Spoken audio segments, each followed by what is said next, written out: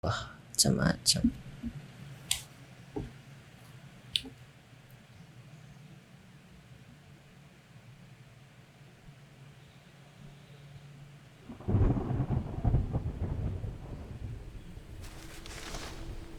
Dear, allow me, though it might be made the story. In fact, its conclusion. It is in that way that my book is. It is in that without you. Chapter 1. Normal. This, nestled in far from. His name is Luca Van Horn, and like you.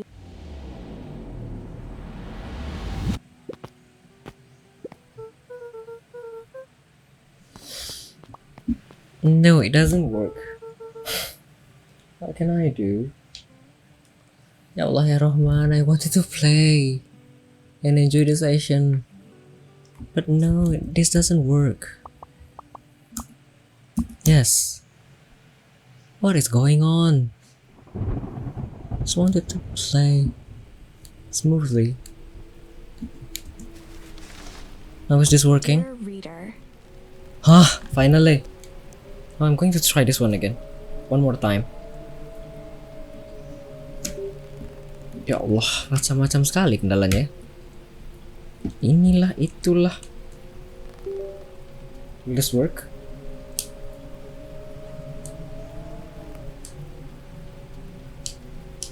Allow me to introduce you to my book. Though it might at first appear like many books you've come across, it is far from ordinary. Finally? Like this work actually working? You may, therefore, have some misunderstandings about its nature. Finally. The story that awaits you has not been fully told. In fact, its conclusion is not yet known, even to myself. It is in that way that my book is special. It is in that way that you are special. Without you, there is no story. Chapter 1. Yeah, it's working. Normal isn't what it used to be. This is a story about change. Nestled in a shallow valley is the town of Beacon Pines. Far from the town square, across the river, past the neglected welcome sign, a young boy walks alone at dawn. His name is Luca Van Horn, and like you, dear reader, he's here for a reason.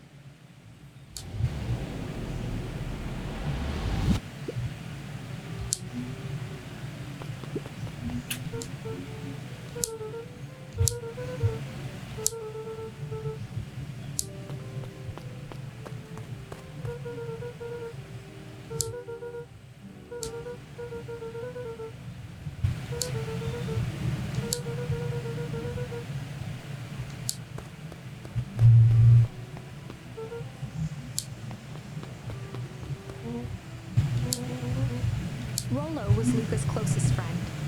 He possessed many fine qualities, but subtlety was not one of them.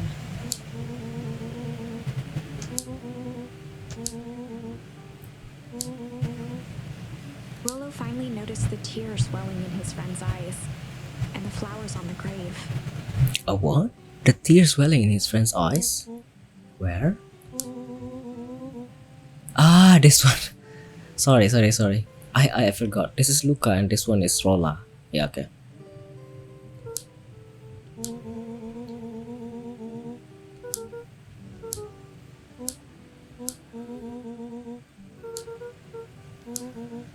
Oh, Rollo. Okay.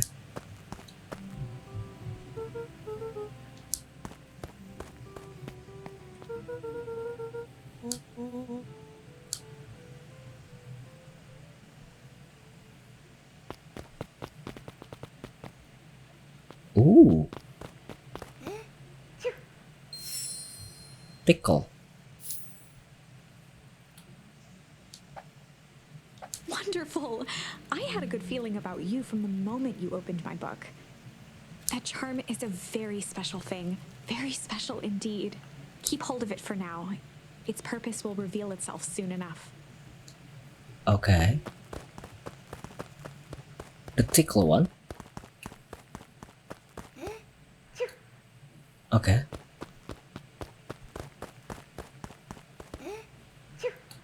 Okay.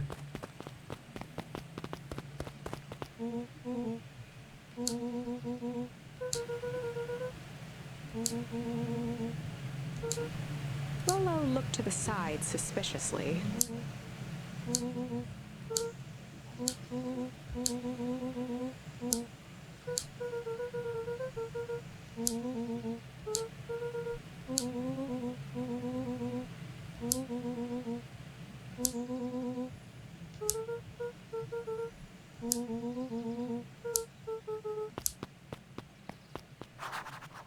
Tell Gran before heading out with Rollo. Go inside. Ooh. Dear reader, forgive me for this interlude. Remember that charm you found in the dandelion patch? There are more of those special charms to discover throughout Beacon Pines. So? They've been known to reveal themselves to those who are willing. Some of them can be found in this very house. So does this mean that I just have to explore to find the charm? Since Gran had moved in, the house was more peaceful, more orderly, and more covered in flowery fabric. One of his father's old stethoscopes.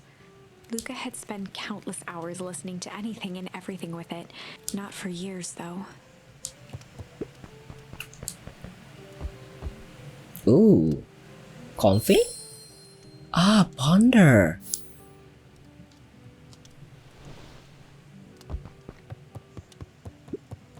Gran had already lit the fire. She kept a warm house, as if by grandmotherly obligation. Ah, Gran means both. As in grandparents, grandpa, and also grandma. Neat. Just some dusty knickknacks. Hello, hello. Who is this? Hello. Who is this? I didn't see any. Wih, Mr. Bicep? A second.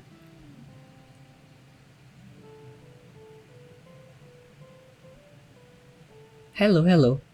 If you didn't see any, I'm not going to show who redeemed the blurb. Hello, welcome. Apa kabar, An Sep? array of prepared meals crowded the refrigerator, each labeled with the day of the week. Kenapa tadi tidak kelihatan ya? Oh no. my! This is quite exciting. Solder? What do you mean? Like seriously solder? Like soldering? Okay. Hati-hati. Wih, such an interesting thing to do tonight. Okay, enjoy, fokus. Hati-hati. I am now certain that you are the one I've been waiting for all these years. You'll recall I was a bit coy regarding the use of charms earlier. Excuse me, I tend to have a flair for the dramatic. You are about to encounter your first turning point. There are certain times in this tale when everything hinges on a single word. Step forth, dear reader. A second, I'm going to turn off my phone.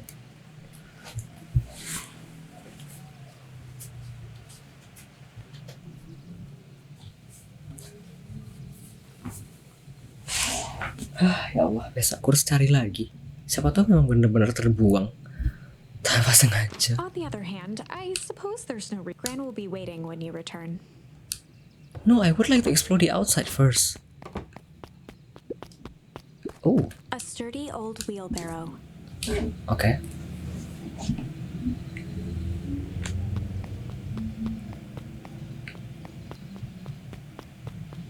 Wait, there's this showing on the screen. It doesn't. A second. Thanks God I actually checked this. Apparently it doesn't show on the screen. Mana keyboard? Gamepad. Heh, jangan-jangan suaranya sekecil ini. Gak kedengeran dari tadi. Wah ya Allah, macam-macam. Macam-macam sekali kendalanya dari tadi. Bentar. Volume mixer.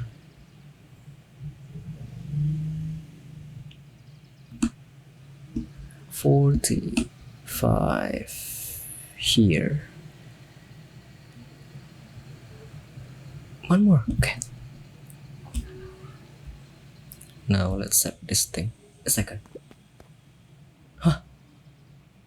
Malah hilang. Ya Allah, stop with problem. Why is there problem after problem after problem?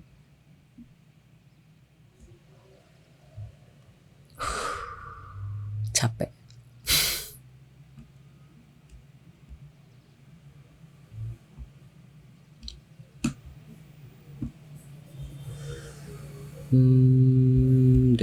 Let me refresh this. Is this working? Oh iya, ini aku matikan. Lupa. Dari tadi macam-macam.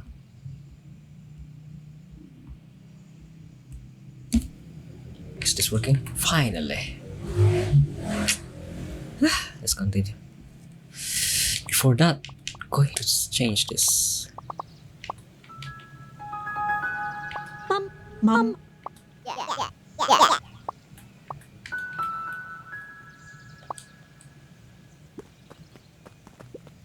A beginner's guide to gardening laid open on the bench.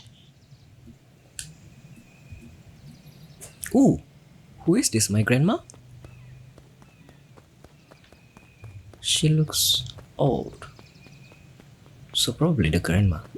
What is this? Young Luca would spend hours hiding in the bushes, waiting for a chance to jump out and startle his mother. She always enjoyed humoring him by feigning terror. Oh, so I'm a he. Okay.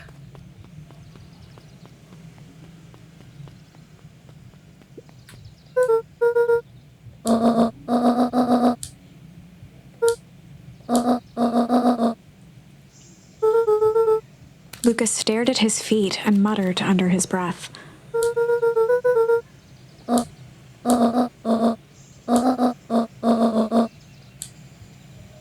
Right, of course. I forgot about the pajamas. Okay. But that's all basically that I have to do here outside? Okay. A pair of dull scissors, a broken can opener. Junk. It's another charm? Junk is another charm.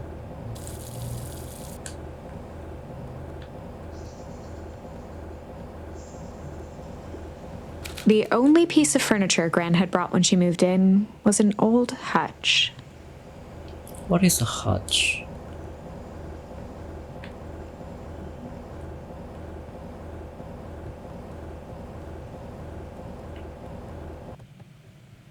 So let's go up.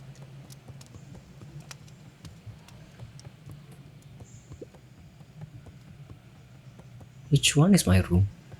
There's another door. Gran had commandeered the upstairs closet when she moved in. Some things need shelter from a young boy's mischief, she said. Hide. Like sneak? Luca paused at his parents' bedroom door. He just wasn't ready to go in yet. Okay. Ooh. Gran's bed was undisturbed. Luca didn't mind that she had a habit of falling asleep in front of the fireplace. It meant that he could read late into the night. It's not like that, but okay.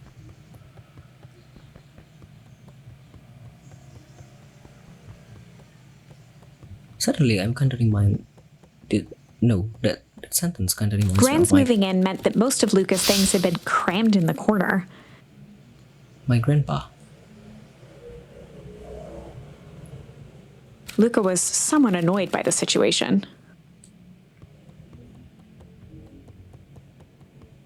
Grandpa from my mother's side, who usually tune into some news on TV. Luca tossed on his favorite old sweater.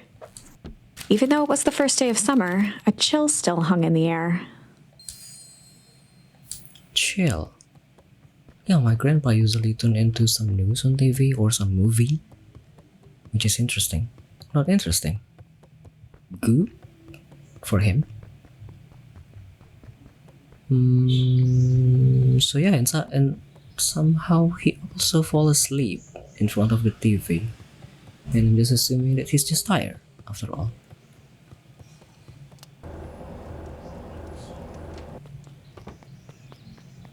So I'm done. Can I go out?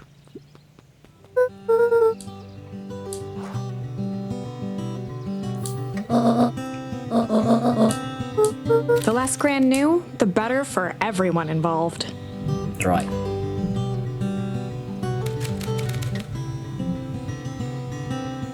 Oh, we can use this kind of sentence. We were just gonna go.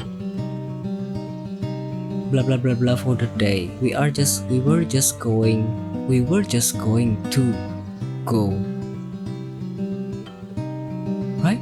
We were just going to go. Why do they use were? Like past perfect sentence? Ponder. Oh. Should I choose chill? We were just gonna go chill for the day. The best lies are built on truth. Uh-huh.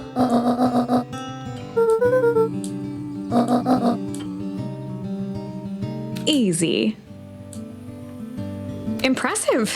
You've managed to navigate your first turning point without too much of a mess. That is the power of charms. A single word can change everything. Oh, that's a good one. Let's screenshot this.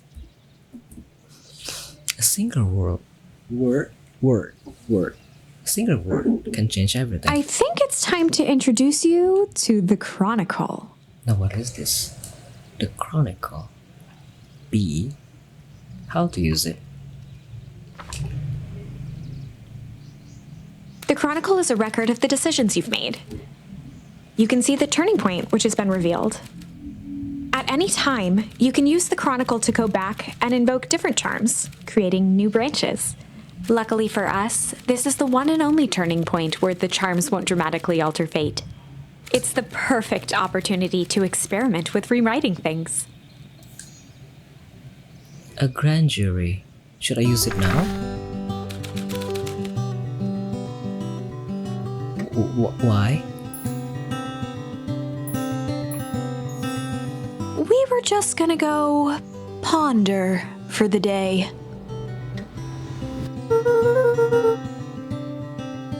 I don't like this one though. This was Luca's chance to sell his alibi. Nailed it. Huh? Well, make sure you don't overburden yourself with the preponderance of pondering. What does it mean? Preponderance of pondering?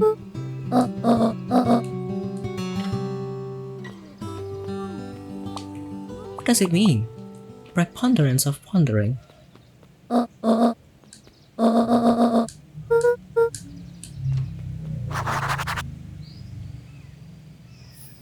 Get into trouble with Rollo.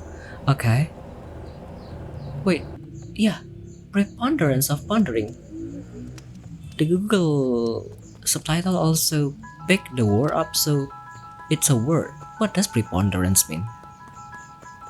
Preponderance of pondering. What does it mean? Woo!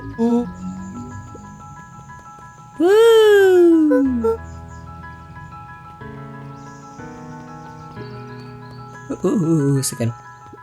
For a town that saw few visitors, the welcome was perhaps more grand than necessary. Beacon is... Oh, that's bacon. I'm sorry, I thought beacon is something... a food? When I remember it's bacon. The pig one. The pork, not pig.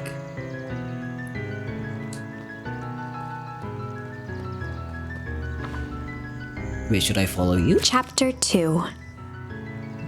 Welcome to Beacon Pines. For many years, this valley had been a small mining outpost. It wasn't until Sharper Valentine built his fertilizer company that Beacon Pines was established. Over the next 30 years, the town had grown and prospered until the foul harvest and his sudden death. In the 6 years since, everyone was simply trying to get by. So, should I explore? Should I follow him? Wait, what is this? Oh, Pickler's Pond. Okay. Wait, I don't know where he goes to. To this one? Oh, hi.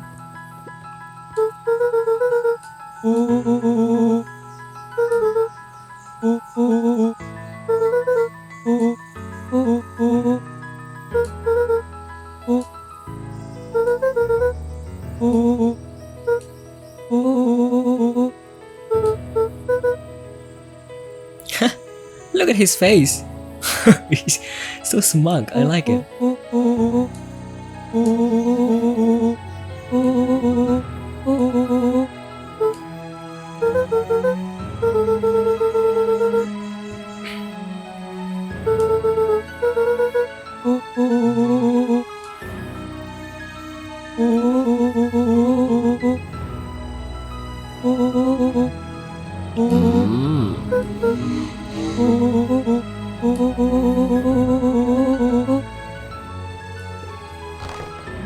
Hey, just go. Just go. No exploring Luca's things. winter coat decommissioned for the summer. With the cold holding out longer than usual, he reconsidered its usefulness. That's a good choice of word. Decommission. I'm going to learn lots of word from this one. On certain nights, when the clouds were just right, the boys could tune into strange patterns of static. Rollo thinks it's aliens. He always thinks it's aliens. Decommission, which it's not going to be useful anymore, which is interesting word. After Luca's father had passed, Rollo became obsessed with them building their own Hank atomic star scraper. It was some time before Luca realized it was Rollo's way of keeping him occupied. Hey, no. I want to explore more. Oh. Luca looked up at the satellite dish. Rollo nearly killed himself putting that up into the tree. Cool. While it didn't turn the radio into an interstellar communicator, as he'd hoped, it did at least boost the signal enough to overhear truckers one town over. That's all.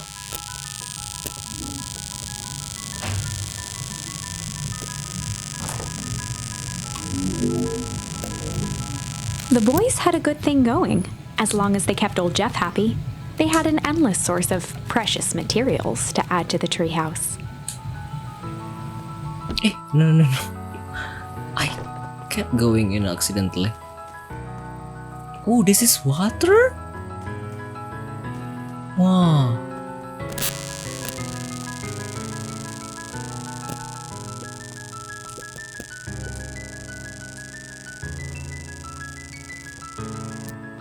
Should I talk to this dog or no? I guess.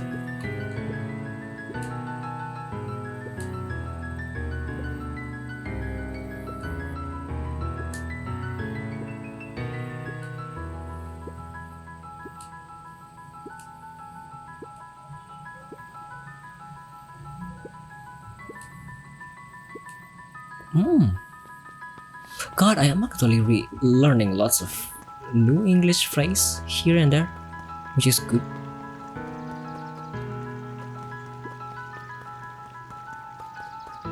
Like that's another expression to tell people how you fish.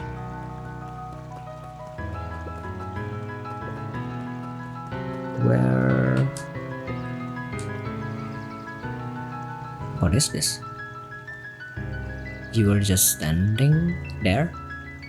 Okay.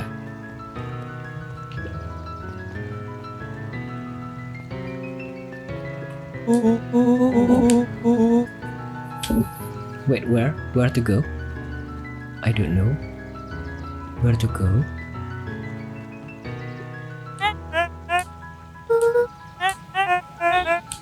He pulled a pen from the pocket of his sweater vest and began to frantically jot something down on a clipboard.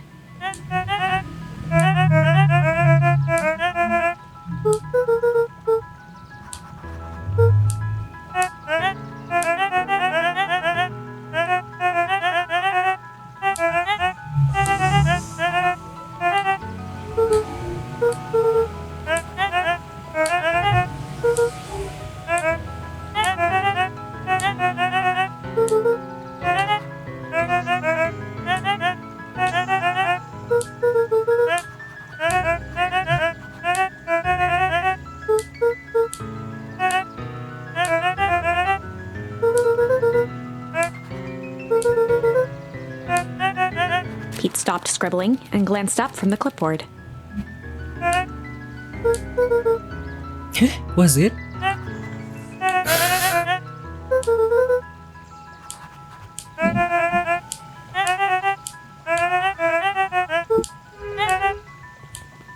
Okay, that was short. I thought we would have more questions.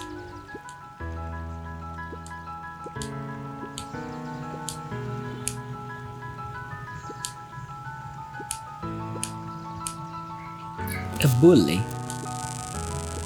Mr. Sinclair continued snoring and lifted one eyelid just enough to see who it was, a tactic he often used to avoid undesirable conversation. A tactic that he used to avoid undesirable conversation.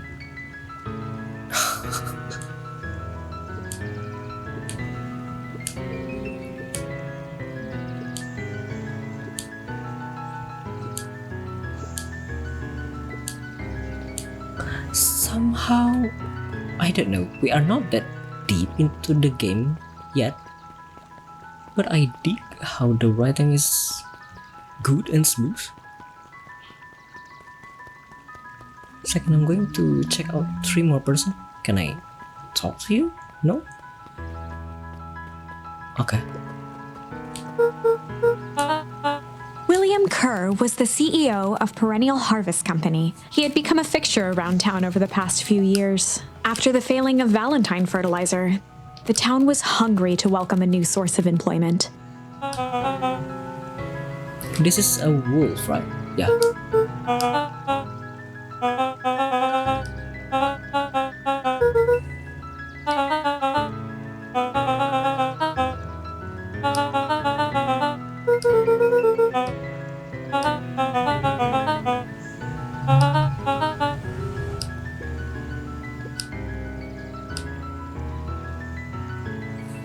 So the mayor?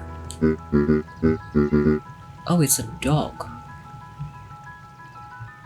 Anjing jenis apa ini ya? Puppy? Not puppy. Mayor Augustus Valentine was not busy. Flustered, Gus instinctively loosened his tie.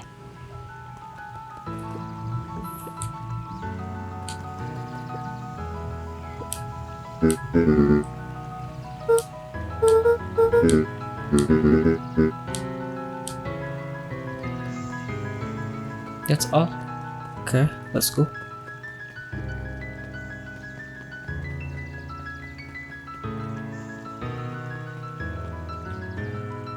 Wow.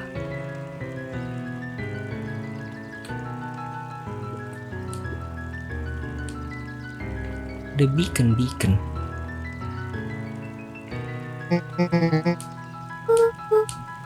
Roxy? Oh, right. Rendezvous with Roxy. This is an important turning Rendezvous. point. The first time where your charms will change the course of fate. And currently, we only have one suitable charm at our disposal. Have no fear, we can always return later using the Chronicle once we find more charms. Well, now I'm just rambling. Where were we?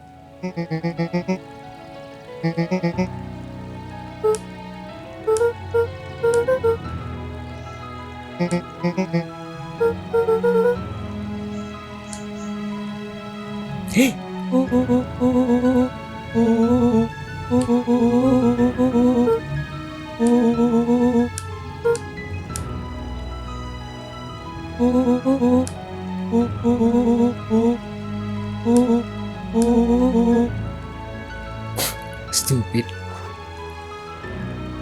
Oh, so this is the trouble. Okay.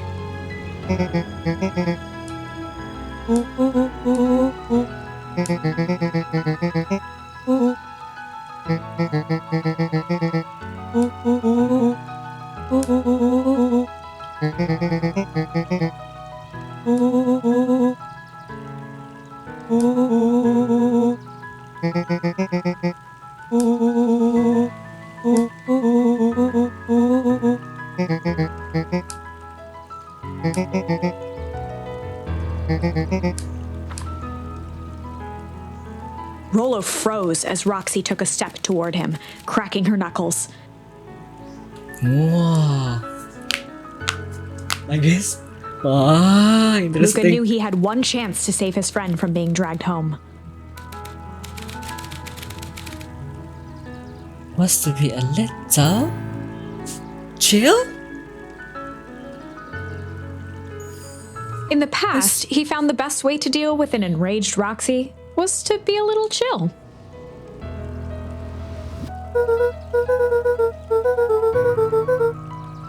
Heh, for real? That's the only option that I have?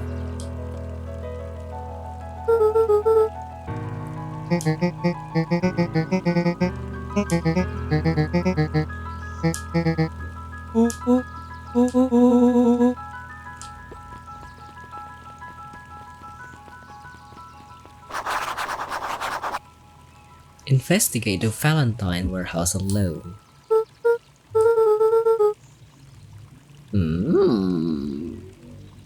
Is this flirting?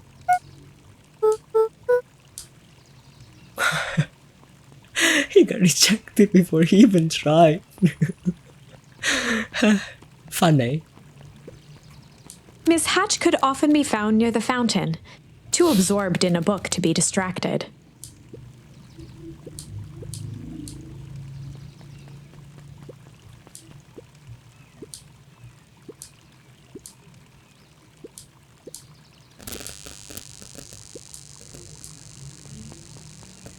Coffee. Yeah, it's. Holden like this Wilder game. ran the local paper, The Beacon Beacon.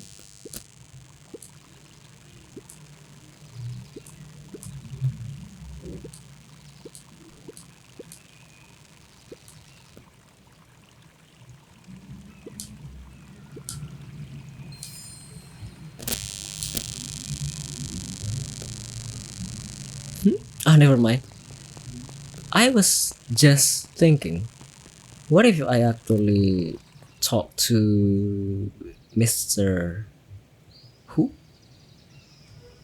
Mr. Nelson? No. Who was that guy? The owner of newspaper?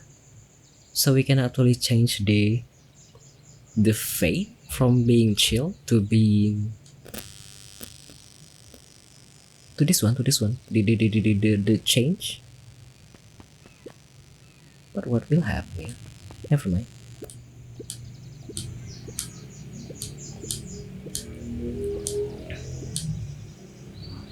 The early bird gets the proper education required for a successful and fulfilling career later in life. Okay.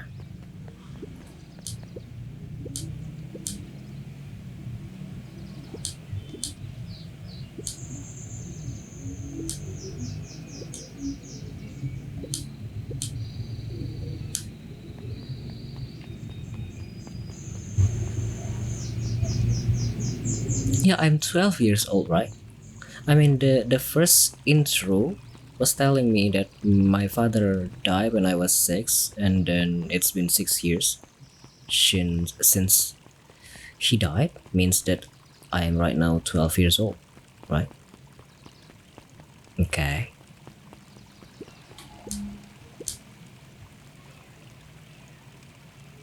A bit much, if you ask me. Indulgent. What does it mean? Rakus, gitu kah? Serakah kah? Wah. Up at dawn, newsstand.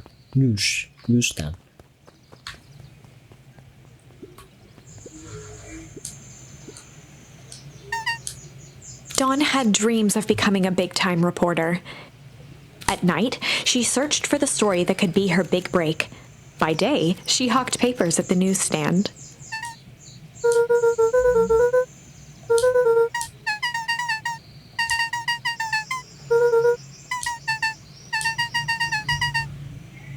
Ooh, wow. what a sentence.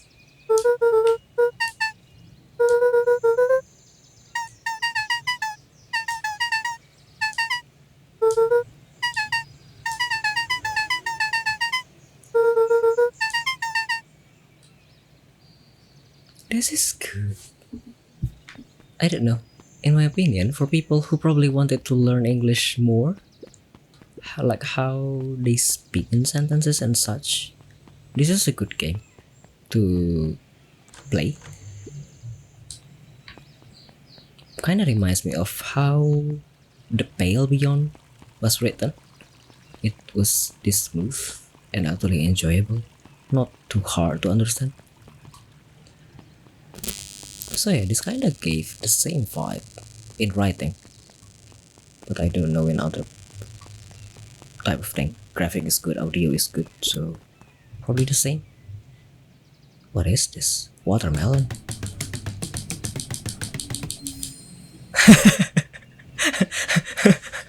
Honey, there is a word here. There is a warning, no touching, and yet here I am smacking. Such a naughty boy.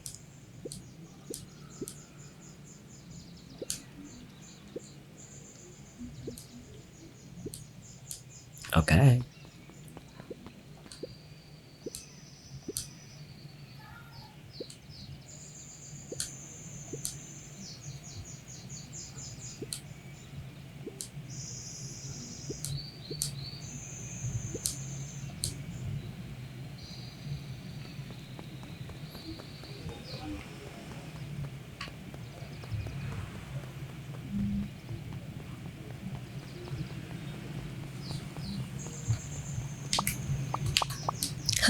This is good. Like, it's so cozy. And I like it. How far am I? Probably an hour, yeah?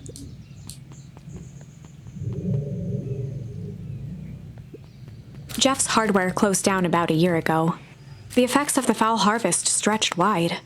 When there are no crops in the field, tractors don't need fixing. Okay.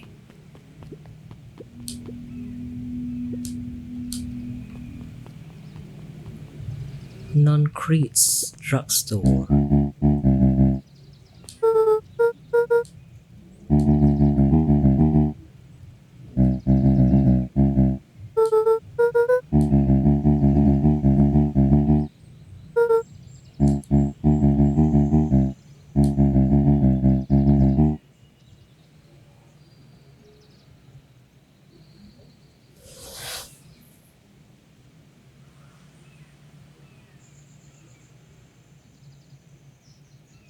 I don't know how to proceed.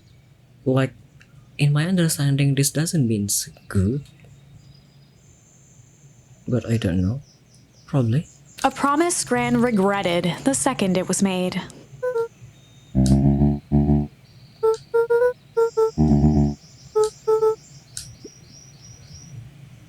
No, it's creepy. I mean, yeah, and you taught it to a granddaughter. No, granddaughter. Grandchild. The phone booth was brand new. It didn't see much use. Understandable why it was made probably in this storyline, but at the same time it's just not suitable for people like, yeah, to be used. Like, it's creepy, basically. Like, you're basically trying to hit a grandma. Luca peeked up at the beehive. It appeared to be deserted. Nah, it's just not that good in my opinion. Halo Bas, selamat malam. Apa kabar?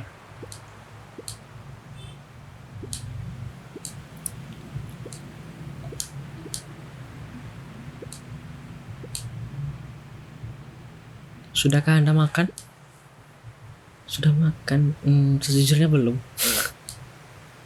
Terakhir aku makan itu jam 3 malam Bang SB. Yang terakhir aku makan mie itu jam 3. The path led into a small hollow at the edge of Weepwood. Tapi belum makan lagi. Lagi main aku.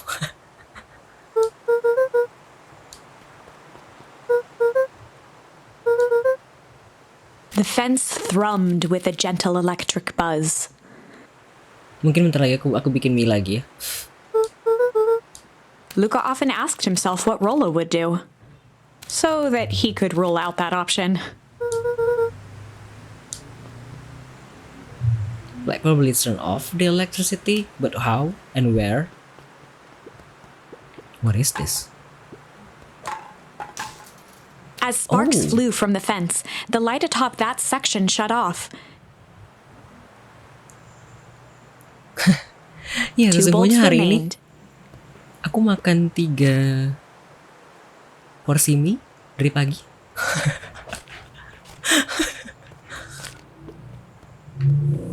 So ya bentar lagi kayaknya aku panasin lagi ya. Air panas, air dispenser biar aku bisa masak mie lagi. Ada telur sih. Jadi I eat noodles with telur. Okay, 1 more to go. come here. Quite interesting way to turn off the electricity. The fence's buzzing gave way to silence. We just go inside. Every kid No. in town knew the old Valentine fertilizer building. Long abandoned, the warehouse once served as the industrial heart of Beacon Pines. Now, it stood only as a reminder of things left behind. The dormant building showed strange signs of life. Second. There was only one way to find out. A second. I'm still curious. There is a way here. Can I access this area? Oh, I can.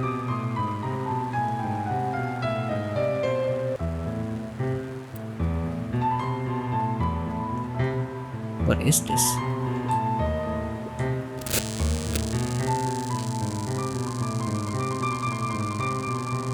Oh, that's all. Okay.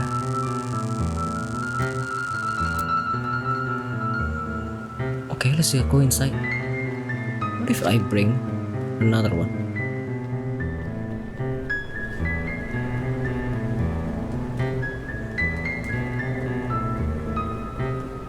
The hose emitted a subtle sound. It was actively draining some kind of liquid. Draining? Okay. Wait, draining as in from inside or from outside?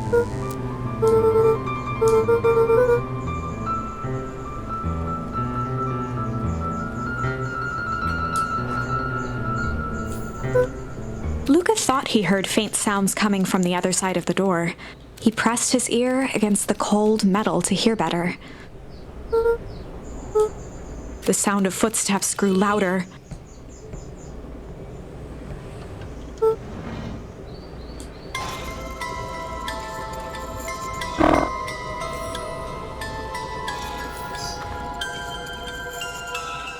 The heavy steel door knocked Luca to the ground. Disoriented, he looked up to see an imposing figure silhouetted in a green glow. It lunged toward him. He tried to scramble away, but felt a gloved hand latch onto his ankle. Luca watched his fingernails leave trails in the dirt as the hand slowly dragged him back through the door, into the lab, into the green light. Wait, that's a really intense. Luca watched his fingernails leave trails in the dirt as the hand slowly dragged him back to the door, into the lab, into the green light. Wow. This is a story about change? That's the only thing that I have? This is a story about change. It was far from the sort of change Luca imagined for himself. But change is, after all, a dangerous animal. Ooh, wow. Screenshot. The end? Huh? I Wait, that's all? probably should have warned you about this. There are many paths that our story can take. Most will end in tragedy. But don't let that discourage you.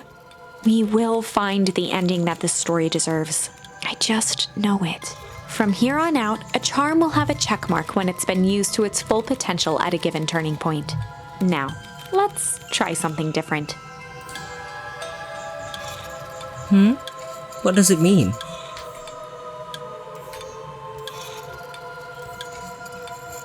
So should we go back?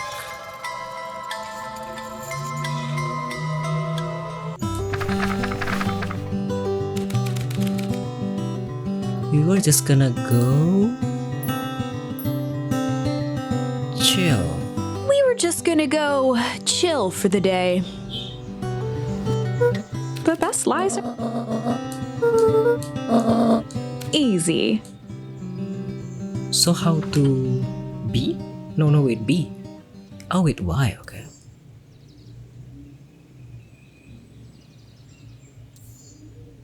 The only possible thing to do here is shit? Huh? Oh yeah?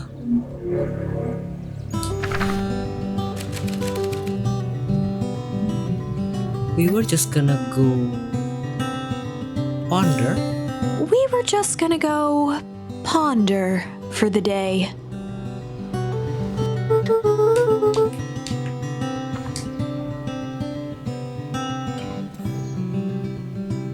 But I could not use any other things here. Why?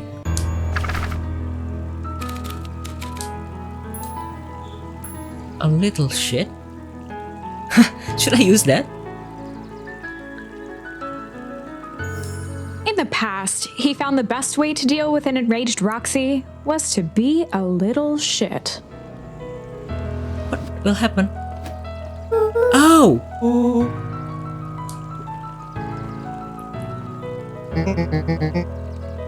Did that little shit just kick me?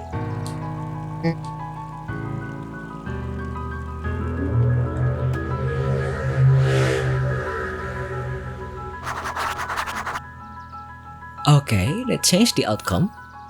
Nice. No. Iyalah.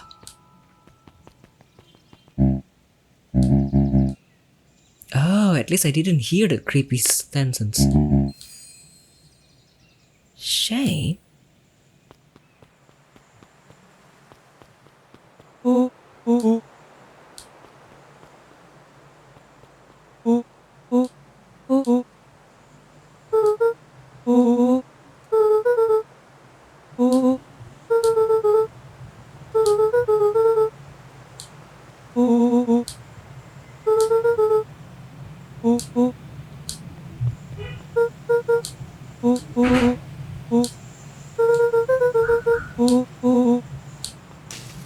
Ih, stupid.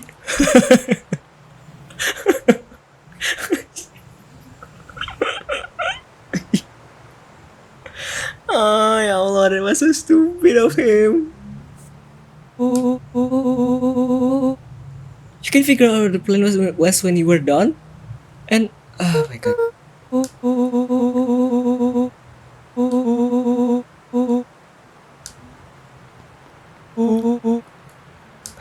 Somehow. What if you died? This person?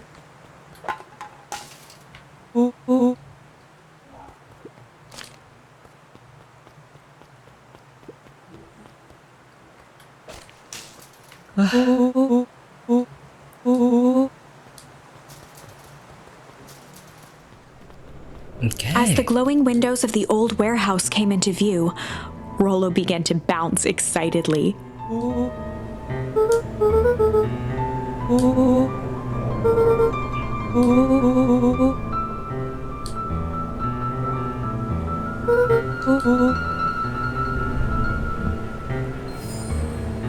Rumble.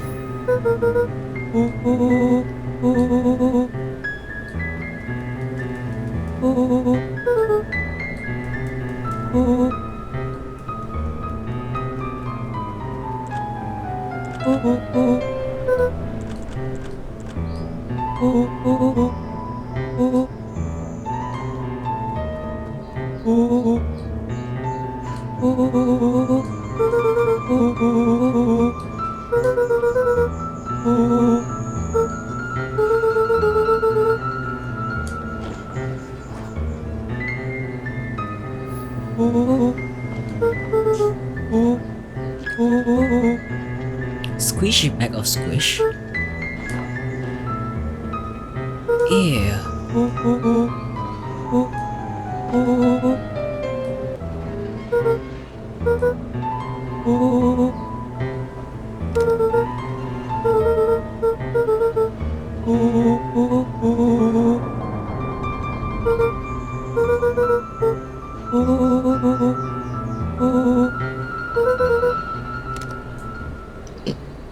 Oke.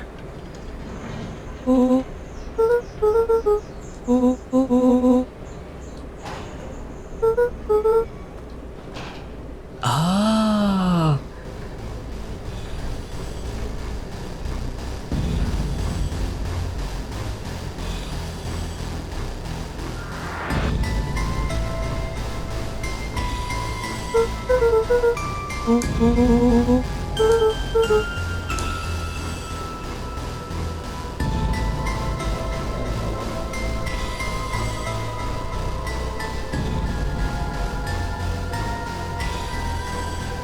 The boy sat petrified under the weight of the bag. Petrified.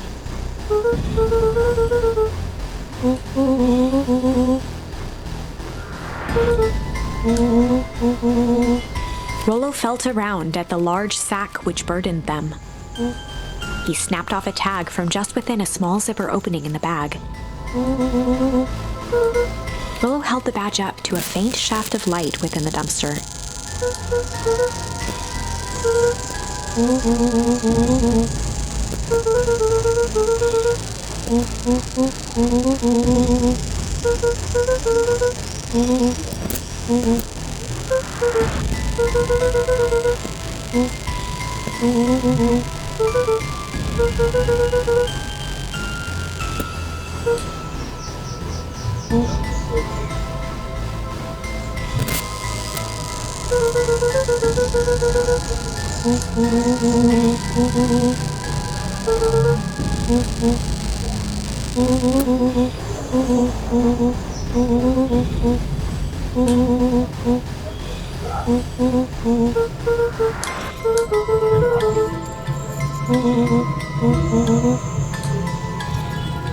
Lucas sat in the dark, This is so tracking the good. sound of Rollo's footsteps as he ran. 1, 2, 3. He pressed his ear to the dumpster wall, straining to hear Rollo's footsteps as they faded away. 15, 16, 17. He tried not to think about the contents of the dumpster as he counted. Baru bang? Atau dari tadi kah?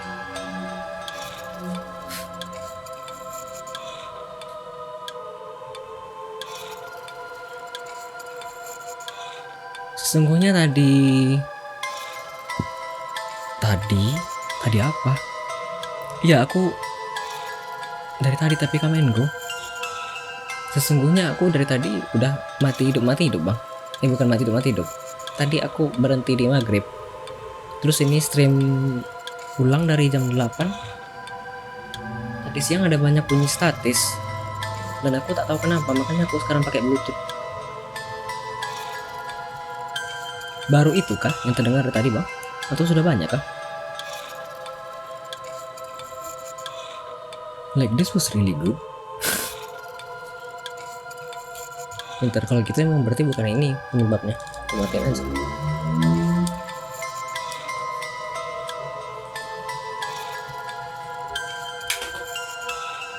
Baru.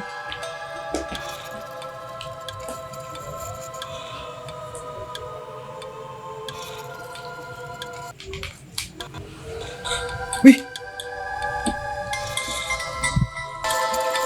Iya tadi itu intermittent. Oh, kadang hilang kadang ada gitu ya. Iya bang, sesungguhnya tutup salah. Iya sesungguhnya tadi ini udah stream lanjut, tapi aku pisah dari yang tadi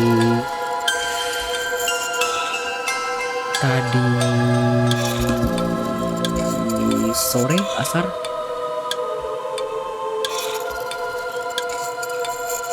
Coba aku bentar naik ke 100.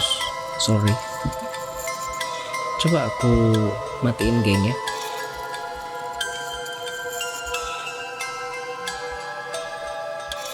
Soalnya ya begitu. Iya bang, tapi aku masih tetap nggak enak sama yang denger. Segen. Bentar, udah mati gainnya, bagus. Nanti kalau misalnya ada lagi dikabarin aja bang. sekalian aku ngecek-ngecek atau dikasih react. Kalau Bang SB bisa nge-react boleh. Tadi siapa? Aku nggak tahu yang nge-react, tapi ada yang nge-react tadi 6 kali. Dan itu aku kelihatan jadinya di mana aja. Thank you. Sementara itu aku hidupin dispenser lah. Lagi seru. Bagus.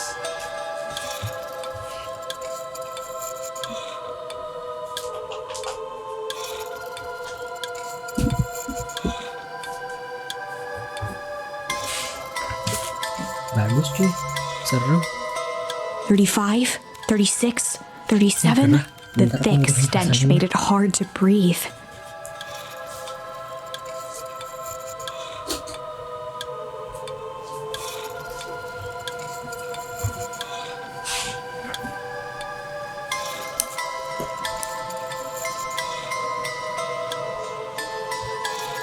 Screw it, that's long enough.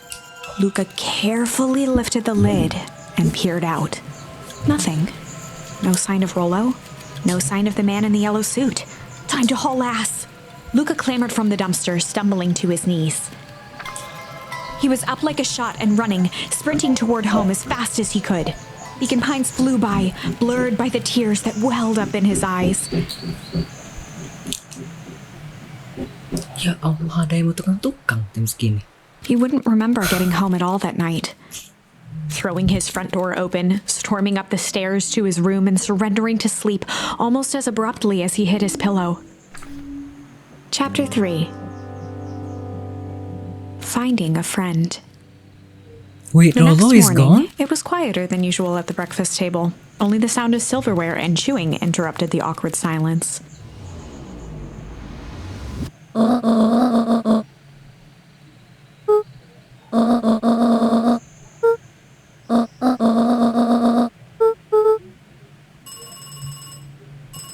Wait, she's gone?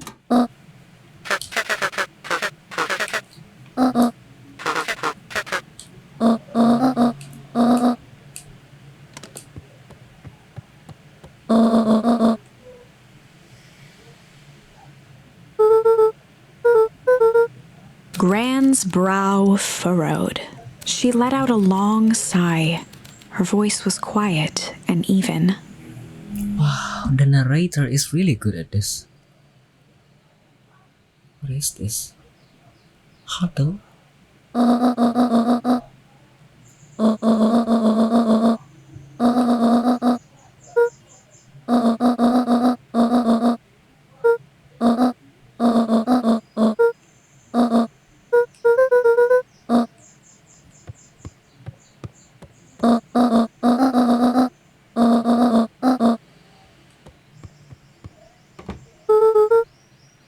Born in a barn.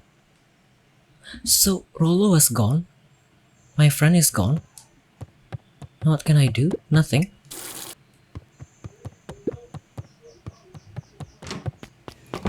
Ah, the ice box. The ice box means freezer. Okay.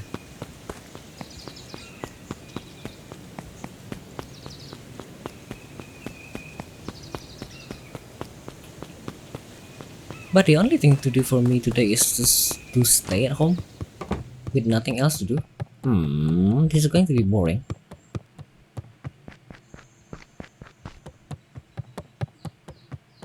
A faint electronic sound floated in the air. Oh, the walkie-talkie!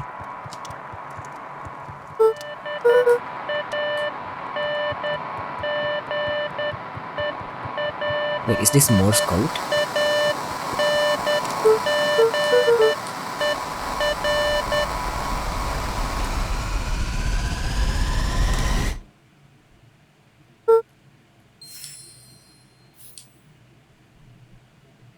Is that Morse code? I couldn't understand Morse. What to do?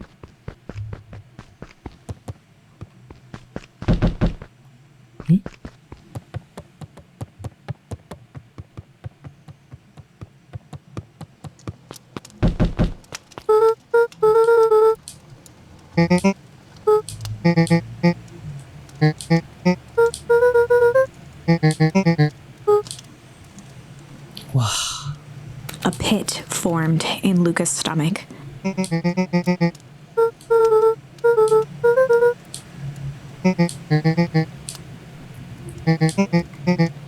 Luca's mouth felt dry.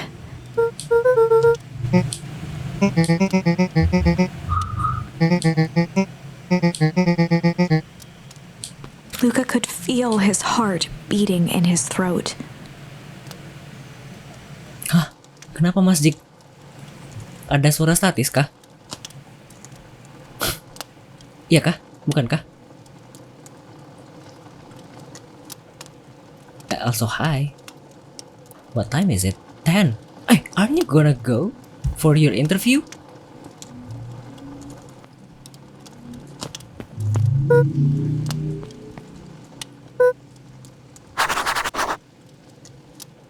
Ah, online. Is it done? Hey, what happened? Oh my god. Ah, insert T. Okay.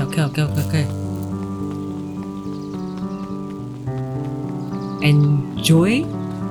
What am I supposed to say? Should I say break a leg? Or go for it?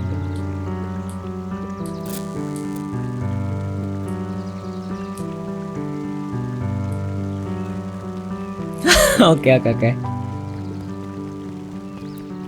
You'll be fine, I guess. That's what I'm probably supposed to say.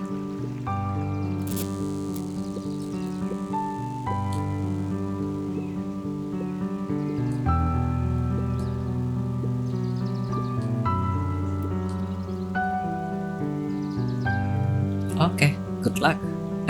Yeah, good luck.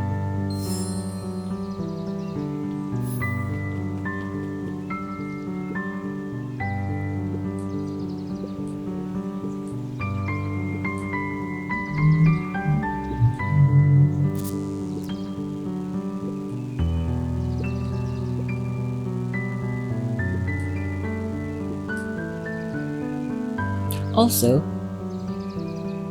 yeah, good luck, all the best. Of course, all the best as usual.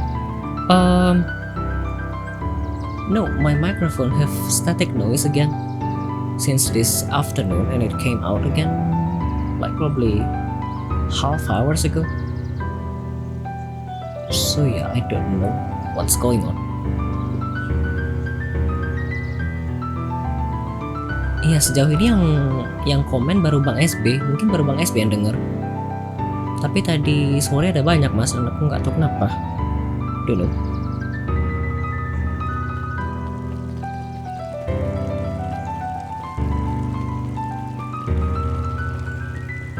Okay, thank you so much. So go to library. Library is here. No, library was there.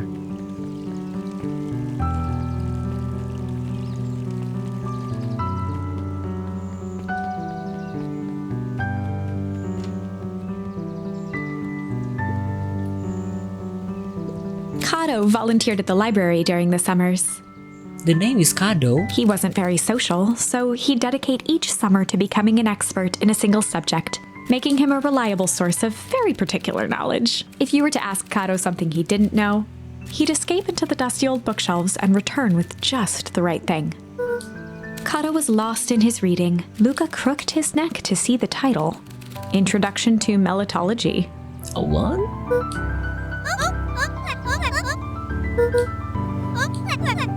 He gestured to the shelves.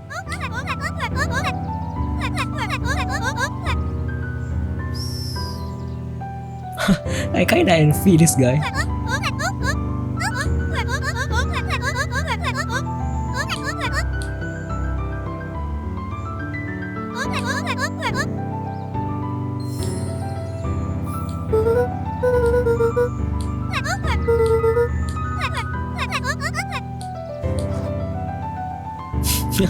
What a fun. Chase.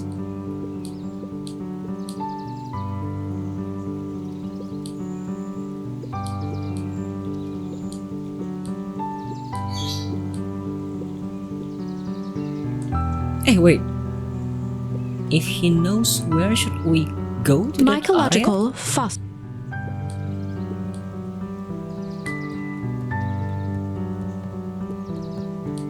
There were rarely any actual new additions, simply a variety of existing content rotated into the front display each week. No. Wait, there's a bubble.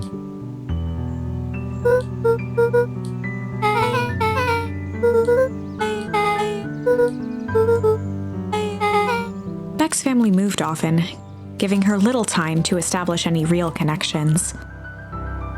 She would tell you she prefers it that way.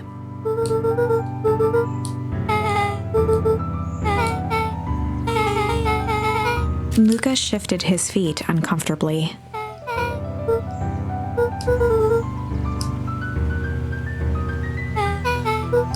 Beck pulled a coin from her pocket.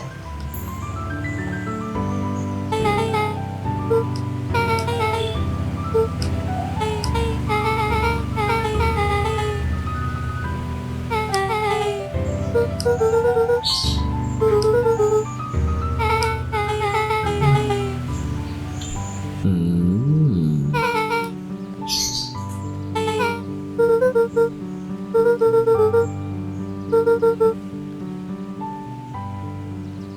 To be honest, I kinda wanted to check that other area rather than here. Like Kado? Yeah. No. Jace? Hase? Jace said that if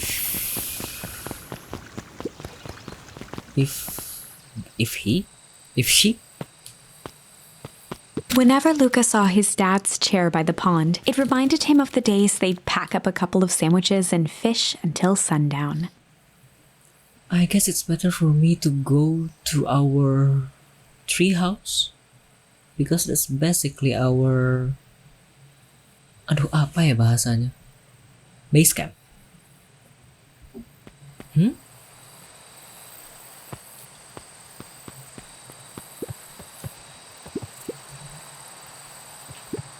Luca opened the tackle box and picked the perfect bait.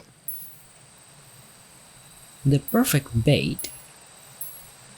Junk? Luca tied a shoestring to the hook. What fish could resist a nice shoestring? Huh? What if I chose another option?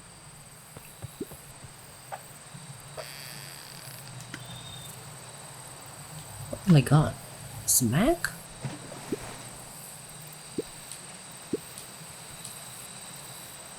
So again? Luca tied a shoestring. What fish could resist?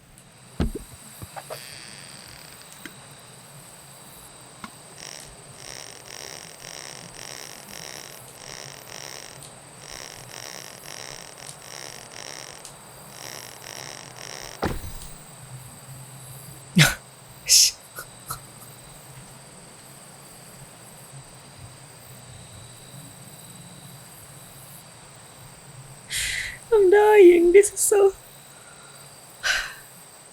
I use shoestring as a bait, and I got a shoe.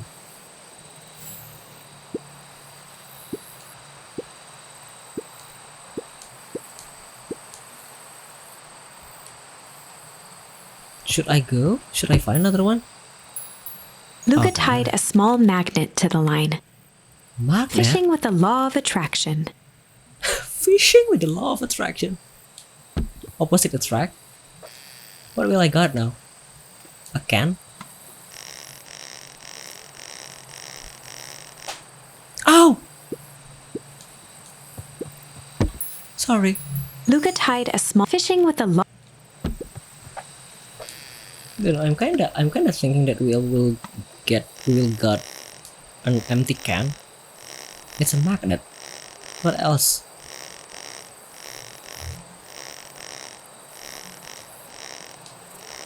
Wih. Bukan kan? Bukan, astaga aku pikir gempa. It's a key.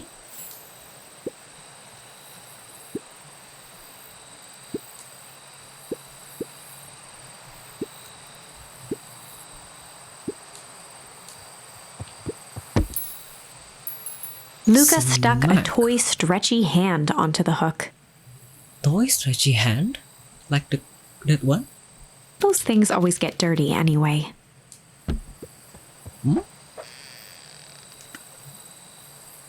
Okay.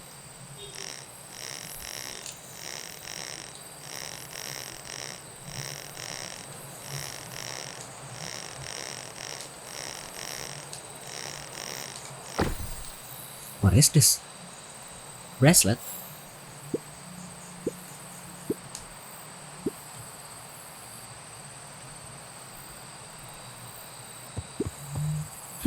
Wait, how old am I then? Ah, never mind. Luca gently baited a feather onto the hook. Good for skimming the surface. Feather?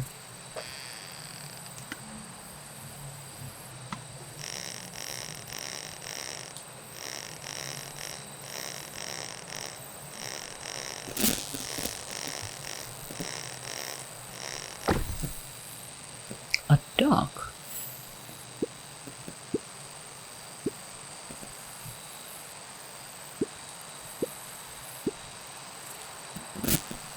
Okay, now can I pick this? Or are we done?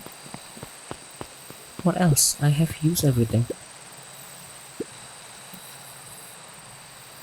Head out to where? Like here? Oh? Oh? Huh?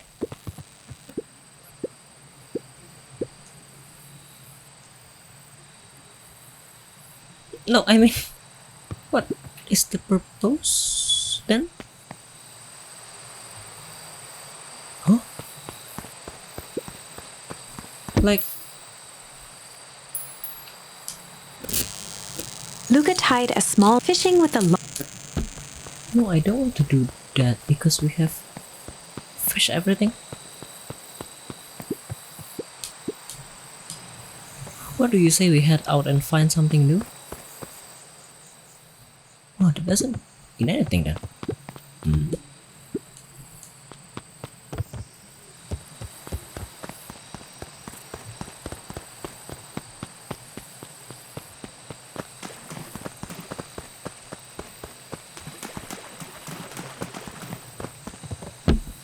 Yeah, he's not here.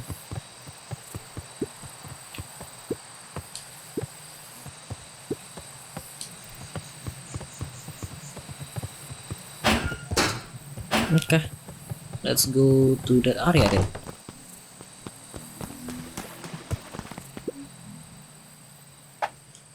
I cannot use the walkie-talkie, you know.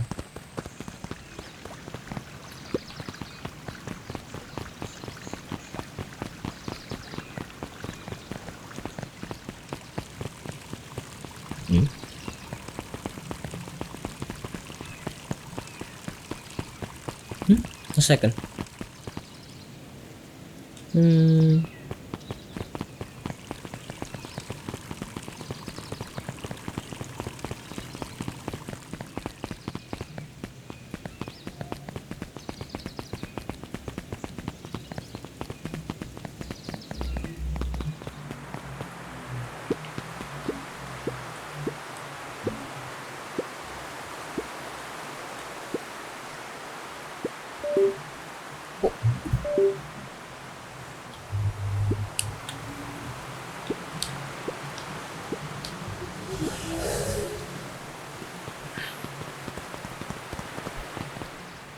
Oh, I didn't see this area before.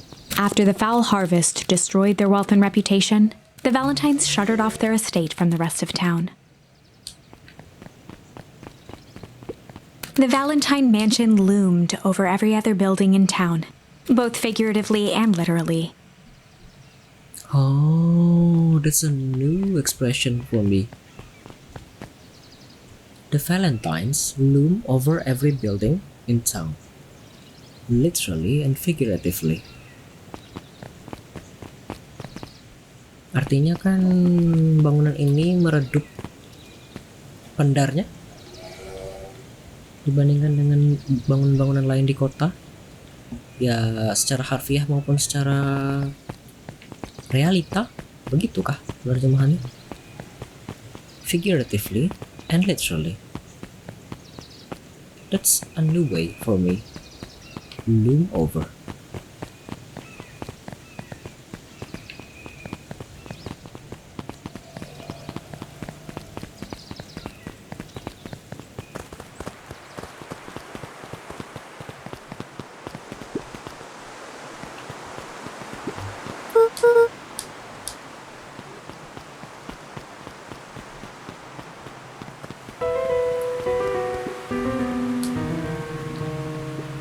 Luca felt a chill as he approached Beck. Her eyes were locked on the strange green liquid.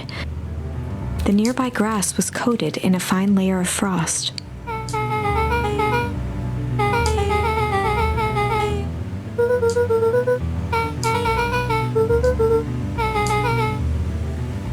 Luca watched as Beck dipped a broken tree branch into the goo. Beck's eyes widened as flowers grew from the dead wood. Ooh, interesting. First small buds, which quickly bloomed into vibrant petals. As quickly as they had grown, the flowers began to shrivel and turn gray. Oh, it is it? Beck dropped the stick with a grunt of disgust.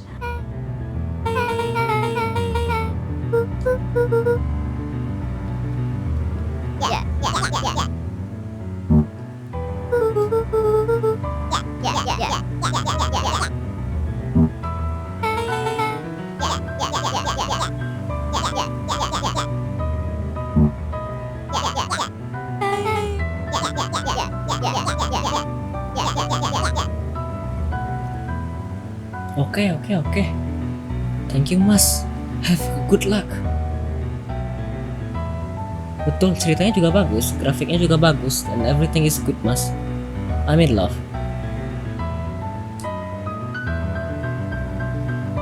Banget, Mas.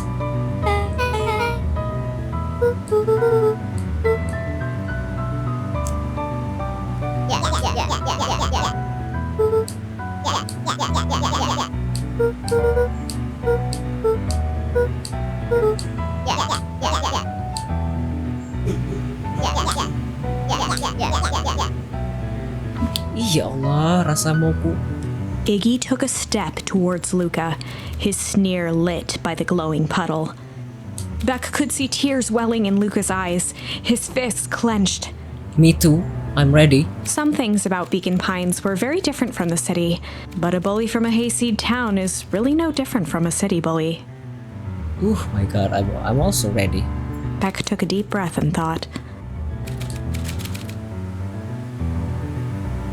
Hello. Good night, Darfel. How are you?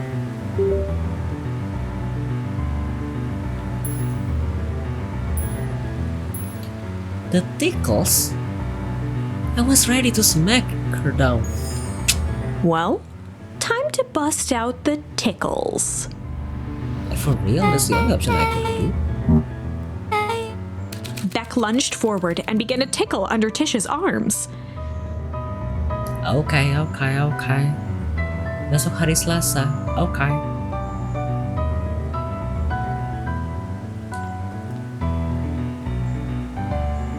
Terima kasih. Terima kasih sudah menyempatkan mampir. Have a good rest, have a good sleep, I guess. Have a good day tomorrow.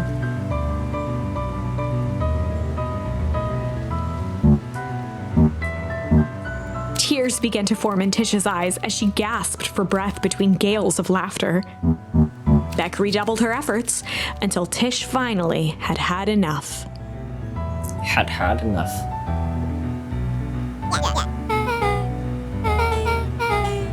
Iggy's eyes darted around, a realization dawning on his face that he was now outnumbered.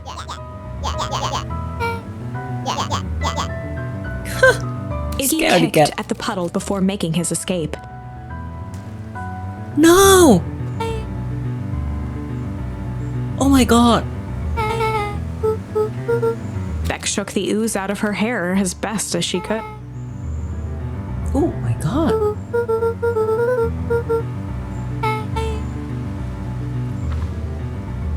No, Chapter no, my 4. friend. The best policy. Luca paused for a moment, catching his breath. He'd only just met Beck, and somehow he already managed to drag her into this mess. No, my Hopefully friend he is could make it up gone. to her. But finding Rollo was his primary concern. No, know what to do? Oh my god.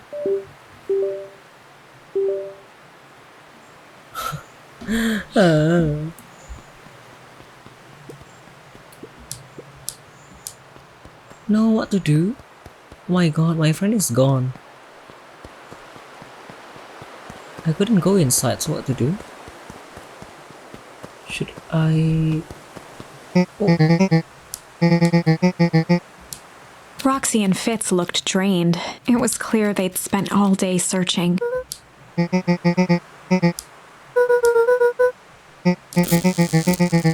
Roxy's temper could often be dismissed as the impatience of an older sibling, but this was the most intense Luca had ever seen her. Her eyes were wild and unfocused, looking straight through Luca. In a torrent of rambled words and tears, Luca broke down.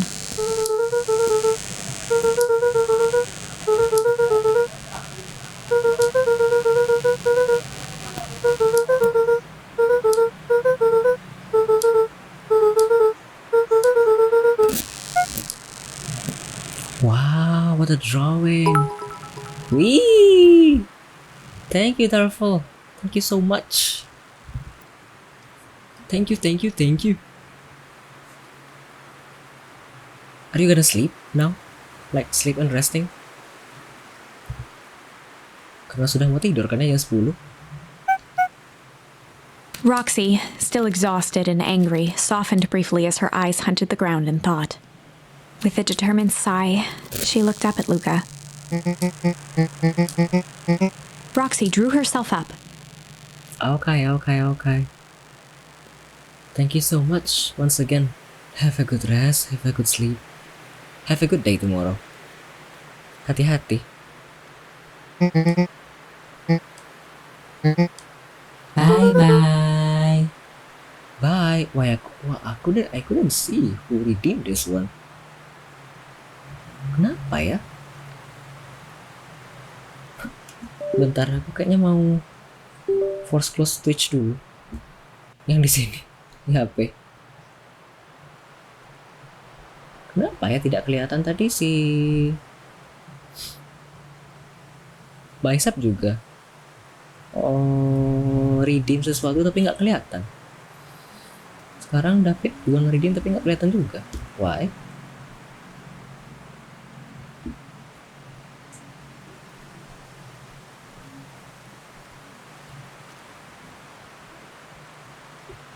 Anyway, yeah. Thank you so much once again. Have a good rest, have a good sleep.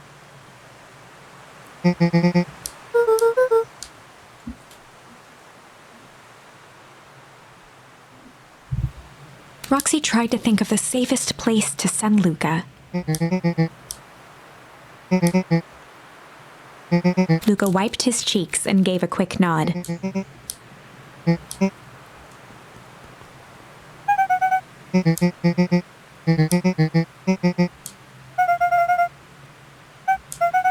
Looking into the puddle, Roxy rubbed her arms to warm up.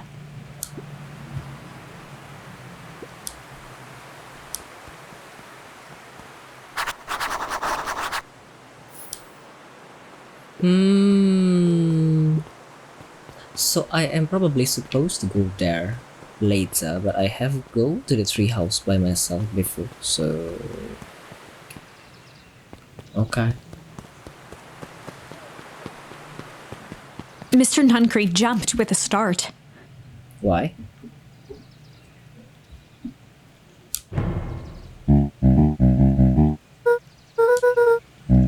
Luca motioned to the phone booth.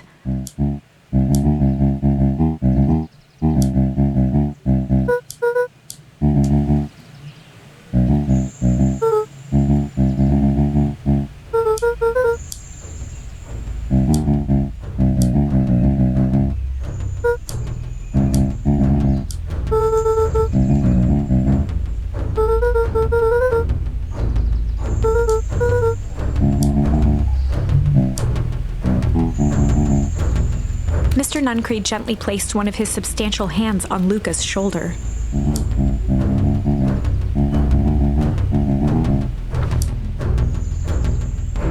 Luca peered up at Mr. Nuncreed. Kind eyes warmed a stern face. There was a deeper emotion hiding beneath it all. It was subtle, but Luca could sense something eating away at him. Wow, there was a shame lurking behind those eyes. There was a shame lurking behind those eyes.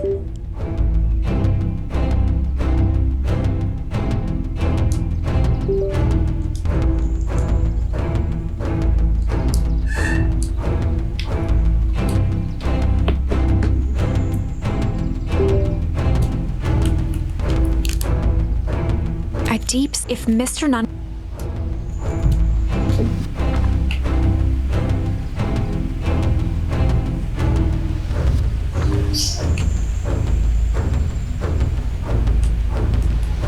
Mr. Nuncreed raised an eyebrow.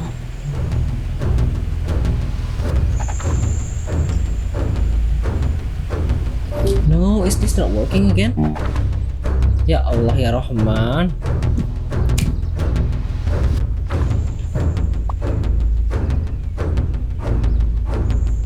Why?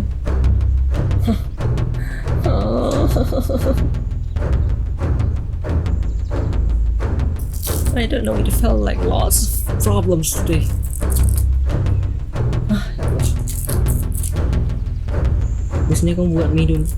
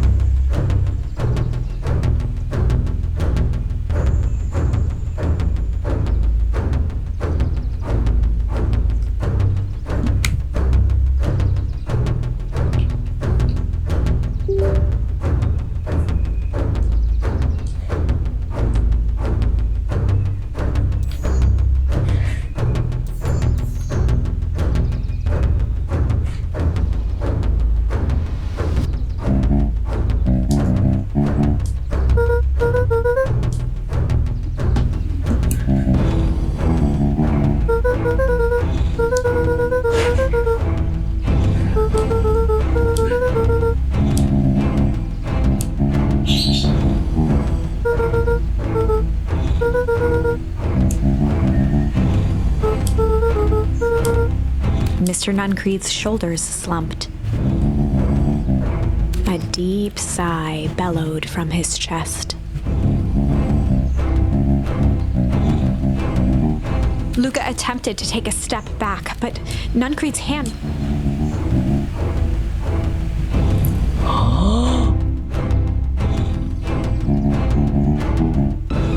With a firm shove, Nuncreed manhandled Luca into the phone booth. The door latched shut with a mechanical hiss.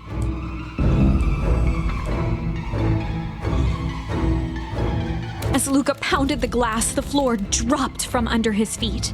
The inside of the phone booth was now a loose capsule plummeting at gravity's whim. Luca winced and pressed his hands to the walls. As he braced for impact, the capsule hurried to a surprisingly smooth stop. He felt a cold rush of air and opened his eyes with hesitance. Two large figures in hazmat suits occluded his view. Luca heard the deep, resigned voice of Mr. Nuncreed over an intercom. He knows too much. The end. Oh my god, what an ending. Wait. No. This isn't the end. I know there's still much more. Somehow this went wrong. Okay, let's try something else. Where should I go back?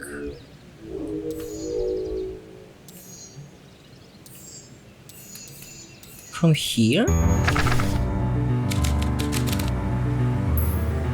The strange? Well, time to bust out the strange. What are you gonna do?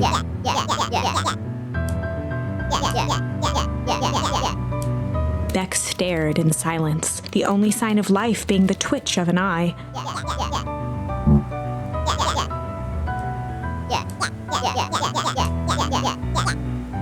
At the sight of Iggy taunting Beck, something in Luca snapped. Iggy's smirk shifted to a look of shock as Luca launched himself into his stomach.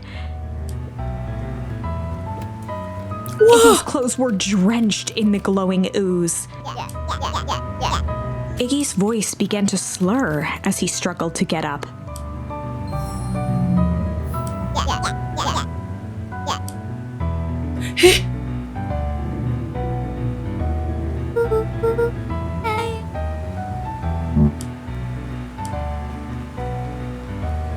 Oh my god.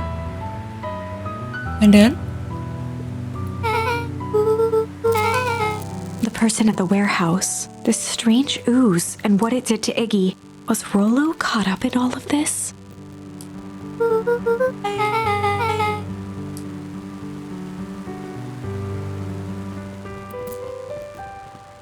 Now who is this?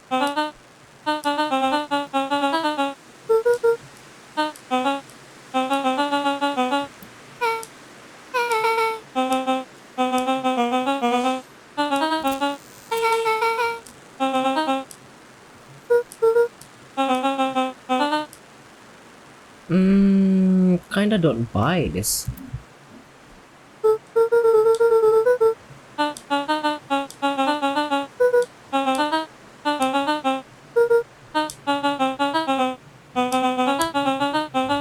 Beck glanced toward Luca.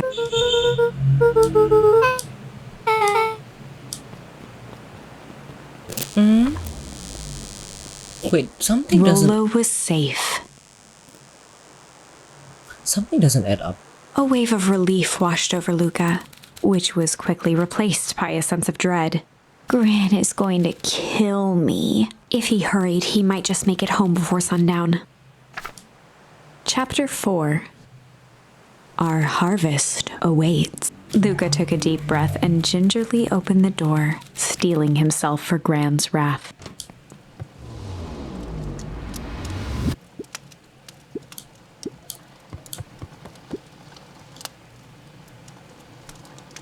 But she's not home yet. I don't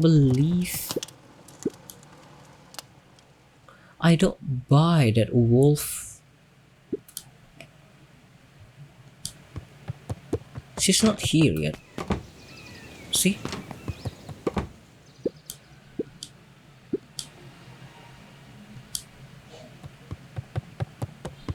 That wolf was lying.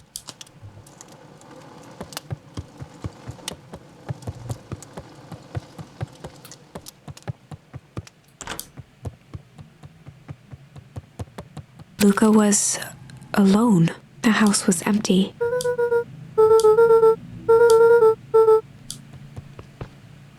No, you just sleep. Luca was sitting by the pond, listening to small waves lap against a rock. Oh no.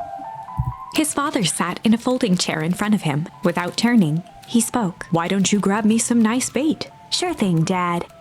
Luca hopped over to the tackle box and popped open the lid. Inside was a rolling, buzzing mass.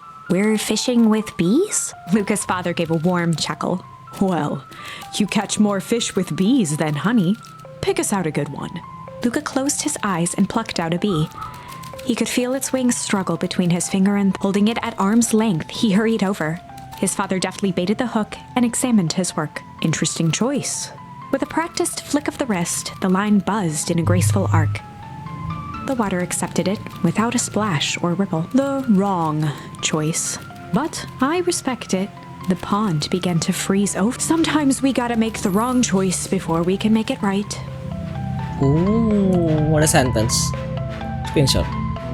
Pallid ice propagated across the still surface with an alarming speed. Luca scrambled back as the ground beneath him turned cold. "Dad, I don't understand." "Sorry, kiddo. Understanding isn't always part of the deal." The relentless ice shot through the fishing line toward his father. "Dad, look out!" His father casually wound the reel. "None of it's your fault, you know. Never was."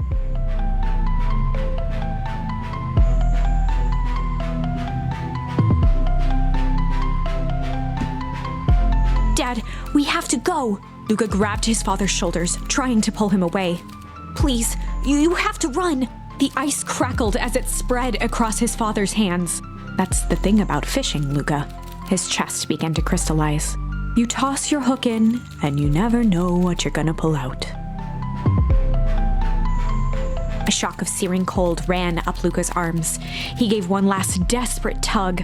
The chair tipped backwards in a single frozen mass. Luca tried to stop the momentum, but it was too late. He watched the icy form of his father slam into the hard ground, shattering into 1,000 pieces that crowded around his feet. Dad, I don't understand. What does all this mean? The gentle rustle of leaves was the only reply.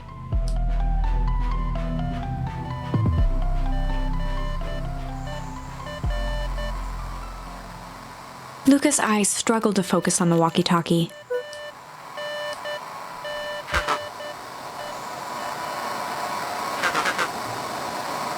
Faintly, he could hear Rollo amongst the noise.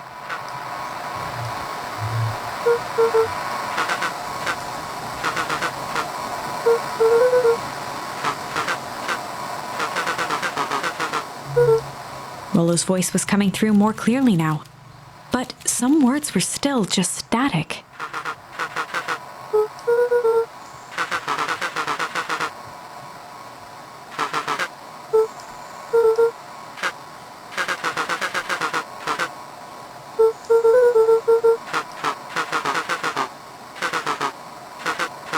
The signal went silent. Luca held still, his pounding heartbeat marking the passage of time. Rollo's voice began to fade.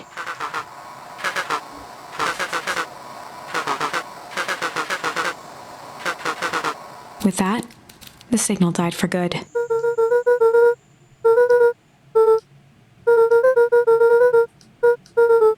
Luca grabbed the walkie-talkie and sprinted to the treehouse. And I'm feeling so hungry. Oh my god, I'm feeling so hungry. What can I do? A second. I'm going to make a noodle. Because I feel so hungry.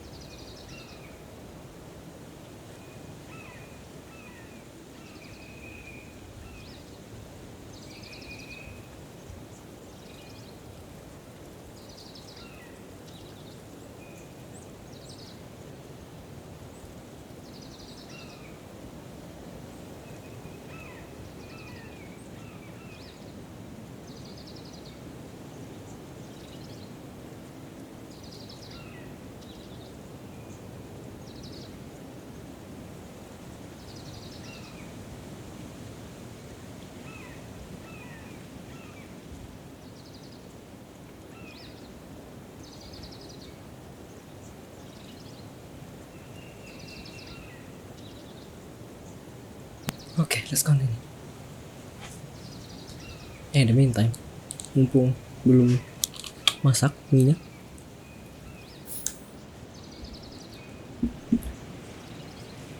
it is okay.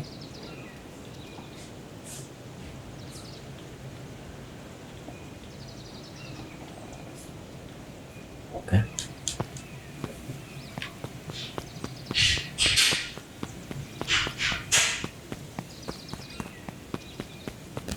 Luca heard a group of footsteps approaching. He dashed behind the bushes to avoid being spotted.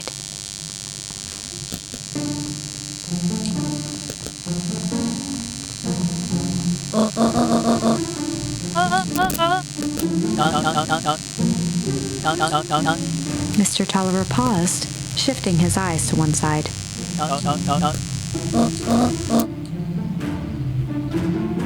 Oh, iya bang. Mungkin gara-gara aku baru hidupin mic lagi. Probably. Thank you bang. Aku baru masak mie. Lagi nunggu lapar. Dan ini seru. Hah? What does it mean? Tadi besar statik tidak seperti biasa, maksudnya gimana?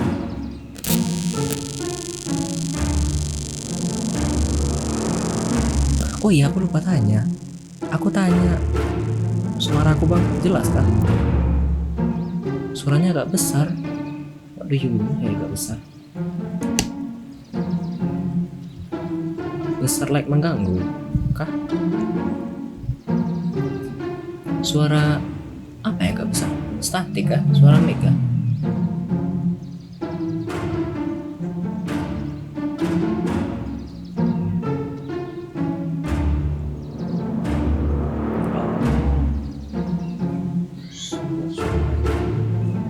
To be honest, I don't know what else to do.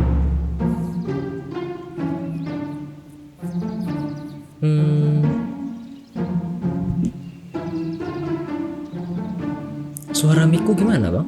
Kan sekarang gainnya aku matikan. Apakah terdengar jelas? Atau terlalu overlap sama suara game? Karena gamenya aku taruh 45. Jelas dan tidak terlalu overlap kah? Aku lihat yang radio kadang-kadang ternyata suaraku overlap.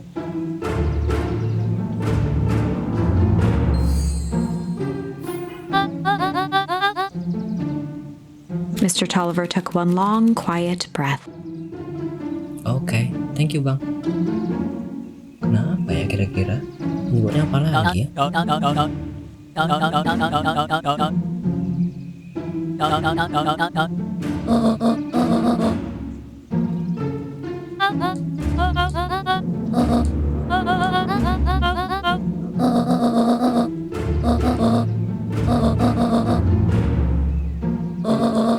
The three shared a determined look.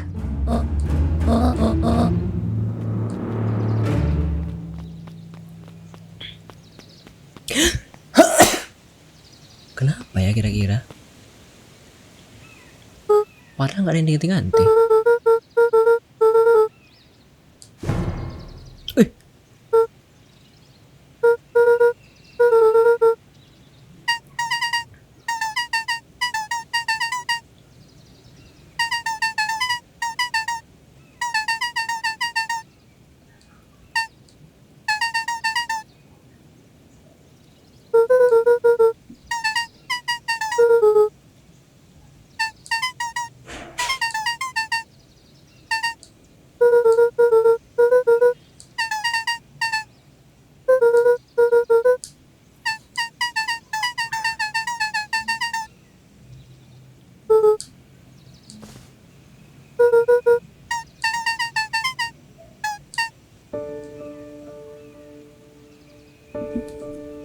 How long have you been there?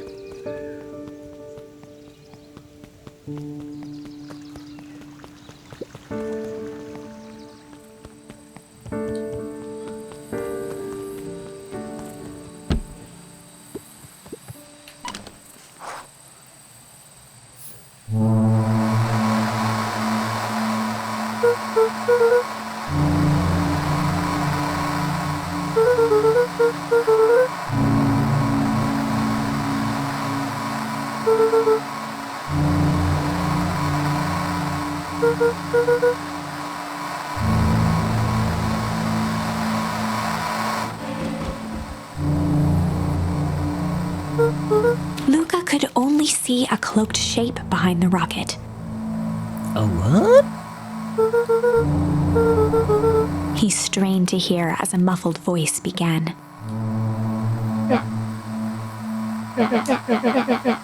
Fear gripped Luca's throat. Luca stared at the ground for a moment, trying to place the dampened voice. The figure shifted slowly from behind the rocket, revealing itself to Luca. Who are you? Oh! Luca reached over empathetically. Iggy's tone jolted to dejected anger. But in my defense, that's all your fault. Why you bully me? You bullied me over and over and I don't like it. And now when it come back to you, you are probably feeling hopeless?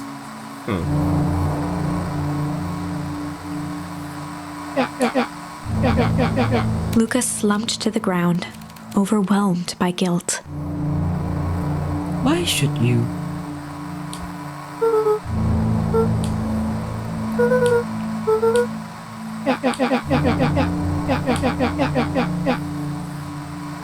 I mean...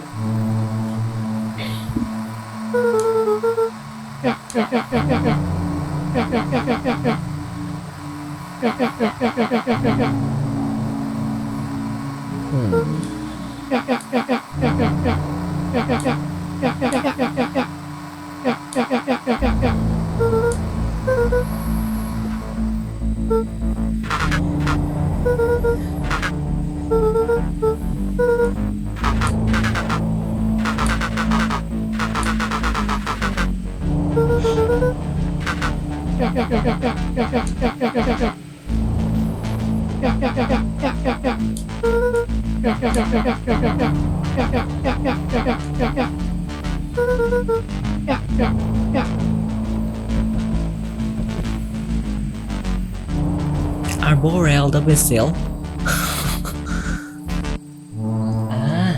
Oke otaku. Terima kasih. Hati-hati. Stay fokus. Thank you.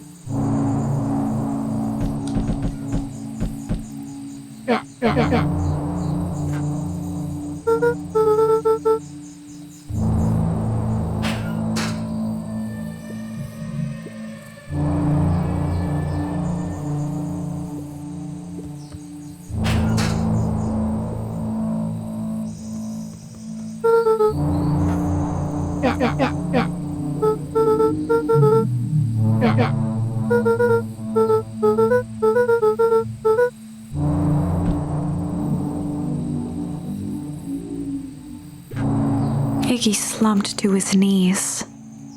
Oh, this is a male. I thought this was she.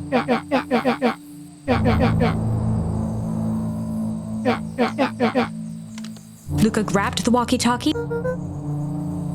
Luca and Iggy climbed up the back of the treehouse to its roof, where Rollo had constructed his MCDC. A what? The Mission Control Defense Cannon.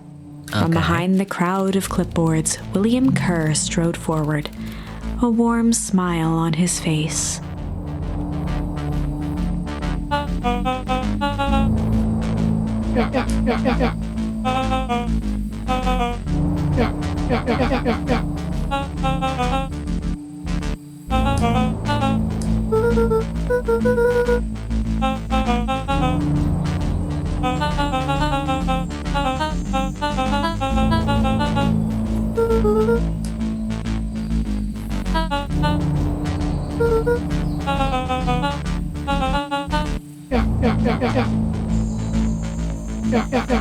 Kerr's smile faltered.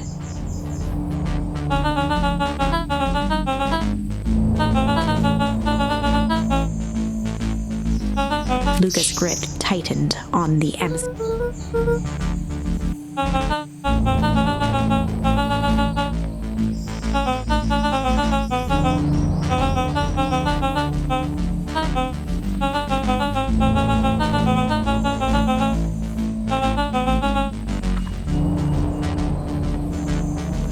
mind raced. He was caught in a trap.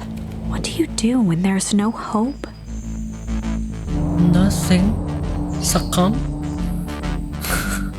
What do you do when there's no hope? I don't know. I was in those kind of position and I just sleep. What can you do? He wiped his cheeks with a sleeve. What are you gonna do, Luca?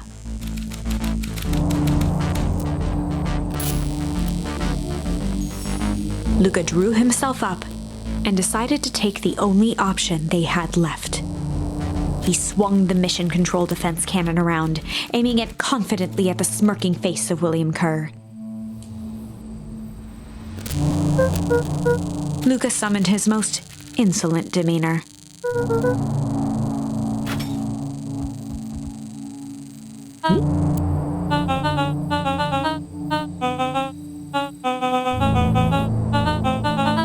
Kerr turned his back on the two boys. With a nonchalant wave of the hand, he made his exit. As the clipboards began to slowly advance on the treehouse, Luca looked to Iggy with resignation in his eyes. So what happened to that MCDC thing? Nothing, just those. Okay. The end. That yeah? escalated quickly. Maybe discretion was the better part of valor here. Let's put a pin in this for now. That was disappointing.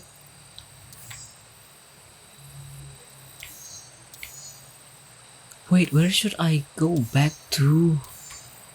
This far? I couldn't use this anymore. Isn't this too far? Struggle? This is a story about struggle. Luca could hear a machine humming somewhere nearby. He felt around wildly, searching for something, anything that could help. His hands found a hard object, maybe a tile? A tile? He yanked it free, lifting the cold stone. Let me go! Luca swung the tile as hard as he could at the shape that still held fast to it. He heard the crack of glass as the stone hit the assailant's mask.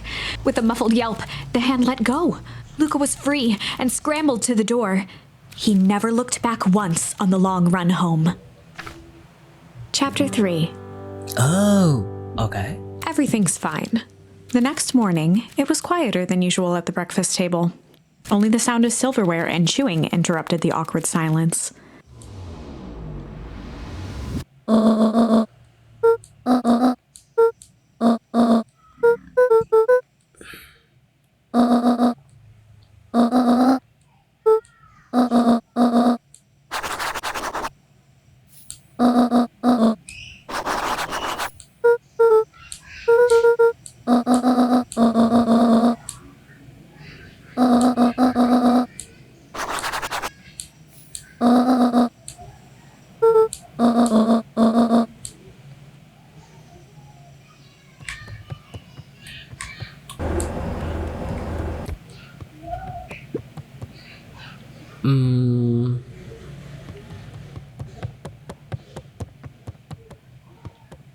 No, I wonder, is Rollo safe or no? Or that was the story of just me?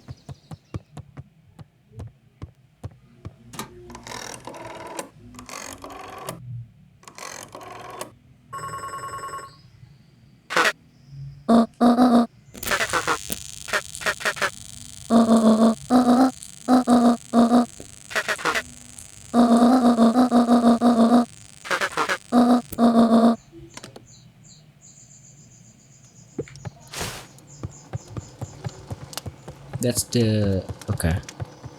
Where should I go? Mr. Tolliver. Oh, he's safe.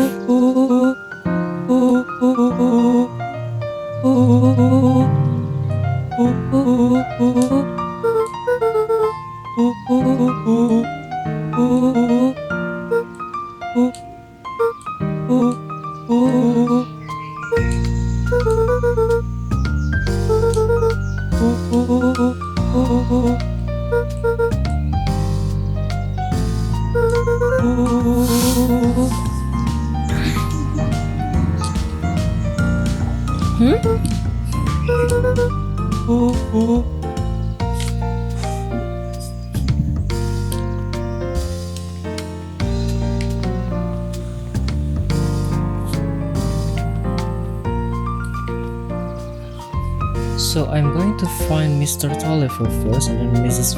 Fratelli, and then we are going to look for Mr. Non-Quaid. Okay. Wow. Google actually pick some names correctly.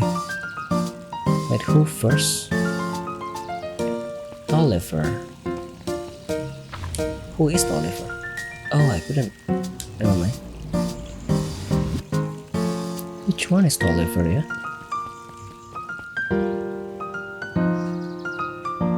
This is Tolliver. Huddled at his counter, Hiram Tolliver was meticulously shining apples. More accurately, Hiram Tolliver was meticulously shining one apple. With a yelp, Mr. Tolliver fumbled the apple, flailing at the air as it fell.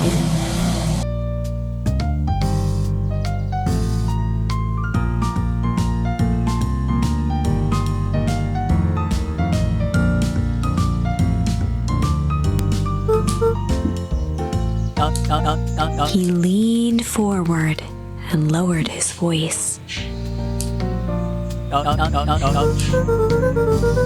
He leaned in a bit further. Mr. Tolliver leaned back, speaking loud enough for anyone to hear. He reached forward and snapped up the jars of jam, giving Luca a little wink. He leaned in for a final whisper.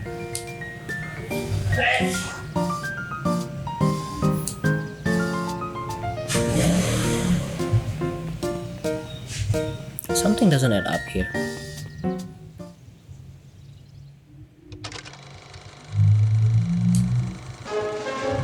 We all know Beacon Pines is a great town. What you may not know is great towns grow from mighty roots. And that is why you cannot tell the story of Beacon Pines without telling the story of one Sharper Valentine. Young Sharper's keen intellect and strong moral fiber led to a grand vision. A vision of a community dedicated to a better tomorrow. In his own words, a better tomorrow is within our grasp, but it requires a singular mind to harness it. Lucky for us, he decided to grow that vision here in Beacon Pines. And how does one grow a better tomorrow? With fertilizer, of course.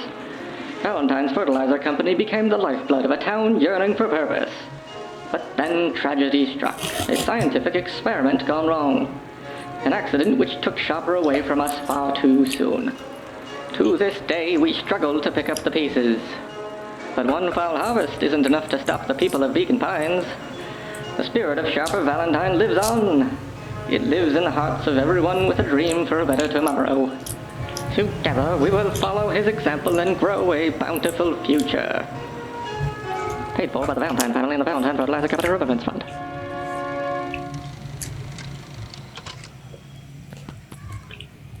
Okay.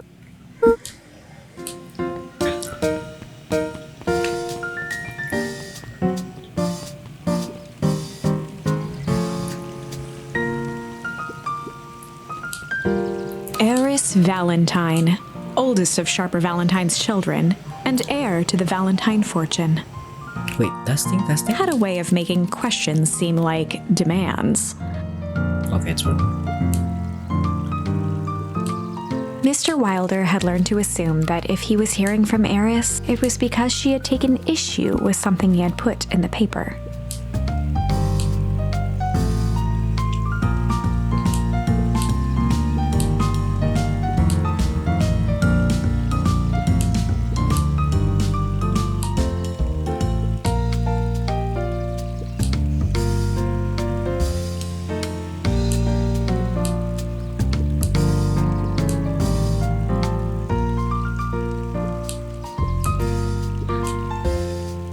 Mr. Wilder averted his gaze and began to polish his monocle. What is a monocle? That one glass on his eyes, on his eye.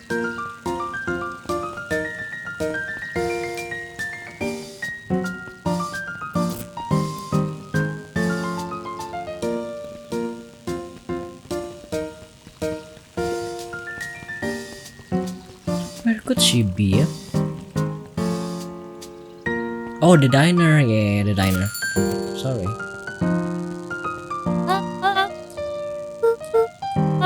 She leaned forward and pinched Luca's cheek.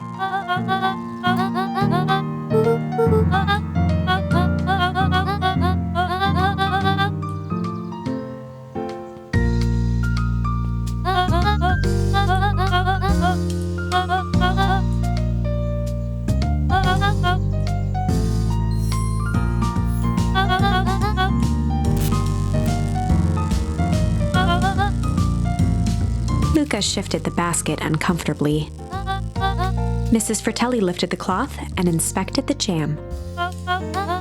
She carefully lifted out her jars of jam.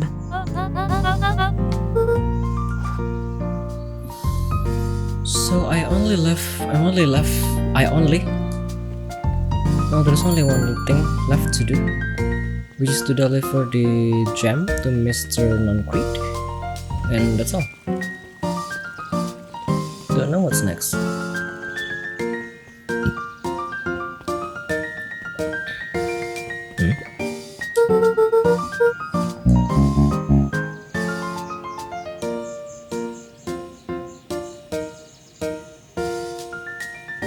Wow. Mr. Noncreed eyed Luca for a moment, then nodded in agreement.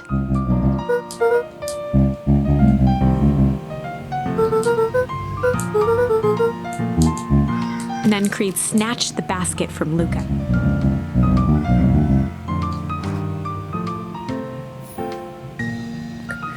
She's so weird.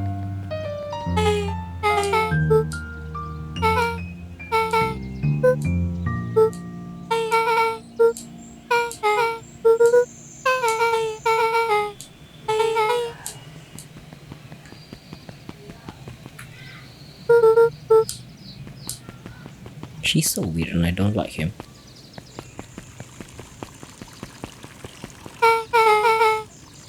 Ooh.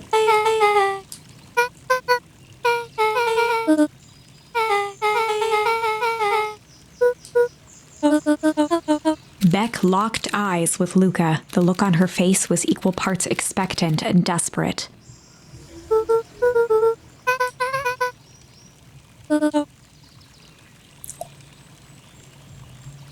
Beck gave Luca a quick nudge.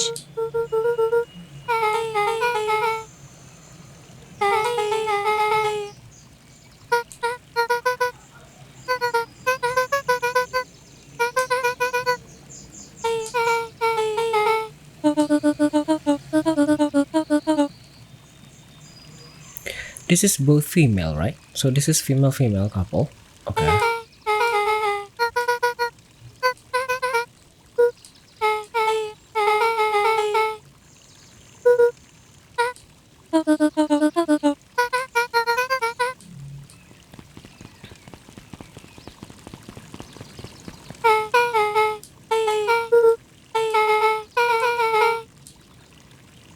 Yeah, it's female couple because my mom's means both are female.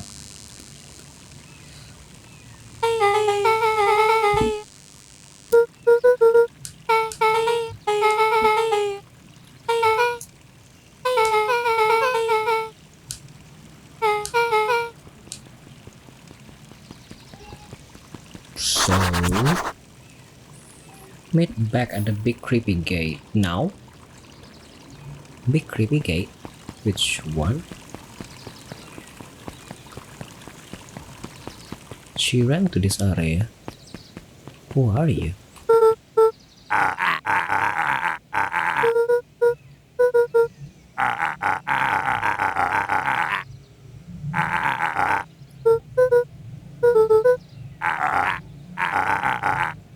Jeff dug through his pockets for a bit.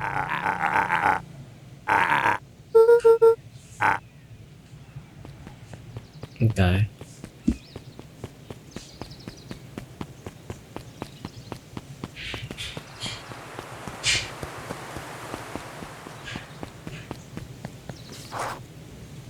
Oh.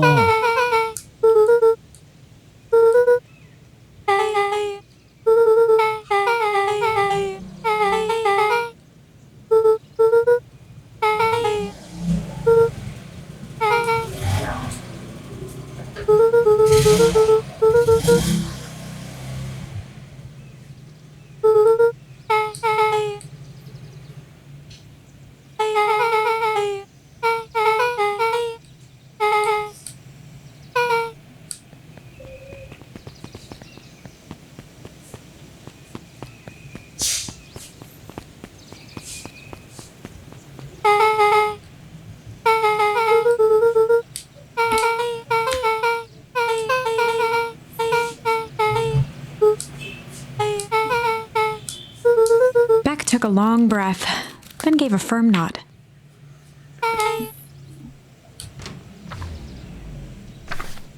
Chapter 4. Dinner with the Moodwills. Ilona Moodwill was worried about change. A gardener at heart, she understood the necessity of change, relied on it even. But there was a difference between the controlled world of her plants and this cluttered cottage in a strange town. Oh, so this is her house. Okay. Almost done. Nellie was a blur of activity, digging through boxes. Sorry, love, couldn't find the dishes. We'll have to make do with paper plates. Dinner went by without much conversation. As she watched Beck and Luca finish up their pizza, Ilona let herself relax into the chair. The things she cared about were still here. Nellie finally had the job of her dream. Beck was beginning to take root. Ilona's task was simply to tend to them. She could do that.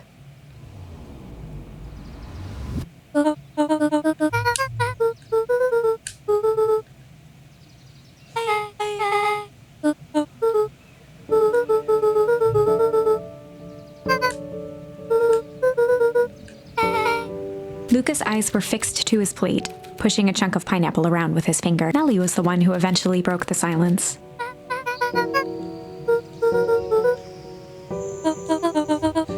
Ilona nervously gestured toward the boxes.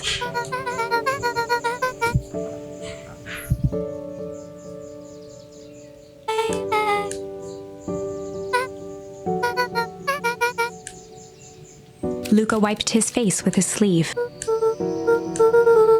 Beck gave Luca a swift kick under the table.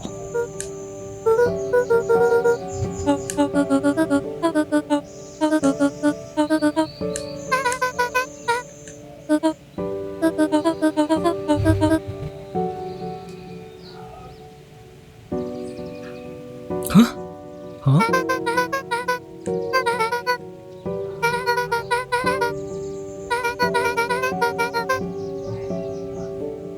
Luca glanced over to Beck. She seemed to be holding her breath.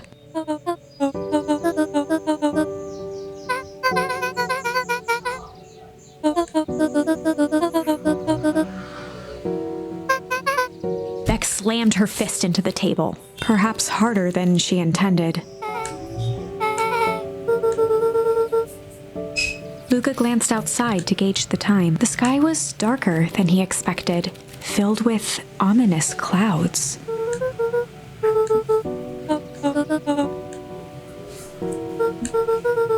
Almanac. Ah, ya Allah ya Rahman. Luca wiped his mouth one last time with his napkin and started to get up.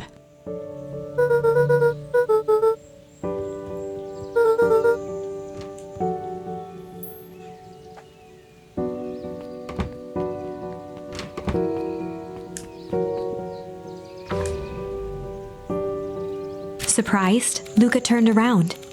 He knew Rollo could be prickly around new people, but Beck seemed cool. Rollo would warm up to her eventually, probably. Luca began to respond, but the sky answered for him as the clouds above began to rumble. Luca began to respond, but the sky answered for him as the clouds above began to rumble with ominous thunder.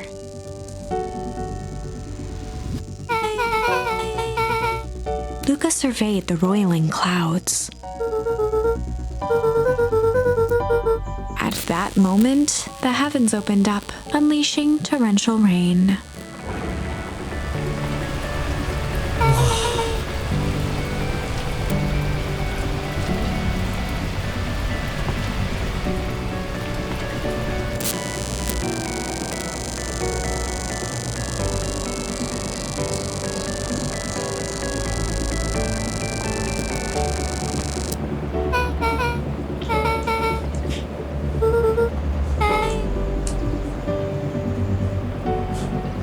So I should explore? Okay. Luca squinted into the eye hole of the microscope.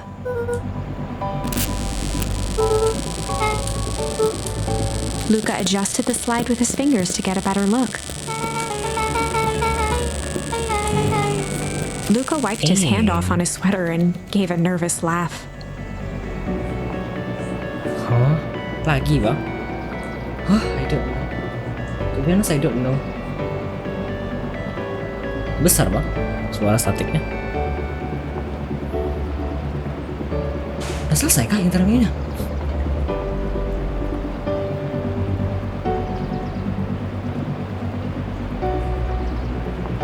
And then the result will come in later. Yeah, to be honest, I don't know what else to do bang. Okay, I don't know. I didn't change any setting. My microphone is still the same setting. I didn't do anything. Dapat kok as in it's basically an interview like confirming thing. Yeah, to be honest, I don't know what else to do.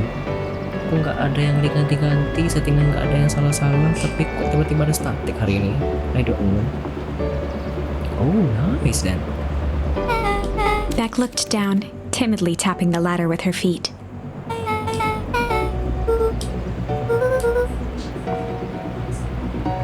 Kenapa ya kira-kira? Aku pun bingung. Kan tidak nyaman. Kabel masih itu bang kabelnya aku ganti. Gak ada duit juga. So I don't know, I didn't change anything. Karpet pun masih kayak gitu. Apa mau aku buka lagi karpetnya? Gerak lagi sebentar.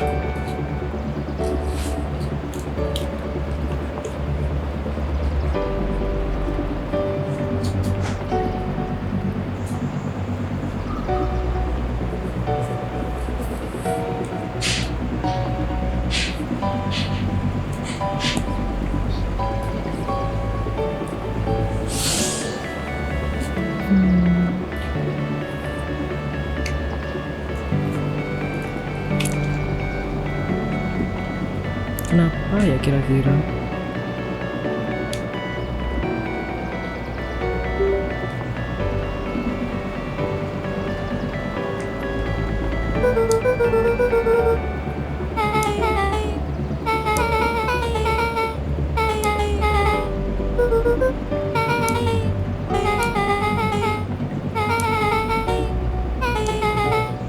Luca flicked at one of the toggles.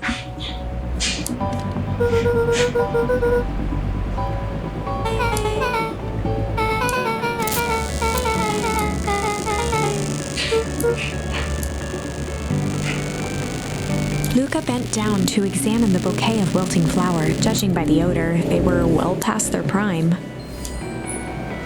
Pungent. He flipped open the attached card.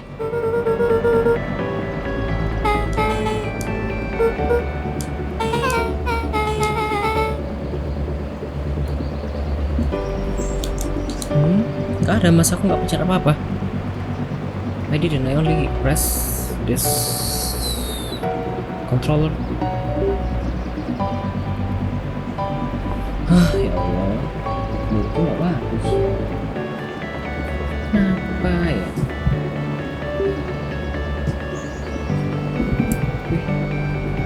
Do you guys work on table? Yeah. Like, what else can I do?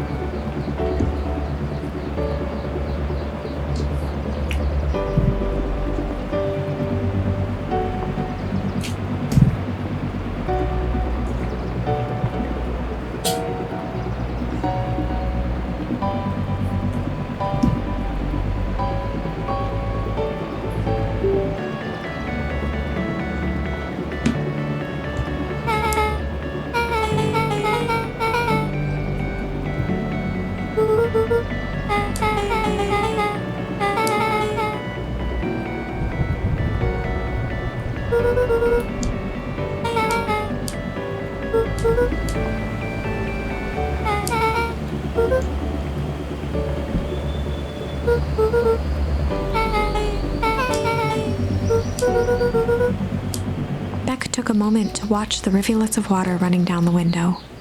Reva? Rivule? Rivule? Rivule? They use lots of interesting word, like previously they used almanac, something that I haven't heard like probably 10 years. And they use almanac. I know the word.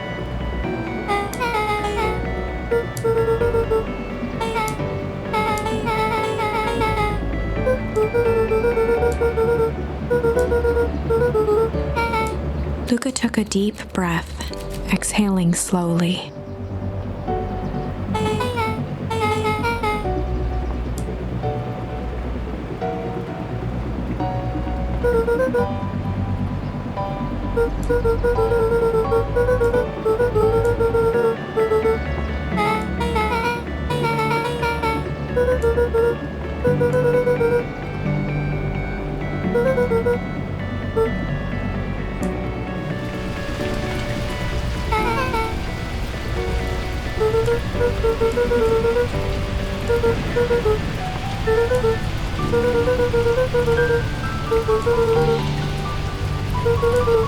Luca let out a feral scream that echoed into the night.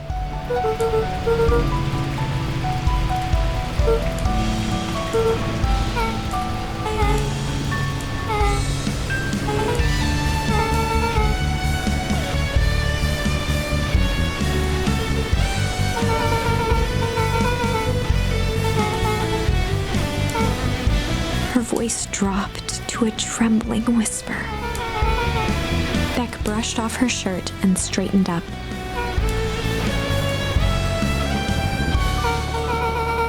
As abruptly as it began, the storm abated.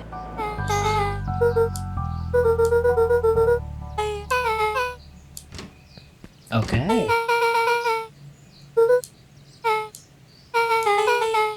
Beck gave Luca a light thump on the arm before heading in. Chapter 5. Friendly Feud. The air was heavy with the hard rain's residue. The air was heavy with a hard rain's residue. The smell of wet things.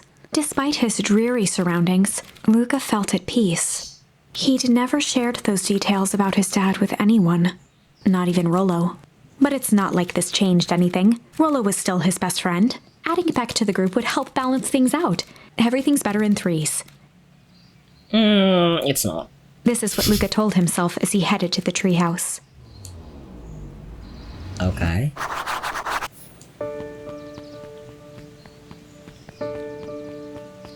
Hey, hello.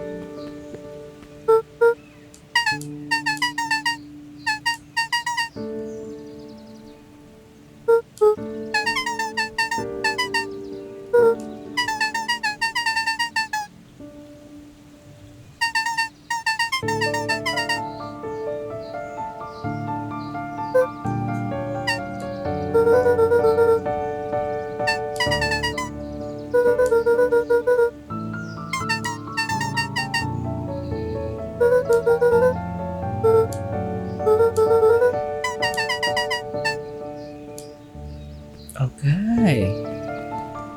Thank you for the gossip. Wait, where are we going? Here, right? Here.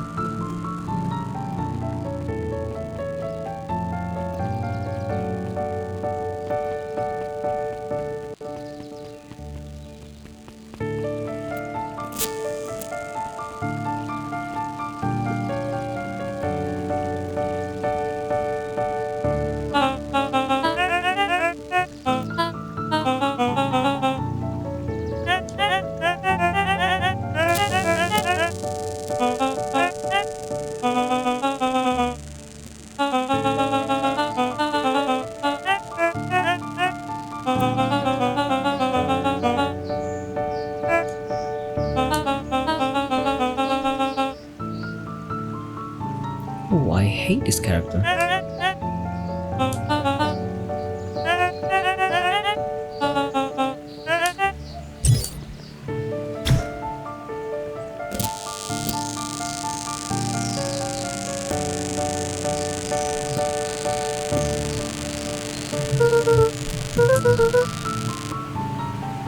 Again?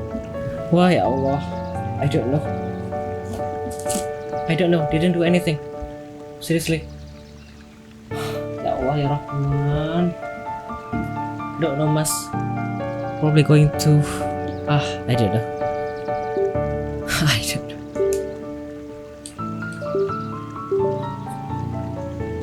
I don't know. I didn't do anything. Seriously.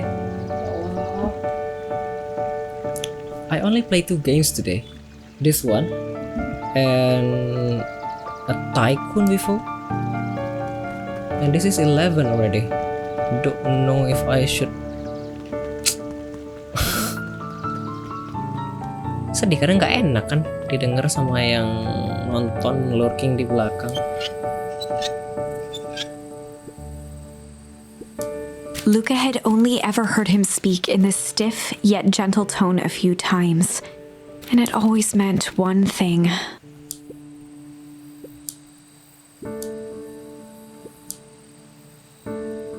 Kok geleng-geleng gini-gini? Why? What will happen? Rollo scoffed. It's not. It's not. I don't know.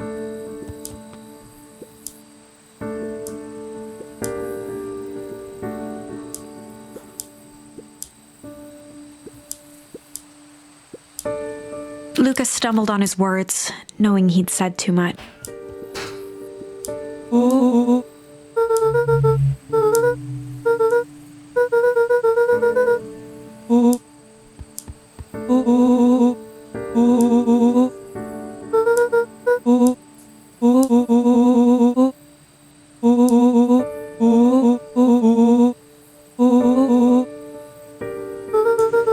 Luca became instinctively angry in response.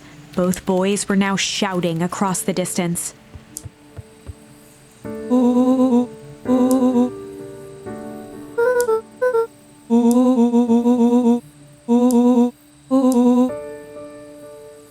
Oh no.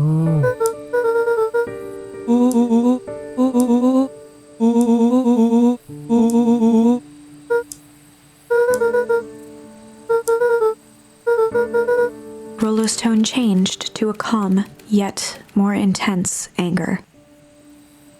Horizontally, left to right. Why? Like this? Why? Will it do something?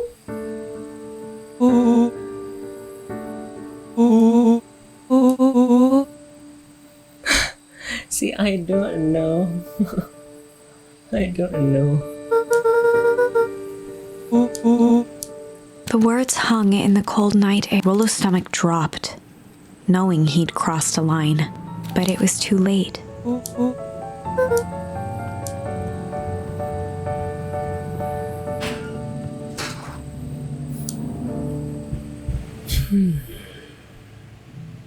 This doesn't end well. Should I sleep?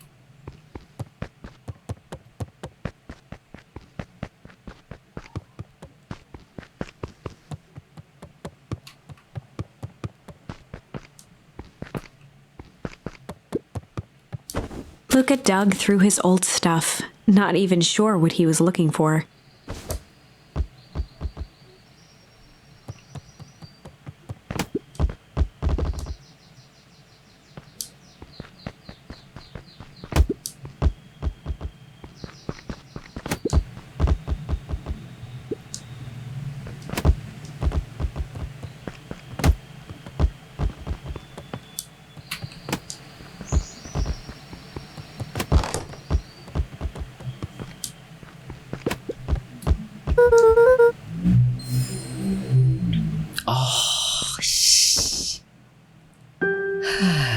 Gran cooed gently from the hallway.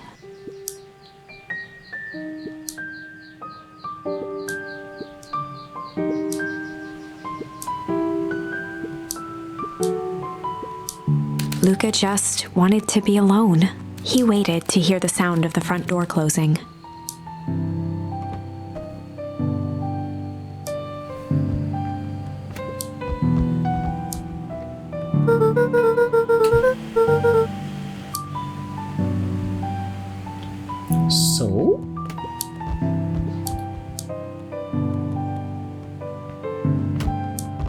aren't you gonna get your breakfast? It's an oatmeal. Isn't it going to be cold?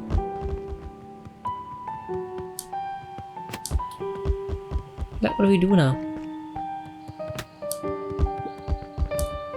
Luca Sleep dozed again? off. Okay.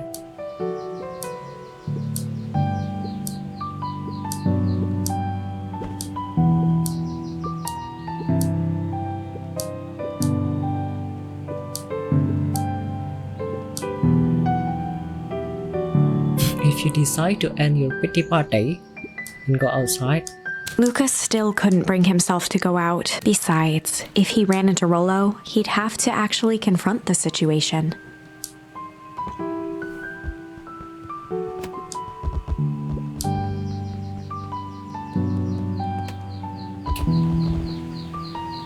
I couldn't do soccer. How am I supposed to kick the ball to that area? It worked. Never mind. The Adventures of... Luca carefully opened the cover and began to read. Rollo had received it for his birthday, a special hardcover edition with behind-the-scenes commentary and bonus art. Rollo cherished it, but asked that Luca keep it at his house. Luca wasn't sure if it was because Rollo didn't trust himself with it, didn't trust his sister around it, or just wanted an excuse to come hang out at Luca's more often. Whatever the reason, Luca didn't mind. But it had stayed right there where Rollo had stashed it ever since. Now, at the foot of his bed, Luca lost himself in the pages. He'd read it all before, but at this moment, it somehow felt sentimental. He was well into issue number 5 when he heard soft footsteps from the hallway.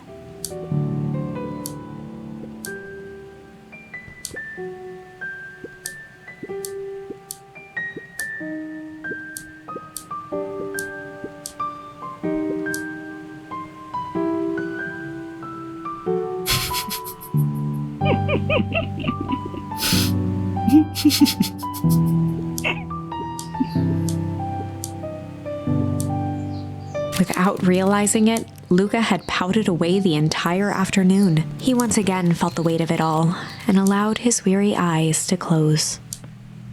Luca stood in a vast black expanse. He looked up at his father standing beside him. Walt was working a straw at the bottom of a fountain glass, trying to collect the last bits of milkshake. Dad? Taking a final loud gurgling sip, his father peered up from the glass. He jangled the straw playfully with a warm smile, then lifted the empty glass as if to point into the darkness. The source? Luca's eyes followed his father's gesture. In an instant, he was sitting in front of a blazing campfire. Across from him sat a large figure in a yellow hazmat suit. The figure's voice was a scratchy echo. Well, if it isn't the man of the hour, make yourself comfortable. Luca held his shivering hands over the flame to warm himself. It doesn't work that way here. Their yellow-gloved hand pointed to the base of the flame. It's a cold flame. See? Luca peered at the base of the fire. It wasn't wood that was burning. It was Beacon Pines itself. Tiny buildings, freezing and crumbling as they were consumed by flame. Luca could see small shadows moving in the burning city. People. Luca leapt to his feet. We've got to help them! The figure gave a dismissive wave of their hand.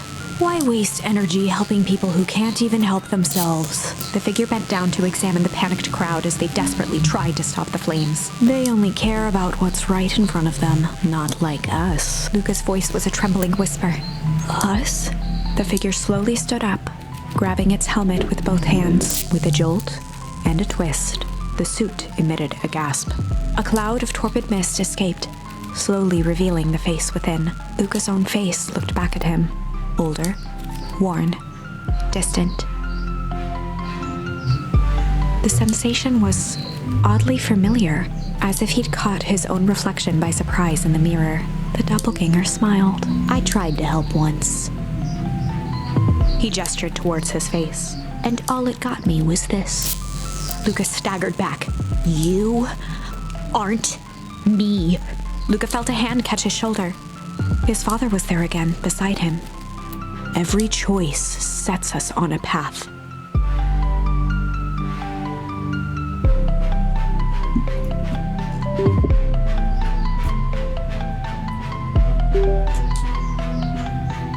This is the end of one of your paths, son. Luca watched his older self shake its head ruefully, its face twisting into a cruel grin. Welp, Dad. If you wanted him to see this, far be it from me to disappoint. Luca watched in shock as the figure took a confident step forward and plunged into the flames. In a flash of cold light, he was gone. What does all of this mean? Luca felt a reassuring squeeze on his shoulder. Just remember, why we choose matters just as much as what we choose. Luca woke up to see a hazy figure at the foot of his bed, silhouetted in the morning sun. Luca rubbed his eyes. The kind, concerned face of his gran came into focus.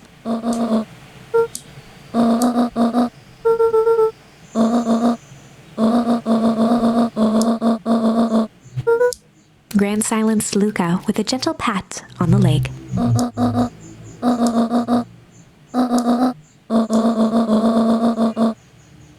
Wah.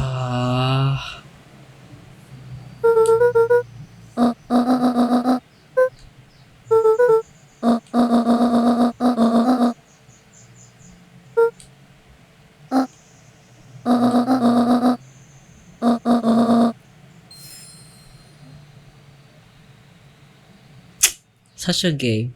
It's 11 a.m. It's 11 p.m.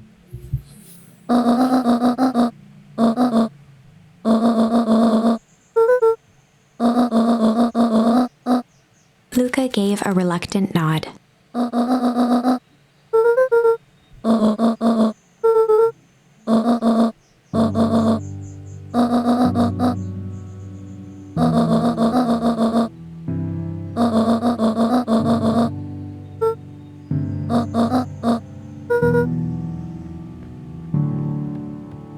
Luca took a deep breath.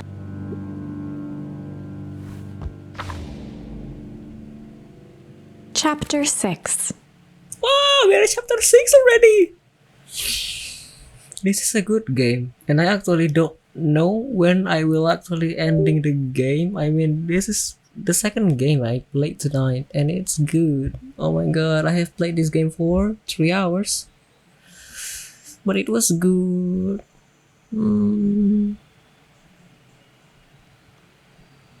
I like this a lot.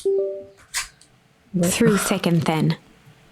Despite Luca's bitterness, Gran was right. He needed to hash things out with Rollo. A big fight changes the nature of a friendship.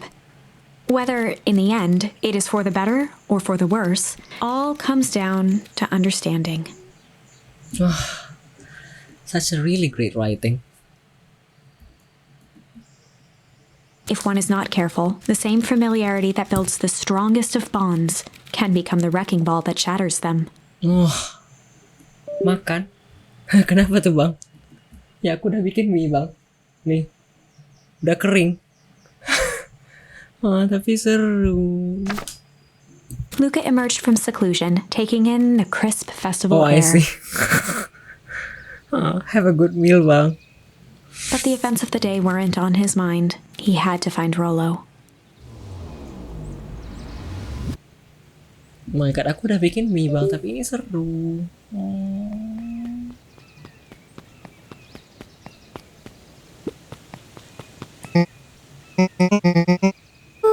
Roxy rolled her eyes, shaking her head.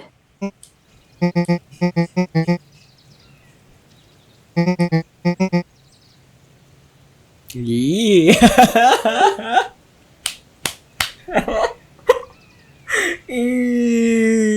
Rollo is shy.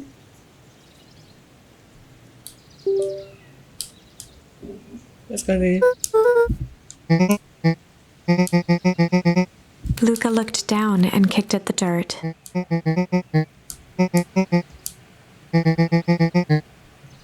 Aww.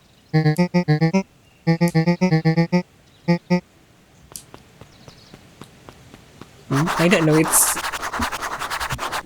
it's bittersweet, but also The road leading to Beacon Pines, a sort of natural barrier for the impatient. so bittersweet. Never mind. Let's purchase some corn dogs. How? Where? Do you sell corn dogs? Okay. Yeah, I'm hungry, but I wanted to continue playing.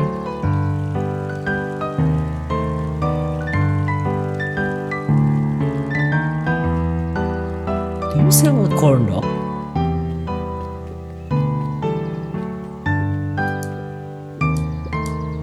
Zariel became flat.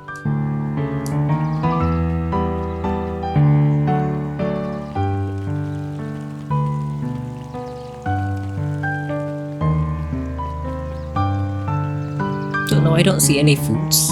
Is this a food? No? No. Then where to find foods? But to be honest, I feel hungry. Mau makan. Aku juga mau main. Do you sell corn dogs? No? Or should I just go? No more objective of finding corn dogs, but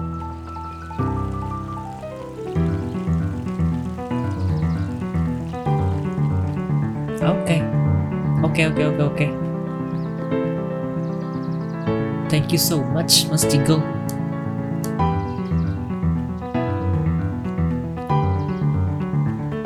I'm also so sorry for all the static noise, sis. Kato's eyes lit.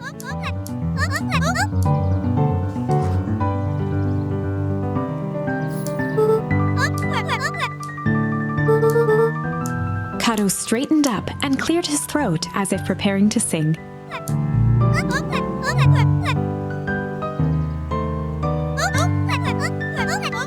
Kato stared at Luca.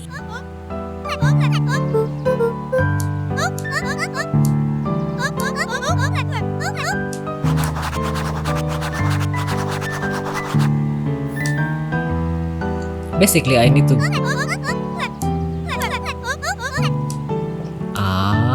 Okay. I thought I'm supposed to bring that 5th issue of what? Space Adventure? Luca Atomic grabbed Hank? the adventures of Luca grabbed the adventures of Hank Atomic. No, this one. Kato removed his book from the desk and replaced it with Luca's, turning on the lamp. As he slid the book under the purple light, 2 words glowed: The Adventures of Hank Atomic, Issue 5. Luca clicked his tongue with recognition.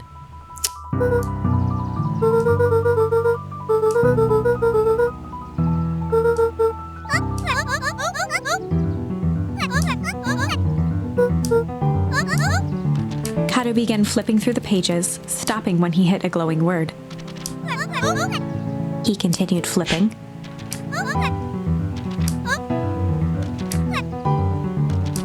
Reaching the end of the book, Kato looked up.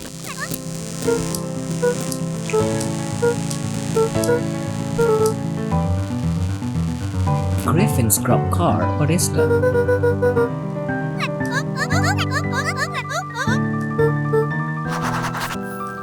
Griffin's Snack Stand? Where? Where is it? I don't know. Where could it be? Griffin's Snack Stand?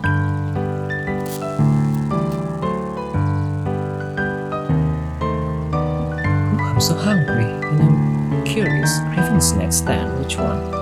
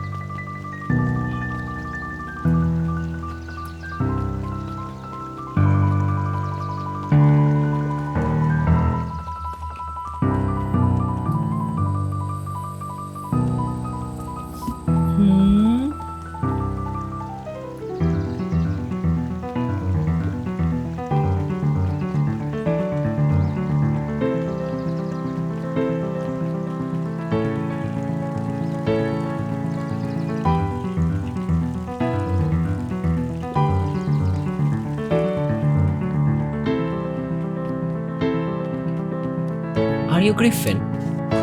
Oh. Before Luca could finish his sentence, Luca shrugged, taking a sizable...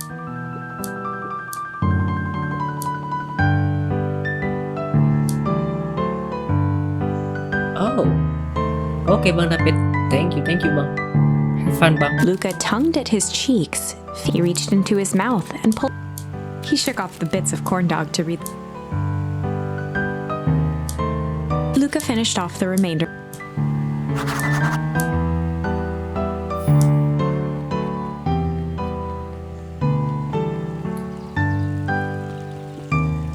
Up a step means this one.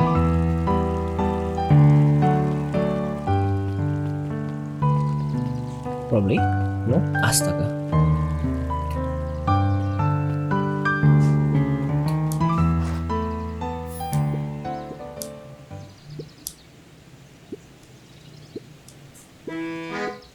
Lumi waved his hands around sarcastically as he began.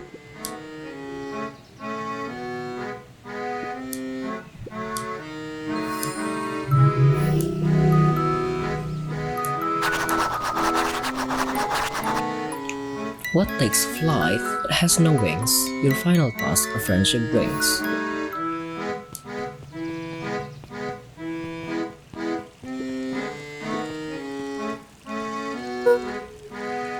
Oh, a balloon?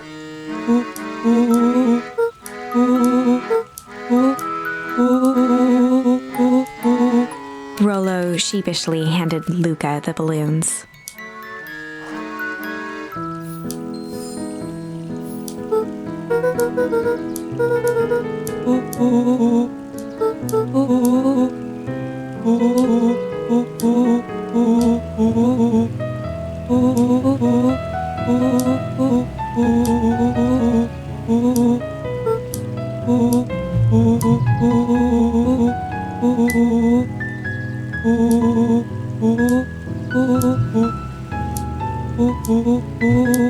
Luca threw himself at Rollo, hugging him as tightly as he could.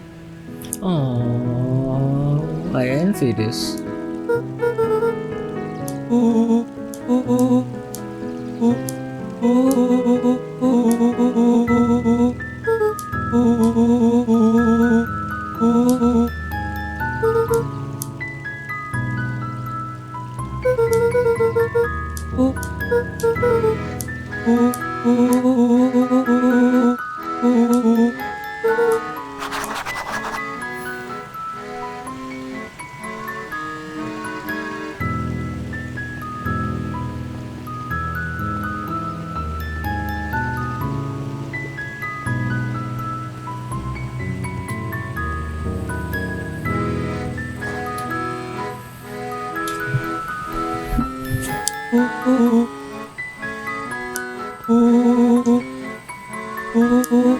Rollo handed Luca an unopened... Luca, some things are going to happen that might be difficult for you to understand.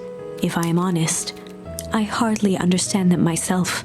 But whatever happens, I need you to know that I love you. None of this is fair to you. You have already lost so much. We both have.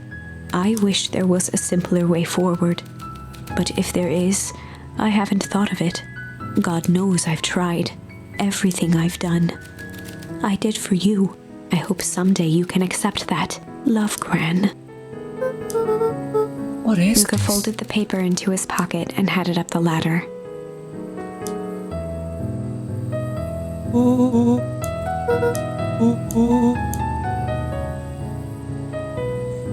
So this is the end?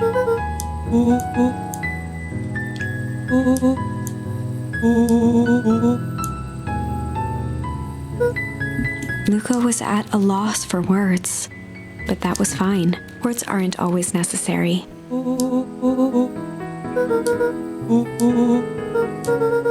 Sadly, this was untrue. A distant rumble shook the treehouse. It was not fireworks. It was something the boys couldn't possibly comprehend, something as old and cruel as time itself. What, a bomb?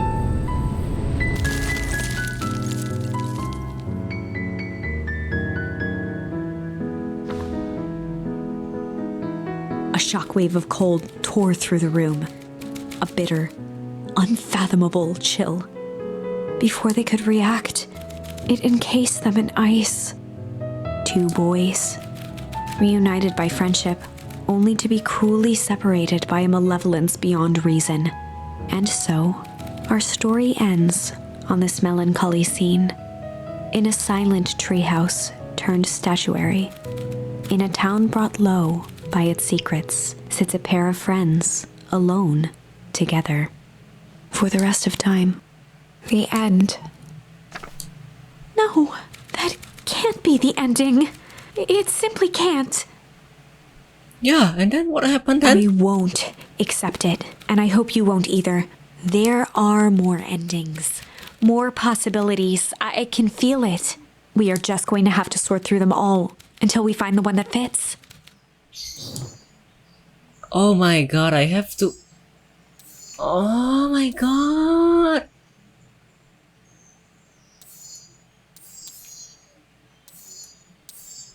Oh my god.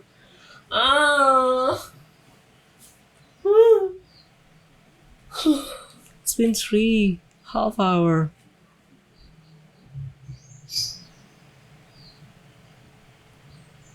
Where should I go?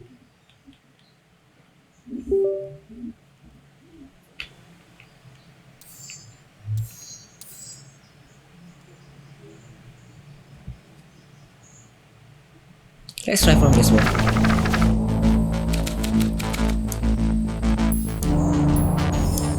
Luca drew himself up and decided to take the only option they had left.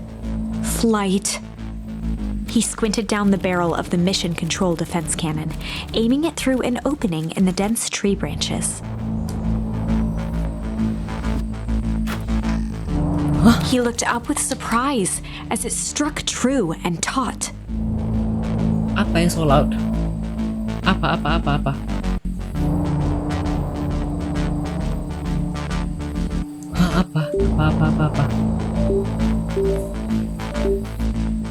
Apa? In game? The game was so loud? Hah, iya kah? Tadi aku tanya sama Mas Jigel, sama siapa ya tadi, satu lagi sama Bang SB, katanya nggak apa-apa. Bentar.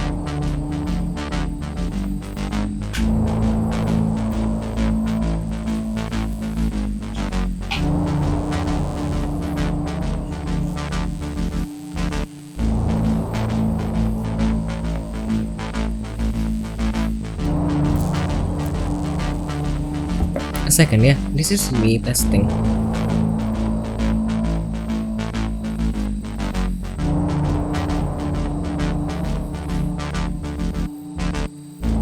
A second, this is another testing.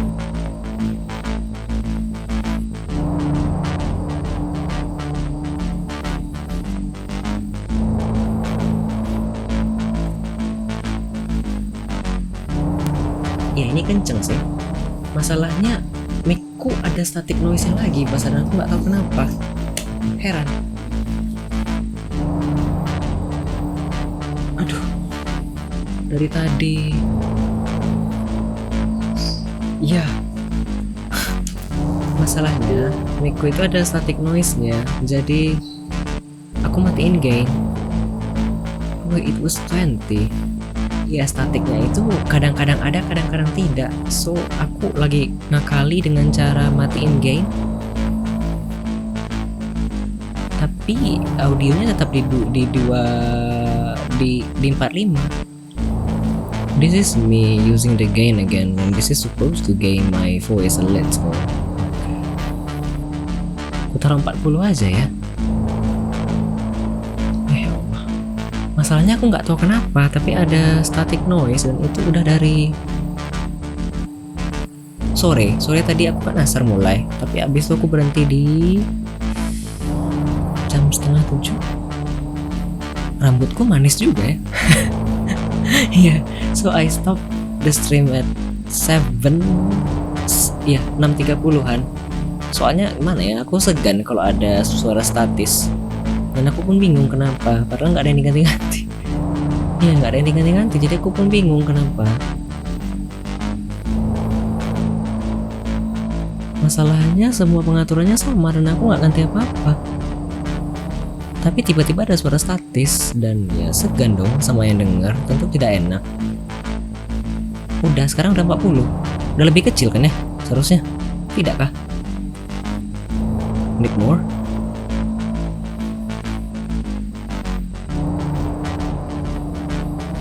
Atau mungkin aku perlu matiin total. Padahal udah aku mati. Padahal udah aku shutdown laptopku. Like now? What about now? This is 35-ish.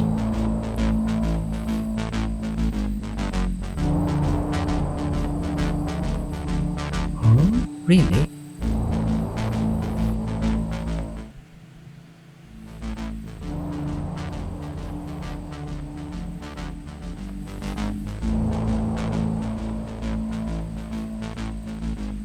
Now this is 20-ish.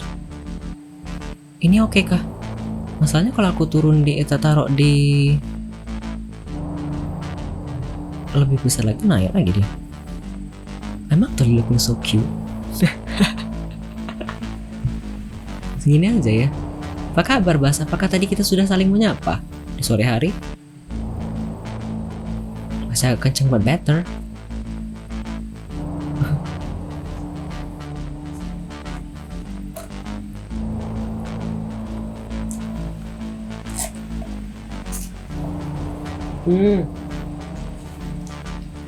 Kemarin malam ya kita saling menyapa ya.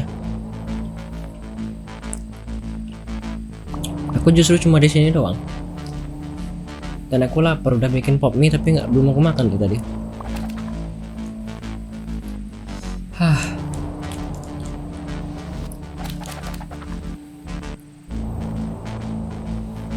Oke, ya Allah.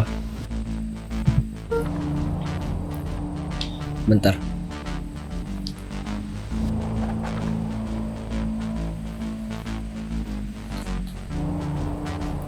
Ya, aku lagi main ini dari tadi, seru. Udah 3,5 jam.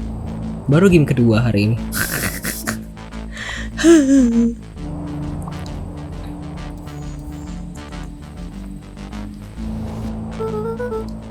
But yeah, this is good.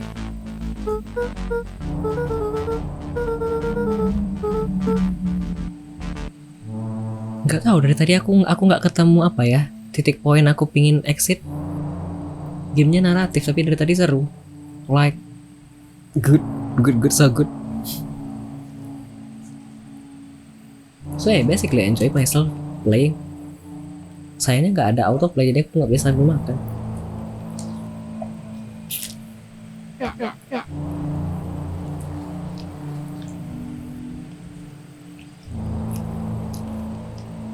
Bas gimana? Tidak streaming kah?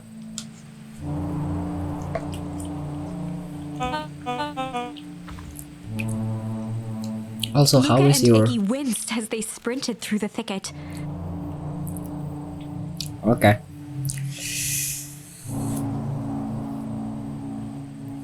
Males. Okay. Have fun. Dan kalau aku, tapi kalau boleh sih,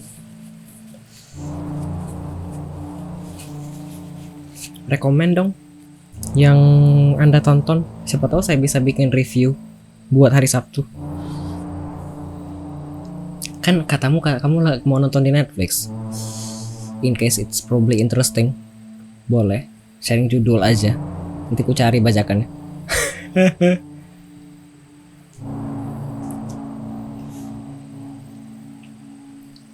Big Four ini yang mana? Baru kah?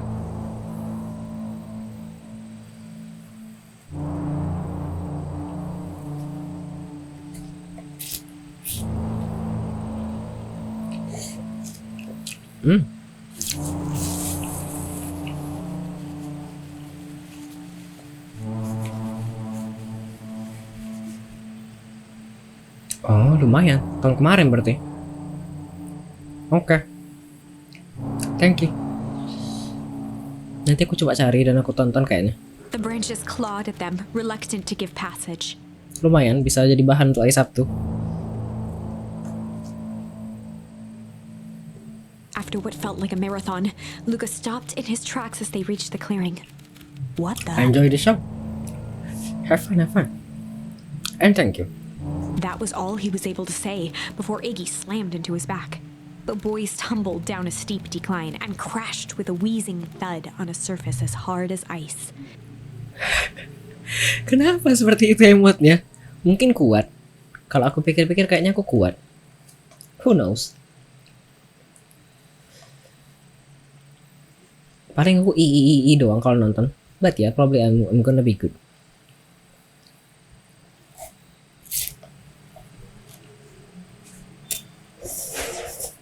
In fact, it was ice. Kuat. Kalau di dunia nyata mungkin aku agak-agak merinding dan lemes ya. Tapi kalau di film aku nggak apa-apa. Aman. Aman, thank you. That's free title.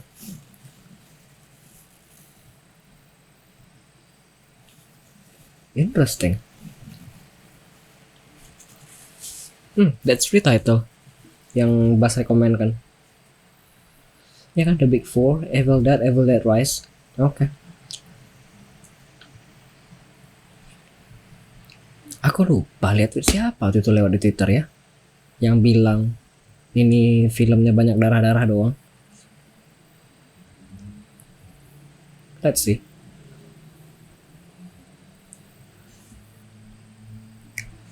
But ya, I'm okay. Aku tidak penakut gitu kayaknya. Iya kah? Apa ya tweet dari Bas ya? Probably. Ada beberapa yang waktu itu lewat di Twitter. Boleh, nanti aku cek. Thank you.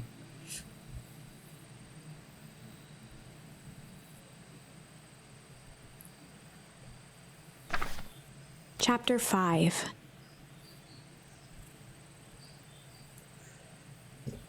Oke. Enjoy the show. Terima kasih banyak. Setidaknya aku ada bahan untuk hari Sabtu. Signs. They stood silently, catching their breath. The sky was Okay. like sapphire. With each breath, a plume of steam escaped from Luca's lungs. Oke. Let's keep moving. Luca pulled Iggy to his feet as they gazed across a snowy terrain. Thank you.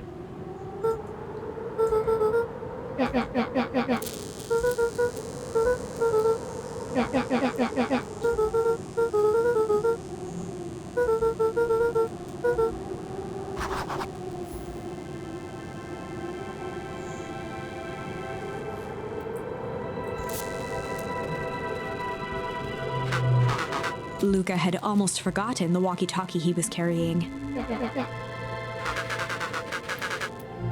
Luca looked at Iggy with hesitation. With a resigned sigh, Luca responded.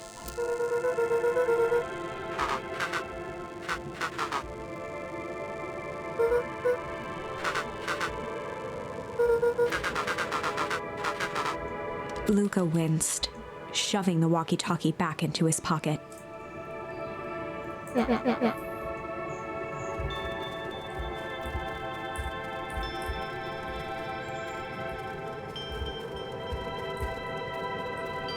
Oh, and where to go?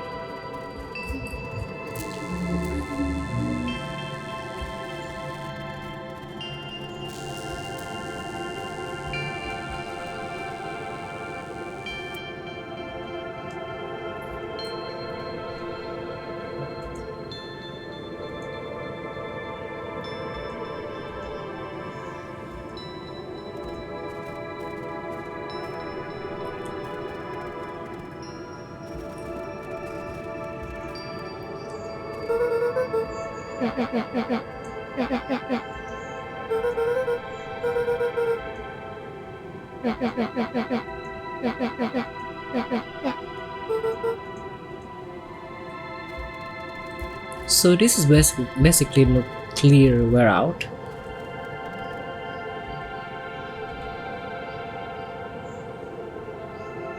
So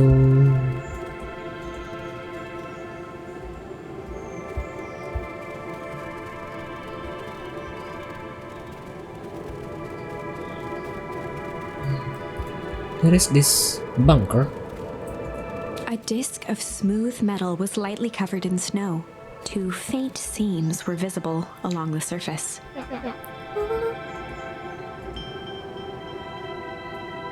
So should we go inside? No? What else to do now? Not nuclear wear out. This is nuclear fallout, right? That's the term. But now I have nothing else to do. What to do?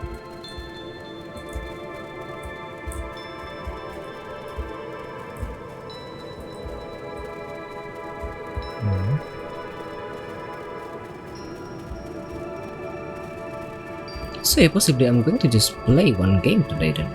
Yeah, today. Two games. Just not a lot. My deadline, what can I do? No, what to do?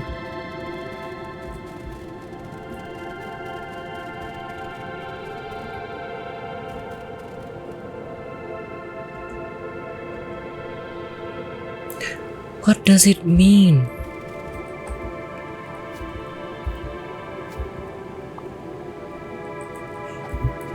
Find a way home. Oh!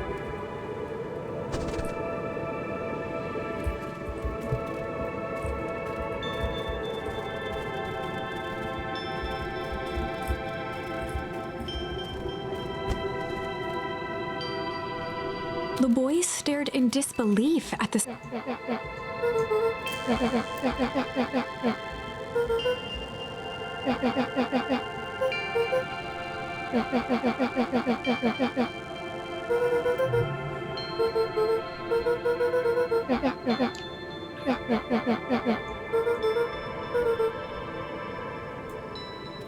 To where? Here?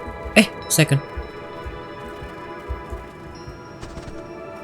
Oh, I'm basically making a snowball. Okay.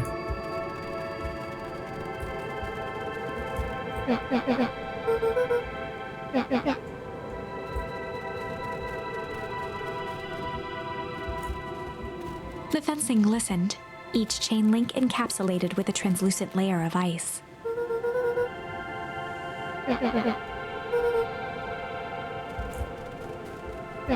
Looking down at the frozen stream, Luca could faintly see a school of minnows encased in the ice.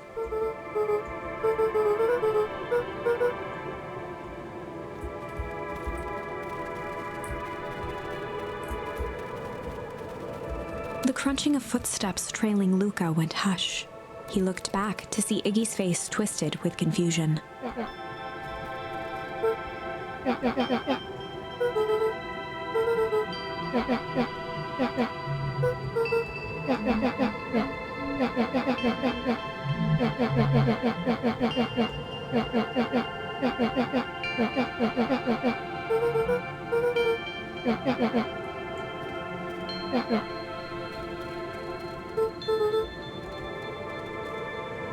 Luca peered upward at the darkening sky. He let out a long, foggy breath. Faintly, Iggy began to cry. Seeing Iggy in such a pathetic state gave Luca a sense of compassion, and more than a little guilt. Luca allowed himself to collapse next.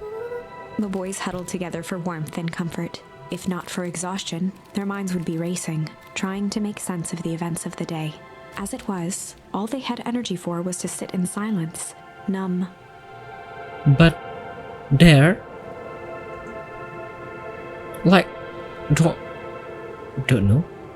Like, find some shelter to be? No?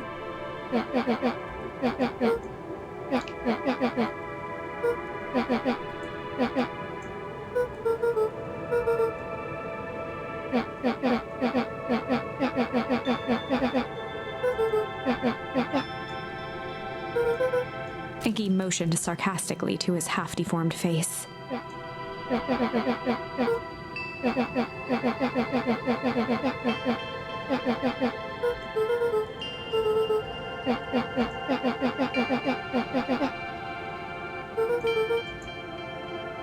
Iggy shrugged.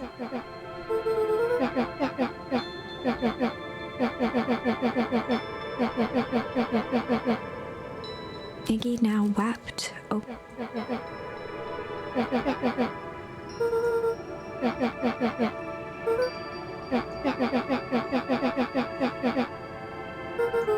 He wiped his nose with a sleeve. Luca gave a warm chuckle. Iggy cleared his throat as he wiped his eyes. Iggy arched into a wide yawn. Luca's eyelids began to slowly drift shut.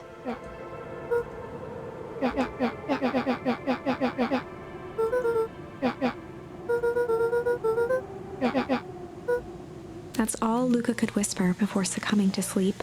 Iggy snuggled in some more.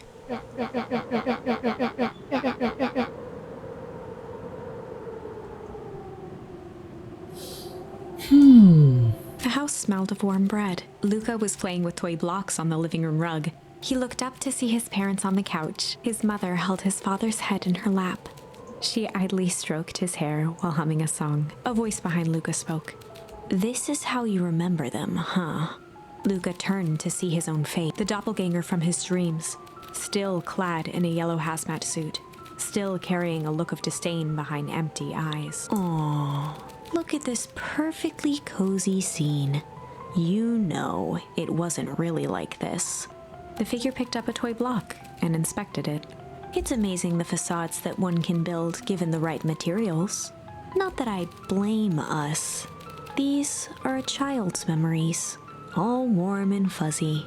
You don't remember, do you? Luca snatched the block from the figure's yellow-gloved hand. Remember what? The doppelganger pointed to the couch. The last day we saw him alive. The day he chose to abandon us. Luca turned to look at his father, still lounging on the couch. That's not true. He didn't abandon us. The doppelganger waved his hand dismissively. Everything is true here. It's just a matter of what we choose to see. Well, let me show you. The world flickered and pulsed. Luca was sitting next to his bed, listening to his heartbeat with one of his dad's stethoscopes. The doppelganger limped into the room. Now, we both know that's not how this went. He grabbed Luca's hand and guided the stethoscope to the floor. Luca heard muffled shouting, brought close by the stethoscope. It was his parents, fighting. Do you remember what we did next? Luca gave a slow nod and crept down the hall to peek through the banister. He could see the outline of his mother at the bottom of the stairs. Damn it, Walt. We can't afford to get involved in this. She was scared. His father stepped forward. What am I supposed to do? Just watch? There's a sickness in this town, and we both know who's behind it. I swore an oath to help people. I won't turn my back on them. Luca's mother grabbed Walt. She was crying, pleading. I can't lose you. Walt calmly removed Eleanor's hand from his shoulder. What's right is right, and what's wrong is wrong. I could never live with myself if I let Sharper get away with this. Eleanor raised her voice. Spare me your bullshit platitudes. What about our son? Luca flinched, dropping the stethoscope down the stairs. Walt turned with a panicked smile. Luca, is that you, buddy? With tears in his eyes, Luca descended the stairs. Mom? Dad? What's going on? Walt dropped to a knee to meet Luca eye to eye. Nothing, buckaroo. Your mom and I just got a little overexcited is all. Luca placed the stethoscope against his father's chest. His heart was racing. It sounded like you were going somewhere? Walt gently removed the device from Luca's ears. Listen to me, Luca. I have some business to take care of. I'll be back in time to tuck you in. Luca hugged his father tightly. Promise? Walt stood up and walked to the door. He glanced over his shoulder. I promise. With a wink and a grin, he put on his hat and strode out into the evening sun. Wow, what a ride thing. Approached soundlessly from the foggy snowfall. It stood above them, lingering in contemplation. Slowly raising one hand above Iggy, it snapped out 2 brisk raps on his head. From a deep slumber, Iggy sprang up defensively. Whether it was the calming presence or the recognition that he was not in danger, Iggy felt his clenched fists lower. Luca looked up, gradually remembering his whereabouts. The figure exhaled a cloud of warm vapor.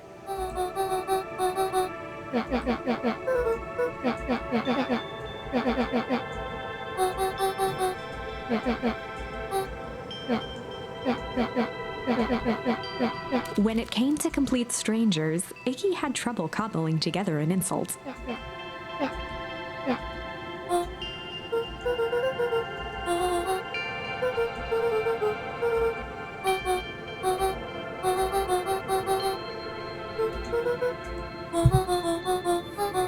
Iggy huffed with gratification.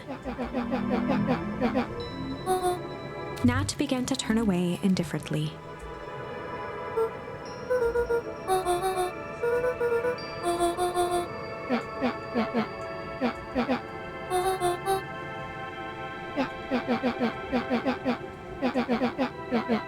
Iggy turned sharply and began to stomp off. Realizing Luca and Iggy turned around with hope in their eyes. Nat took a deep breath in. Nat exhaled slowly, then snapped his fingers. What, by magic? For a brief, Luca and Iggy let themselves believe that some great magic until they opened their eyes and found themselves in the exact same place, cold and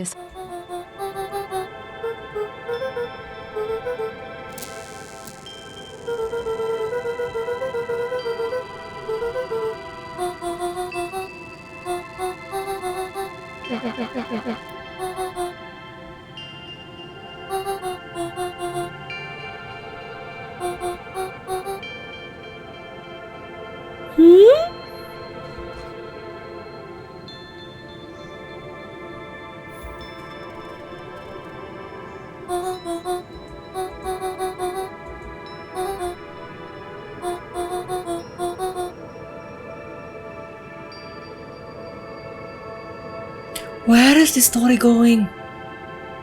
Are they?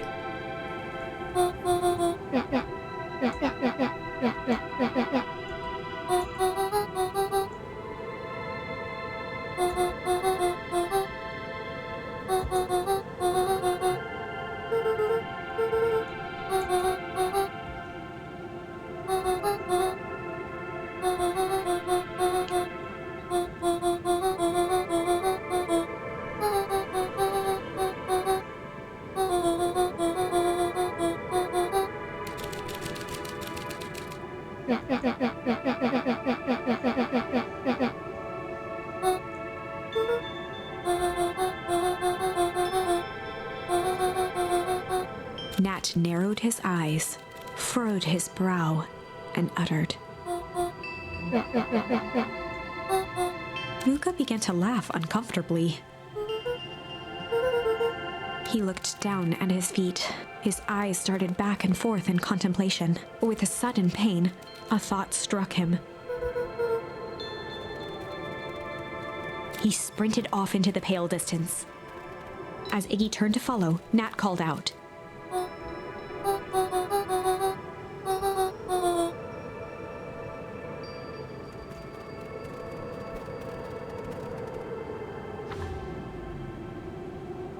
Chapter 6. Where is this story going to? Nat expressed his sympathy with a shrug and sauntered off as unassumingly as he'd arrived. He'd Okay. given Luca and Iggy what they needed, and nothing more. As Luca sprinted across the snow, the events of the past few days became clearer, pieces to a larger puzzle. Rollo said he was underground somewhere, captured. Mr. Kerr tried to cover it up with lies. The clipboards were hell-bent on capturing Iggy. It all seemed to point to Perennial Harvest. But right now, there was one thing that Luca needed to know.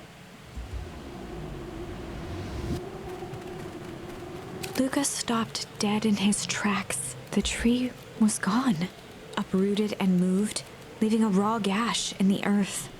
He dropped to his knees and dug wildly at the cold snow. His numb hands hit something hard, a headstone. A dry whisper escaped Luca's lips.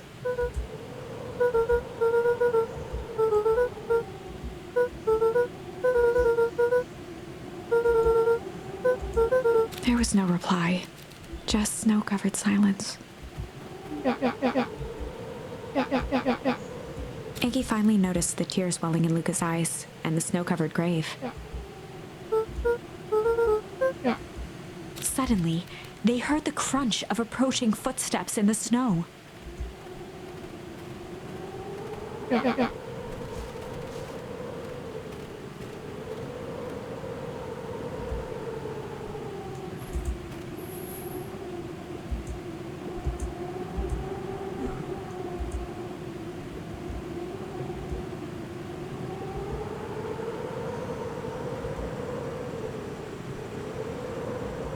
He bent down to scoop up a snowball and lobbed it playfully.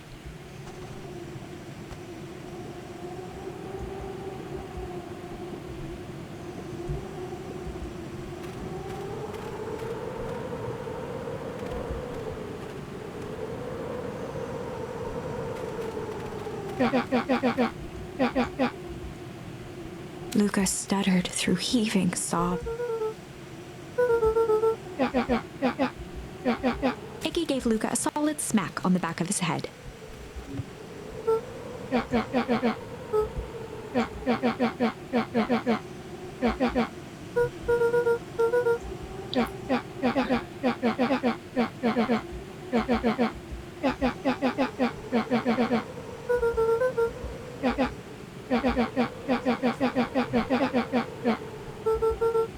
Luca wiped his eyes with a sleeve.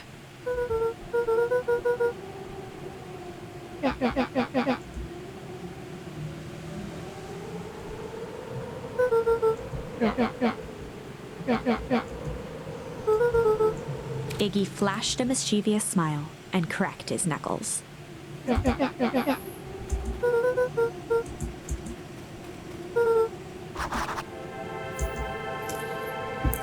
Ned mentioned something about going to west. Should I go here? No.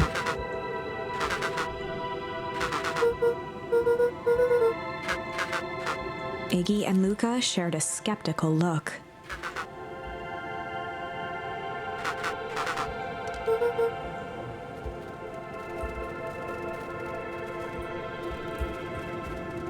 Can I go here? No. Then what west are you talking about?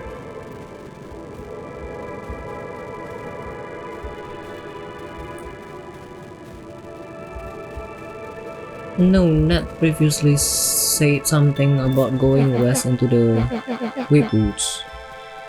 Iggy darted behind a large pine and began digging furiously. He emerged holding a shoebox with a crude skull painted on its lid.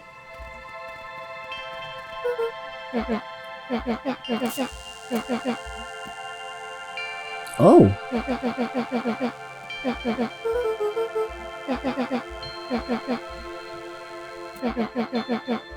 Luca rolled his eyes with realization. Iggy stifled a chuckle.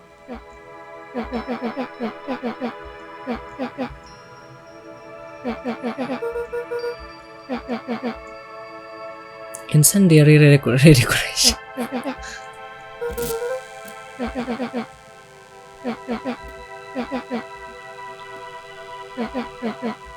Iggy triumphantly raised the shoebox.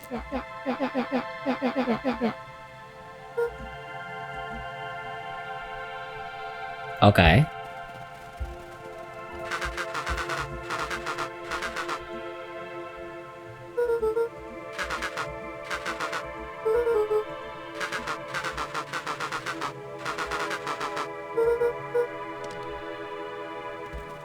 So should we go up? Again?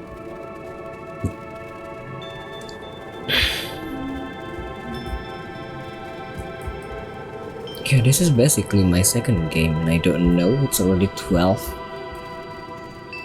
Ya Allah, aku pengen main satu lagi. Tapi jam segini aku udah sholat sih. And I don't know what static noise anymore.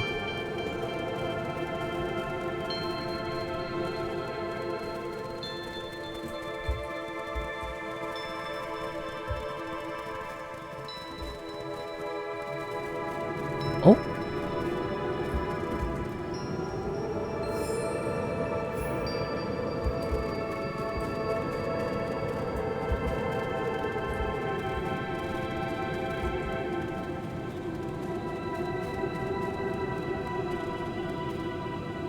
Luca and Iggy inched up to the edge of the hole with bewilderment in their eyes. Arctic air breathed out of the cavern in heaving gusts.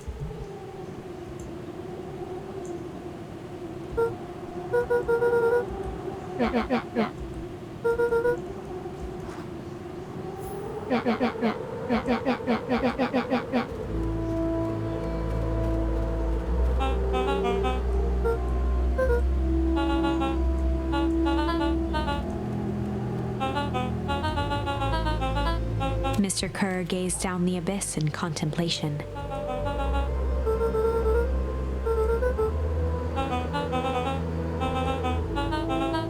Kerr scratched the back of his head.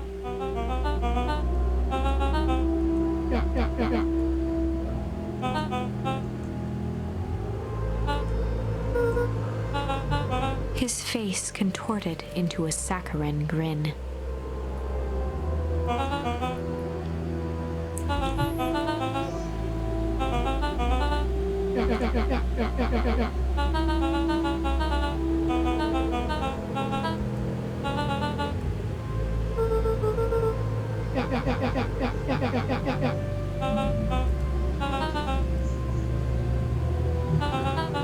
Kerr snapped his finger.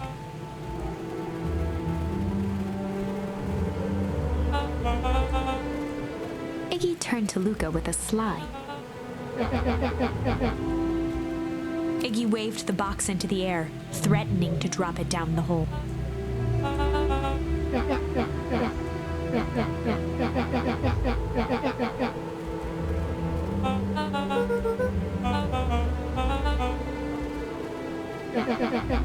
Iggy plucked a single bottle rocket from the box and held it up with reverence.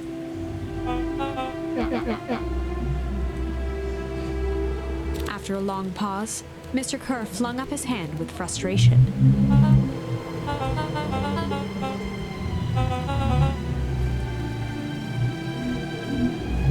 Mr. Kerr sighed into the frigid air. With a nonchalant flick, Iggy tossed the firework into the hole.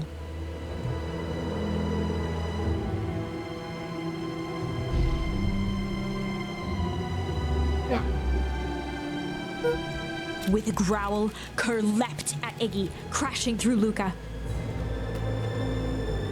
Iggy tried to twist away, but in the struggle they both tumbled over the side.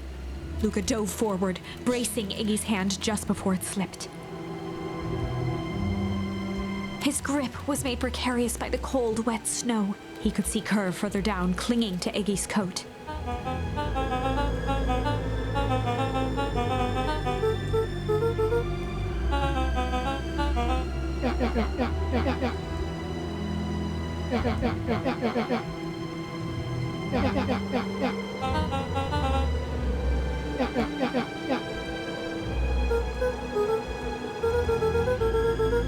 Mr. Kerr gasped with insult.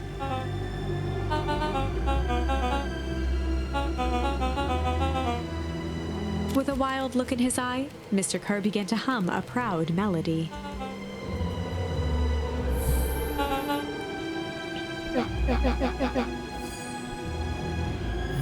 Luca's hand began to cramp, his voice.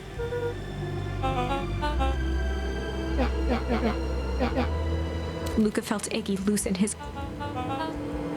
Every muscle in Luca's body burned.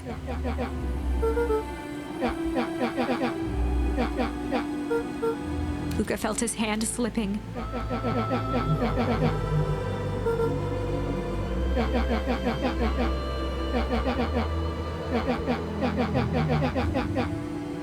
A calm settled over Iggy's face. Iggy's voice was colder than the bitter air billowing from the chasm.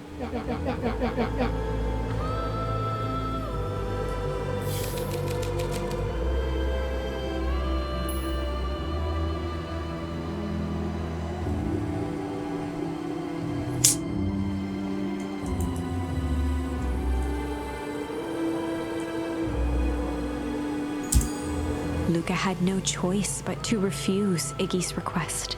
He tightened his grip and reached for the walkie-talkie in his pocket. A wild delight crept onto Mr. Kerr's face. That's a good lad. Now, radio for help. Iggy begged Luca with his eyes one last time, but Luca pressed the button and called out, We need help. It wasn't long before they were once again surrounded by clipboards. Mr. Kerr sighed with relieved frustration. There you are. You really are a worthless lot, aren't you? Mirror.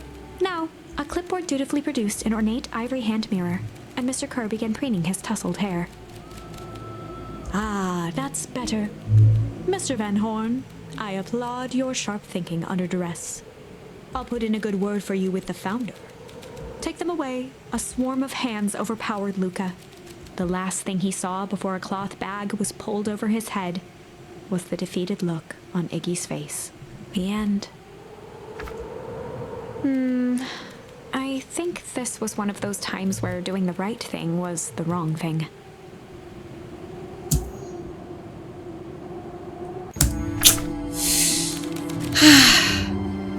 To accept. Luca had no choice but to accept Iggy's request. With a quiet blink, Luca watched a teardrop sail down into the howling void. As his fingers slowly gave up, he met eyes with Iggy.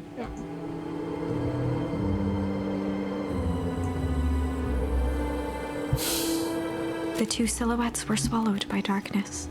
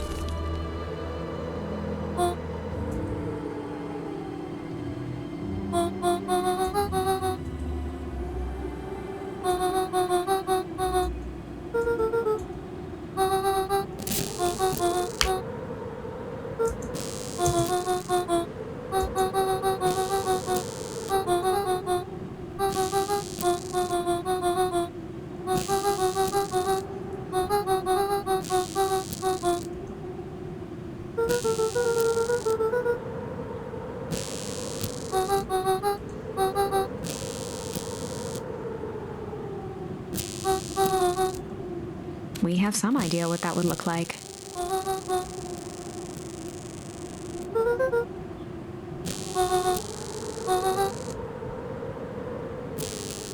What if this is his grandma?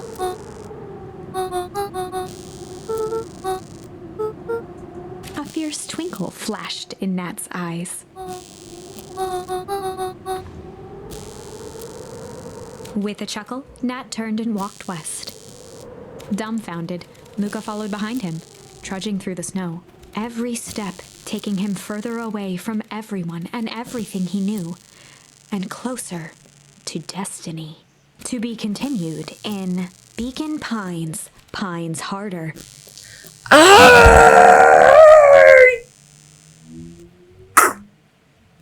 But I haven't played this game for 4 hours already, and it's good. It's done? Revenge served cold. Second time's a charm? Wait, that's it? This ends with a crummy cliffhanger just when it was getting good? Uh-huh. I was even starting to like Iggy. Yeah, me too. No way. I refuse to be associated with some never-ending parade of sequels. Let's go back and find something more definitive. Oh, I have to change something again. What else? Oh, this one. Okay. I've played this game for like 4 hours, right? Yeah. Oh my god, it was a good one. I don't know, I am supposed to play like 7 games today, but no, I didn't. Luca began to respond, but the sky answered for him as the clouds above began to break, revealing patches of star-filled summer night. Moonlight filtered down, shimmering in the treetops.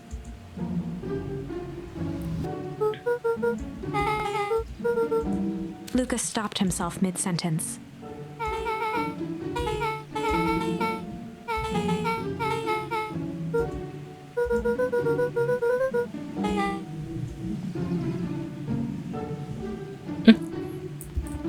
Why are you left alone? Luca saw Beck skulking by the gate.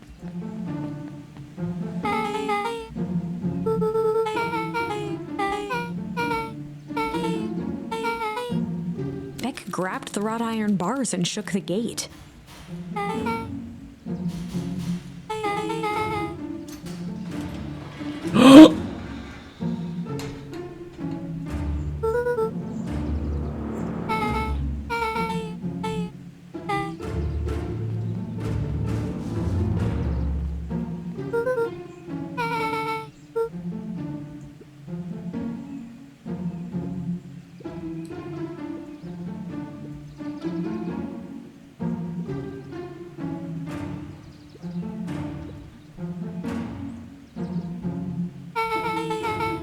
Beck's voice was an excited whisper.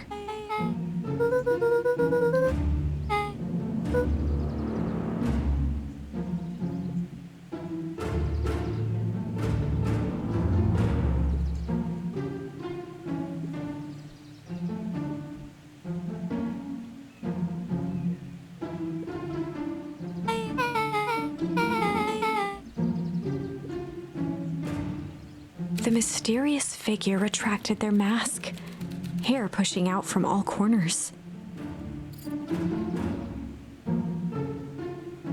Who is that? A chill ran down Luca's spine. Grandma? Grandma? His vision blurred. Beck stifled a sharp wince, and Luca looked down to see himself wrenching her hand. Gran tousled her hair back under the face mask.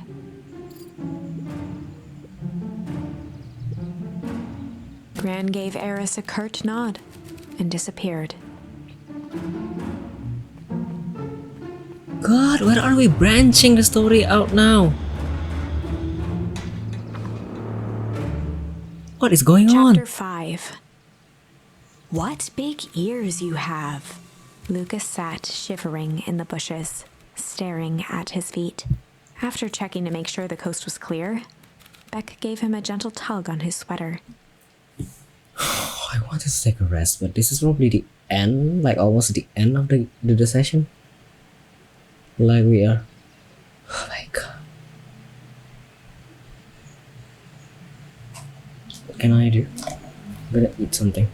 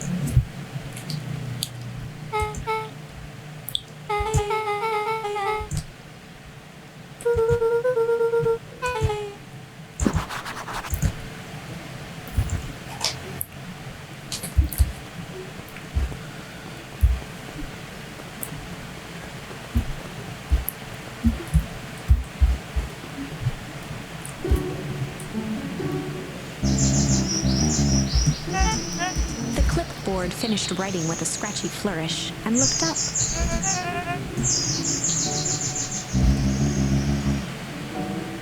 Mr. Nuncreed, arms crossed over his paunch, gave an exhausted sigh.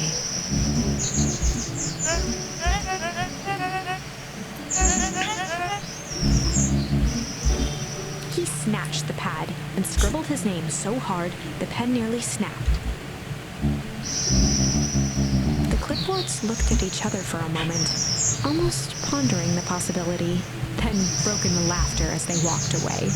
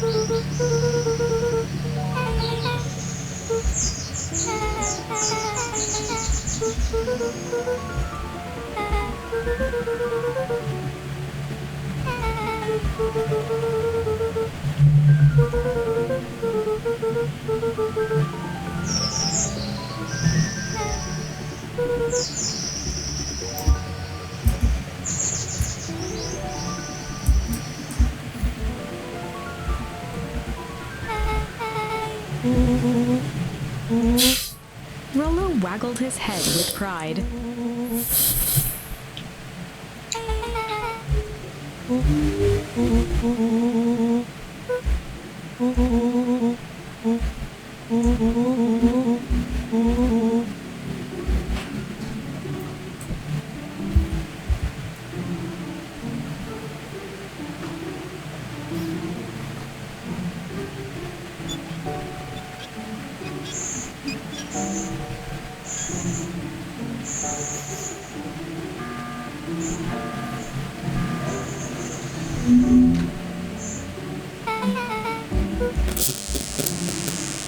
Lavish.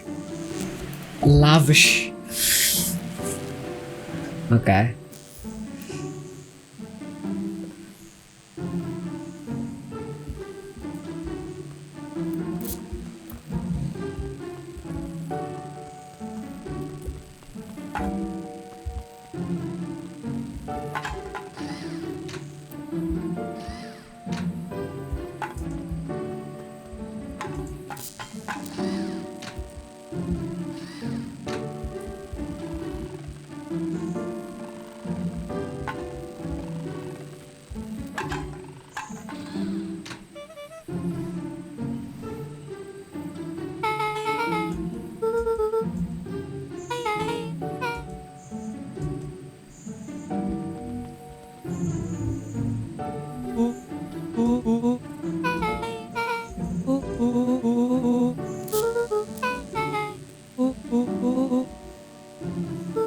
Luca sucked in a long breath.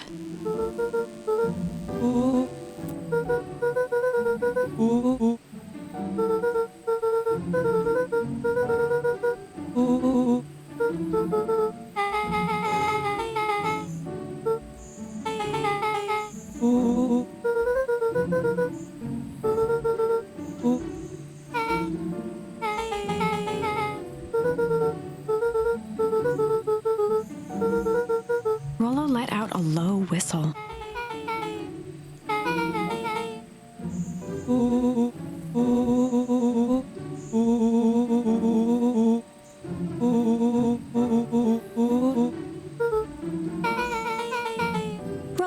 Luca shot back a look.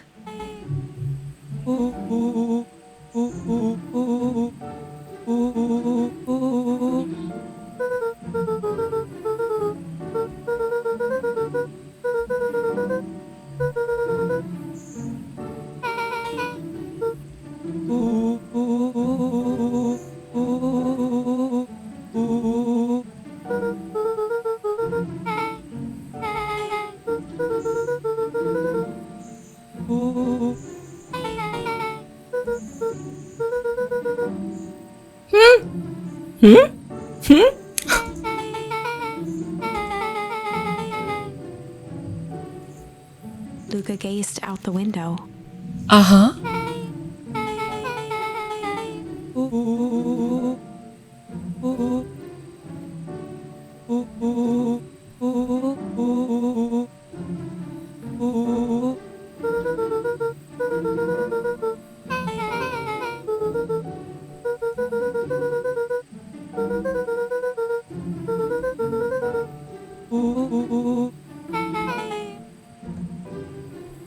Oh my god. I'm sleepy, but I Chapter also wanted 6. to finish this thing. It's 12:19 already, and I'm feeling sleepy. And this Secret is, lair. I guess there's only 2 more chapter. Summer forged ahead, but the nights only seemed to grow colder. Luca walked home slowly under the pale starlight, cautious to Wait. avoid any more surprises lurking in the shadows. Yeah, it's working. Reaching home, he slipped quietly into bed, half dreading what they might discover the next day. I'm kinda assuming that the next door that we are going to unlock is that secret door on the right side, left side, left side.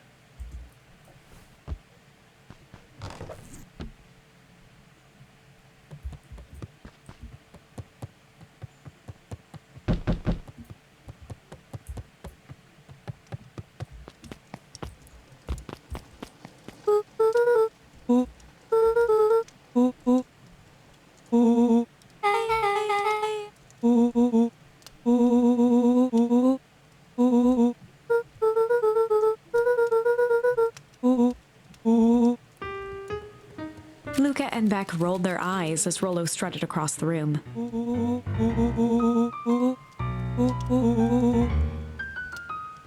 Rollo flung open the cabinet with confidence.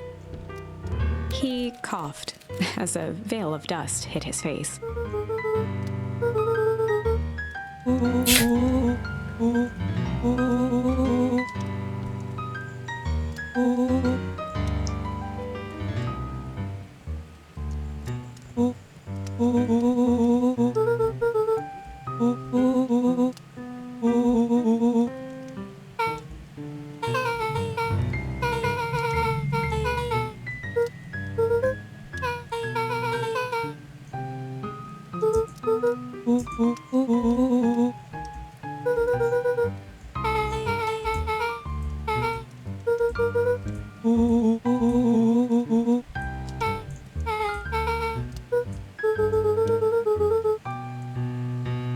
Fancy dishware? A look of realization crept onto all three kids. Snapped to glance at each other, then sprinted in turn toward the kitchen. A what? Fancy dishware? Ah, the hutch.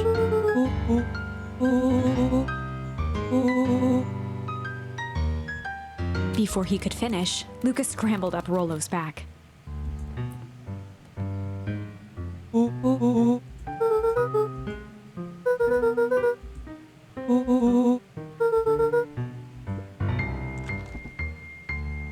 The three crowded around the hutch to peer in. With the glass doors opened, a perfect porcelain display gleamed in front of them. Their eyes searched for anything amiss, but the only distinct feature was its impeccability.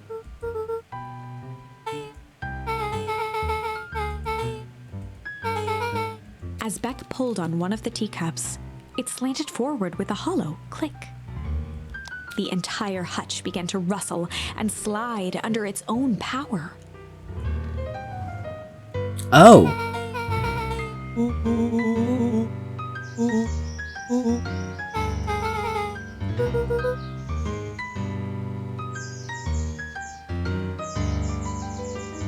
Wow. No, what is this?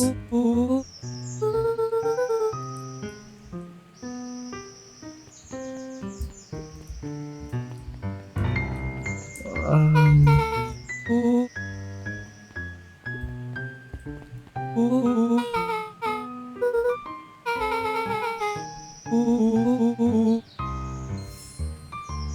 Incendiary.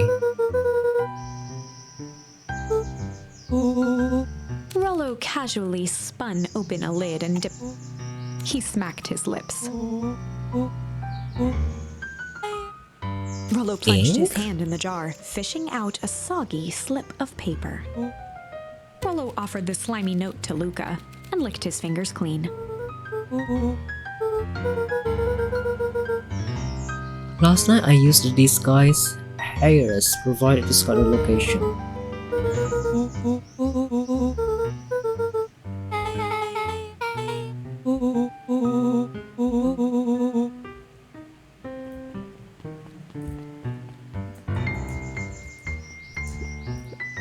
Luca jostled each cabinet drawer in turn.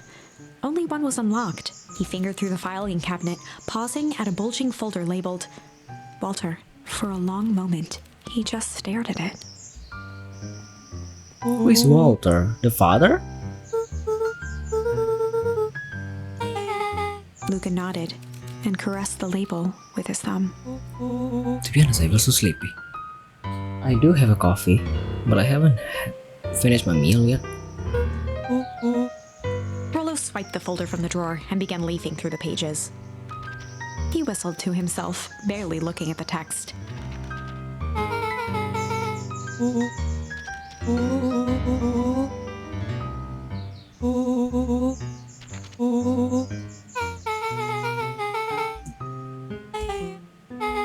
He stopped at a page and mimed holding up a monocle.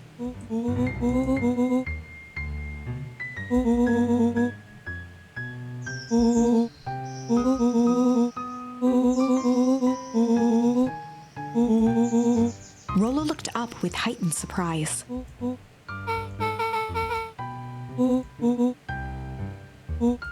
Rollo's finger traced across the page.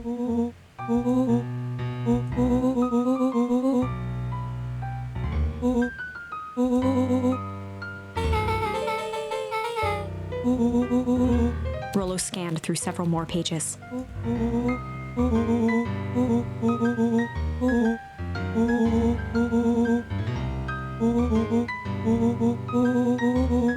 Luca, staring blankly at the cabinet this whole time, spoke softly. Rollo rustled the folder, trying to loose more pages. Luca frantically shoved the remaining cabinet folders, trying to find another labeled Walter.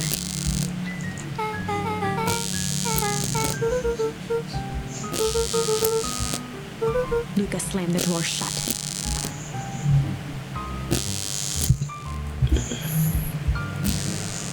This is A a spider web of string connected photos of people from the town.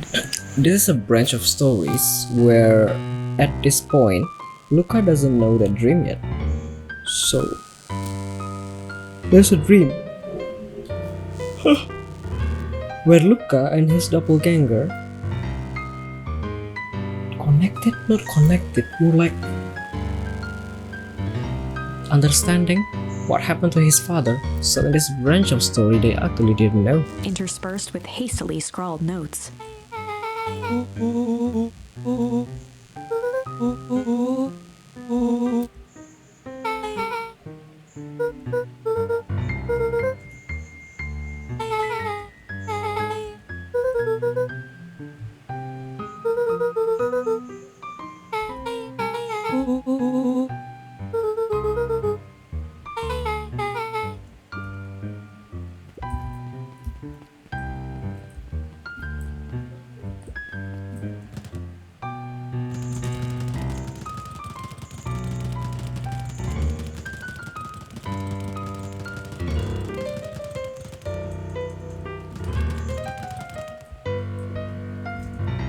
They crowded around a worn-down old map of Beacon Pines.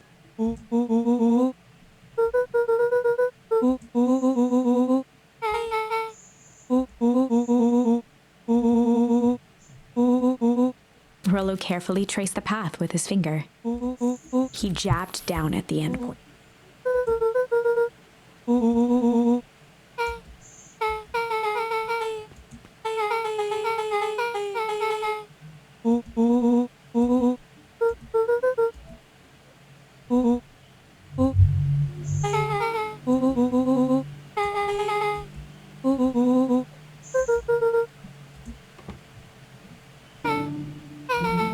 Luca looked up from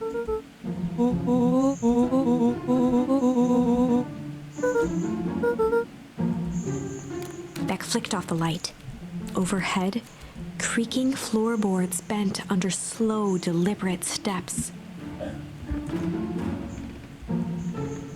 The kids looked up, the tilt of their necks following each footfall.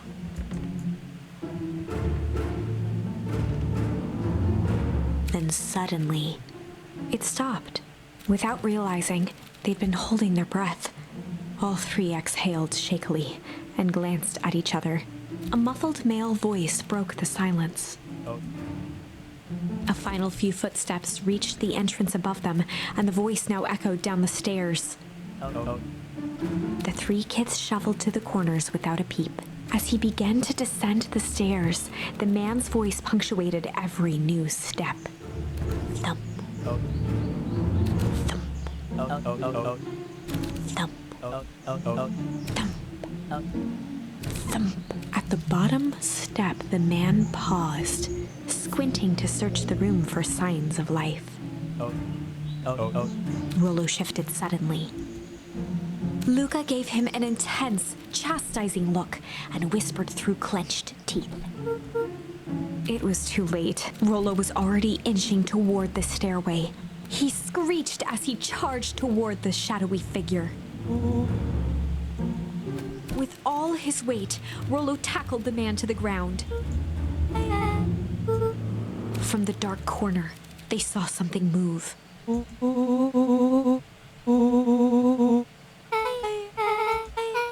Luca scrambled to the hunched figure on the ground. Pressing his fingers to the man's neck, he sighed with relief. As Beck flicked back on the light, Luca and Rollo both gasped in stereo. Kayak stereo. Ah. Okay.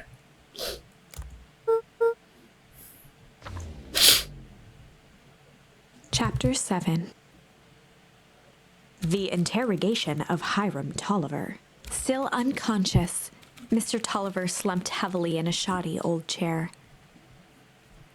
His hands were bound with rope, his feet tied with some loose string. The kids huddled in a circle, discussing their plan. One thing was certain, they couldn't just let Mr. Tolliver go. They needed to know what he was doing in Luca's house. After some deliberation, it was decided.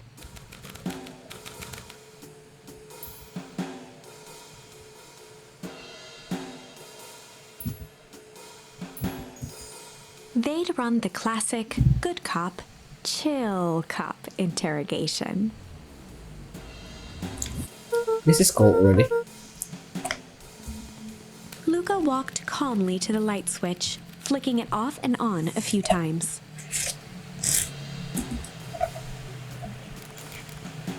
Mr. Tolliver shook his head, gathering his wits. He looked over to find Luca, who returned a calming grin.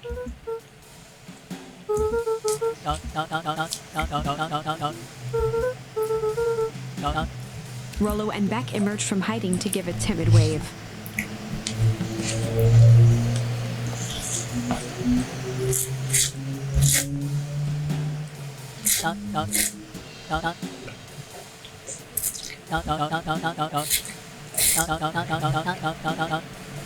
Luca glanced over to Rollo and Beck, who replied with skeptical looks.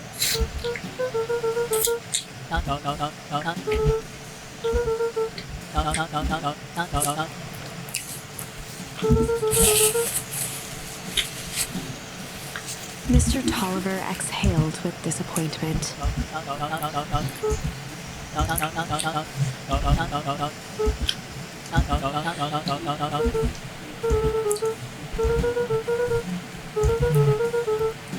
Luca gestured to the corner. Luca looked again to Rollo and Beck. This time they shrugged. Luca began to slowly loosen the bindings. Mr. Tolliver gently rubbed his wrist. He edged imperceptibly. Before the kids had even noticed his movement, Mr. Tolliver was at the light switch. He punctuated his final words by flicking the switch and rushing up the stairs. How could... Beck darted to the wall and turned back on the lights. It was too late. Rollo confirmed what they all heard. Mr. Tolliver's muffled voice came from behind the door.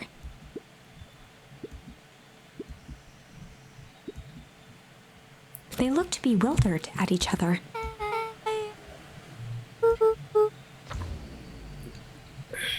So should They I heard the return? staccato thump of quick steps exiting the house. The kids looked down in resignation. This isn't how it goes in Hank Atomic. For some reason, they'd always assumed it was up to them to save their town. Luca opened his mouth, hoping to conjure some magical words to make this right. Only a hollow croak escaped the end. I Well, have to read. we certainly aren't going to Okay. find a grand resolution to our tale locked in a basement. Back to the drawing board.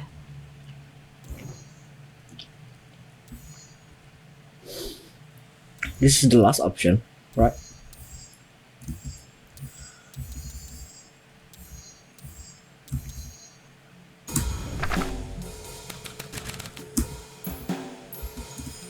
They'd run the classic good cop, hard cop interrogation. Rollo brandished a steely gaze. I've got Brandish. this. Read about it 100 times.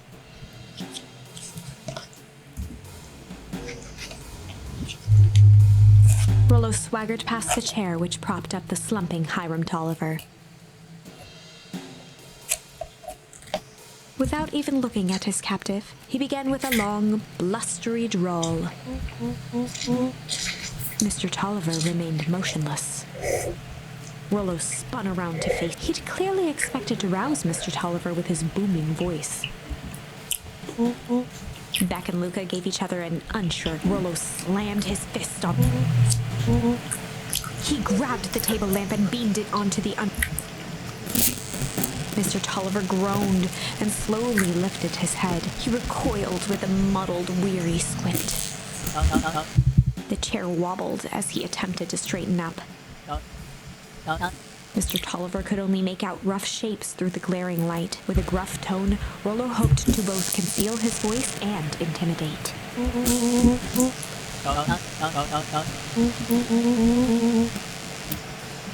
Calm as a carrot in the dirt. The doubtful expression on Beck and Luca's faces transformed into awe. Ooh.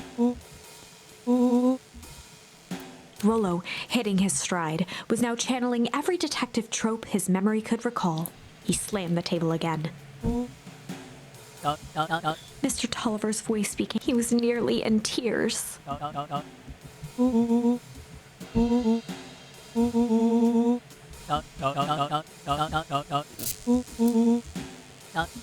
Mr. Tolliver was in a daze, now more confused than ever.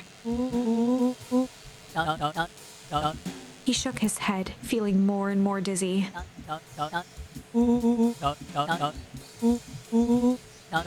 His voice faded to a whisper.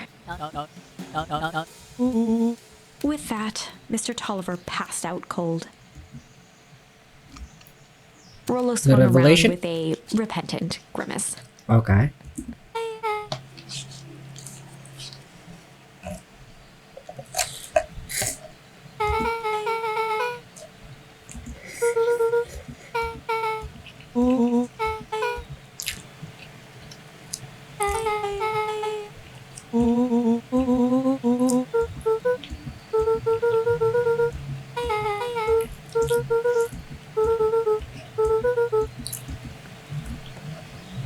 Ooh, nice.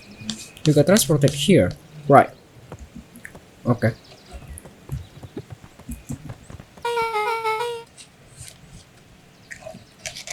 Oh.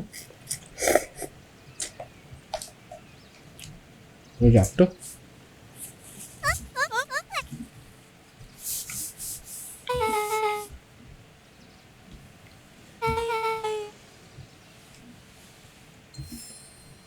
Adorable.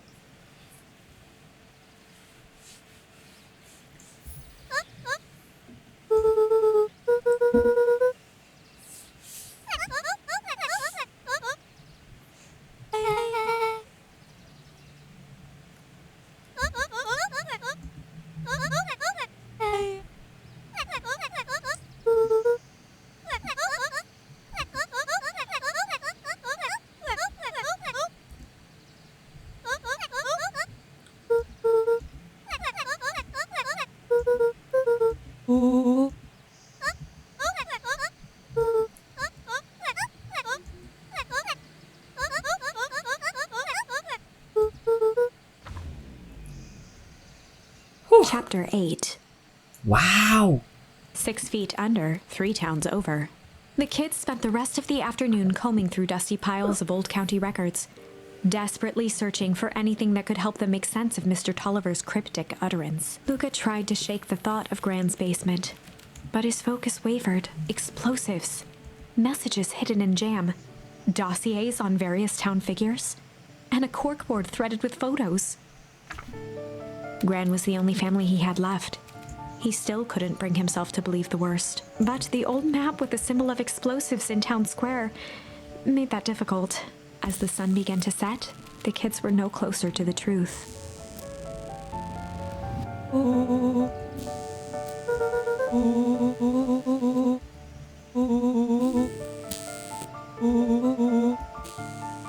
Rollo shut his book with an assertive nod.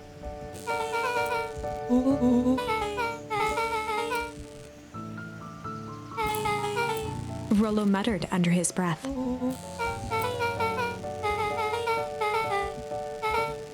Beck slammed her finger down on the open page before glancing down to read.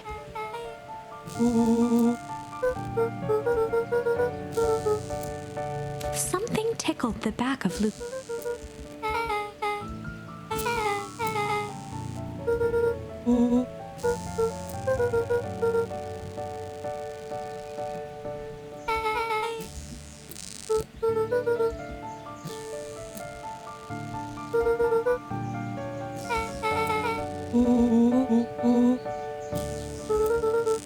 The question hung in the air.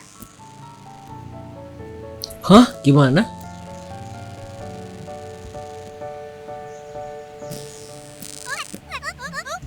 Beck rubbed her.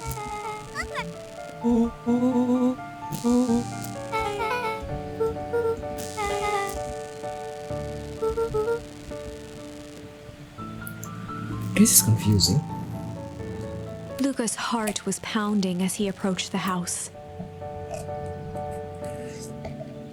If he was lucky, Gran, or whoever it was. And of course, there was Mr. Tolliver tied up and unconscious in the basement. Dealing with him would be the first order of business. Luca shook out his arms to calm his nerves before entering.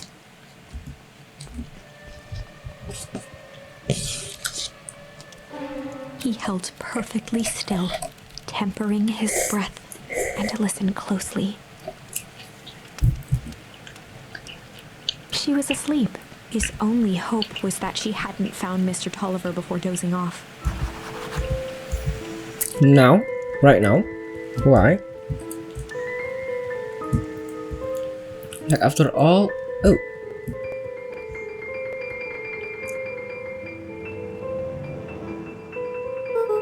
Mr. Tolliver was nowhere to be seen. Or maybe Gran knew it. Luca's hungry stomach, not realizing it, Luca rushed over to the pile of jam jars, unscrewed one, and shoveled a handful into his mouth. He flipped the lid to read the label.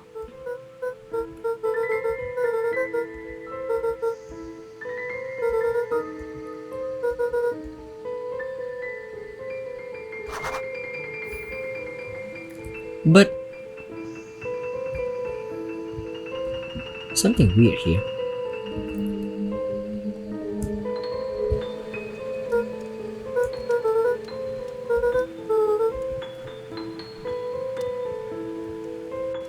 As Luca climbed the final stair, the emotion of the day dragged heavily on him. With each consecutive step, his stride began to falter. He tried to grab for the railing to steady himself. Something was wrong. Luca groaned and tried to move. His limbs might as well have been bolted to the ground. Through numb lips, he mumbled just before falling asleep.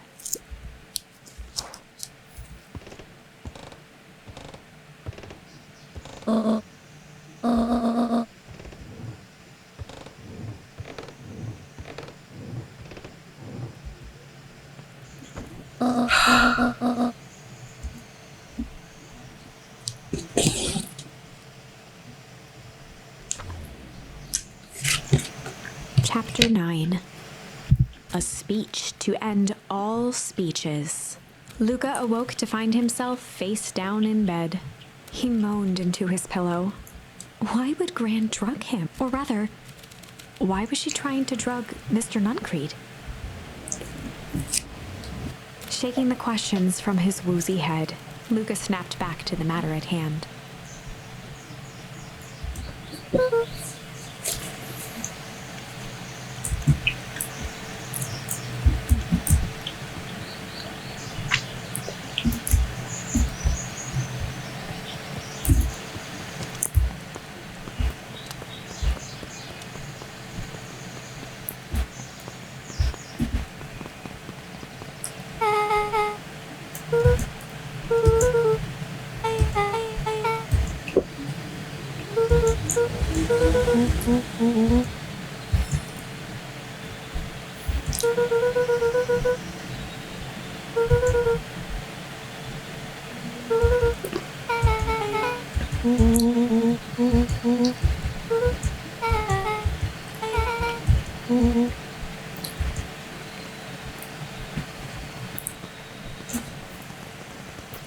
Augustus Valentine nervously wiped his brow.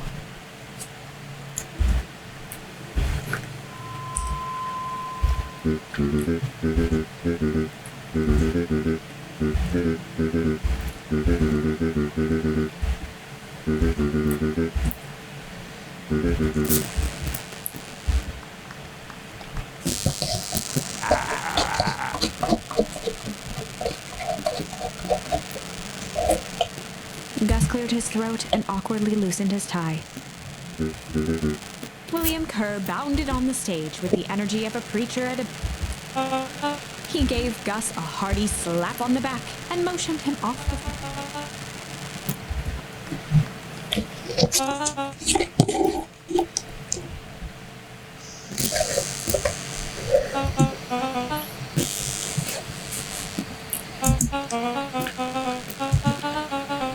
Mr. Kerr pulled a thick stack of note cards out from his vest.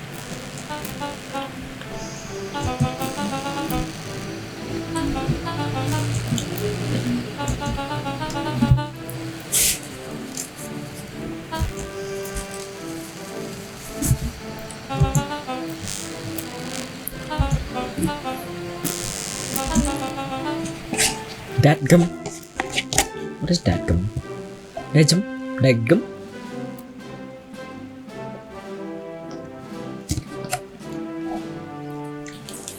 Second, a few more.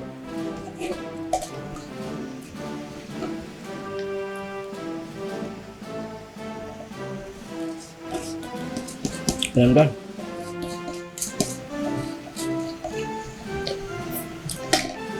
Okay.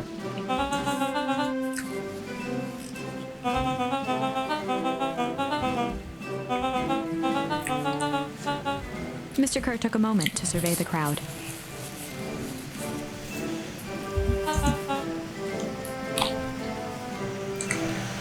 He wiped away a single tear.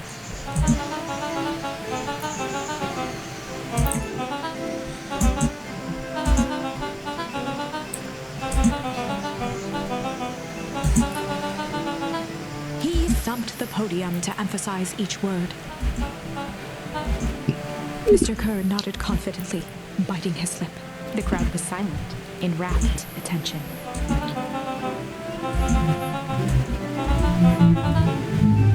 Mr. Kerr methodically made eye contact with each section of the crowd.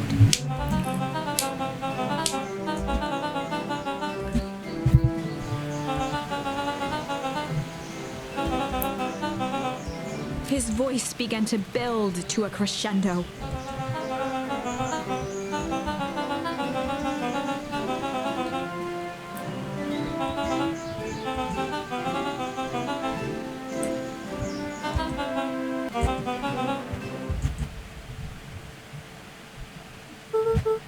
The crowd began to look around nervously. Mr. Kerr quickly flicked through his note cards.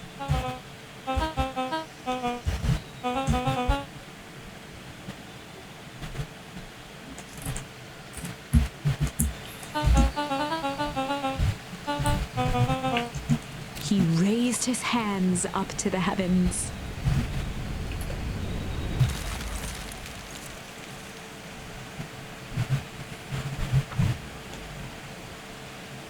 At that moment, a merciless wall of impossibly cold air ripped through the crowd, instantly freezing everyone and everything it touched. For a man like William Kerr, this was a fitting way for things to end. On a stage, with an entire town frozen in rapt attention for the rest of time. The end. There's that ice again! Whenever I think we're getting close, it comes along and ruins everything! Maybe we should just quit? Maybe you should just close the book, walk away, and never think of me again! No, I don't mean that. We got a little closer this time. We just need to try again. Please. Where? What is this? Sly?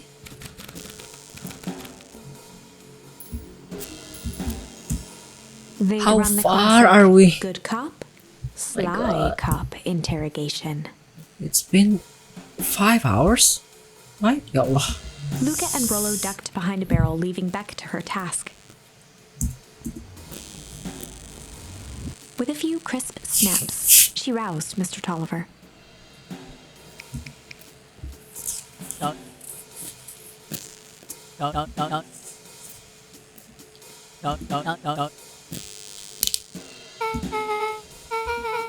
Mr. Tolliver looked down and shifted a bit, testing his restraints.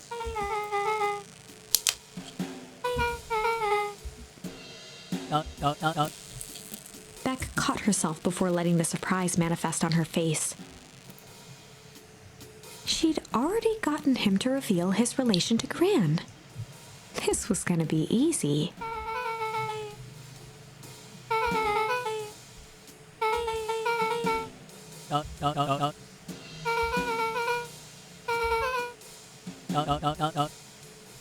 Mr. Tolliver wriggled a bit in his restraints.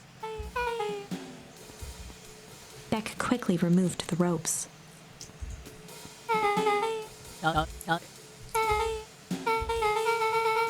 Mr. Tolliver rubbed the growing knot on his forehead. Beck twirled her hand, as if to prompt Mr. Tolliver to finish her thought. Beck shook her head and clicked her tongue.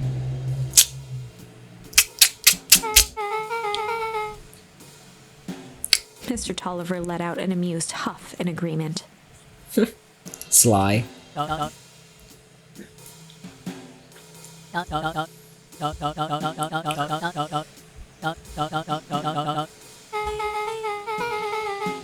Beck was on a roll now, playing Mr. Tolliver like a fiddle.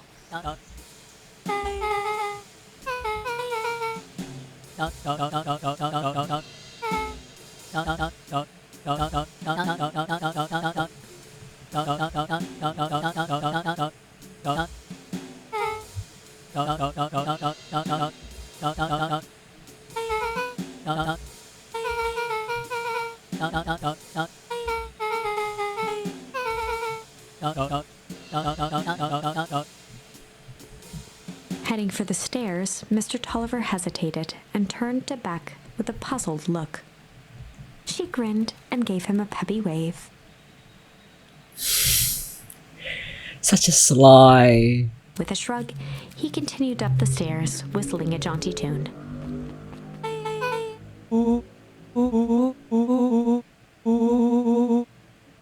Beck blinked slowly in disappointment.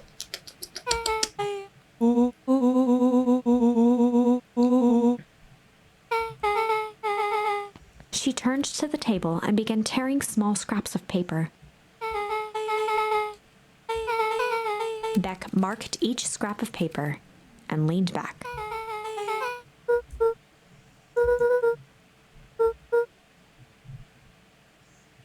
Underground, buried, covered, grave? Tunnel? Cover up?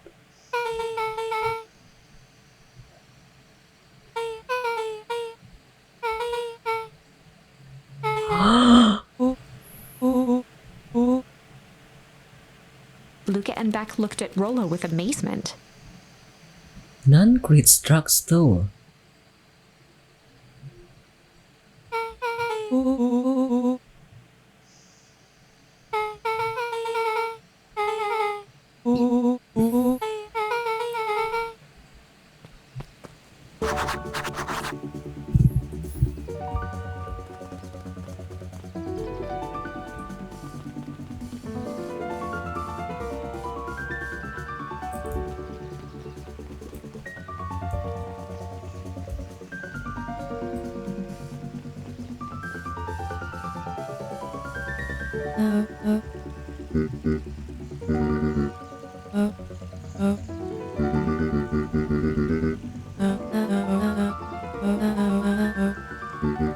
Gus looked around nervously.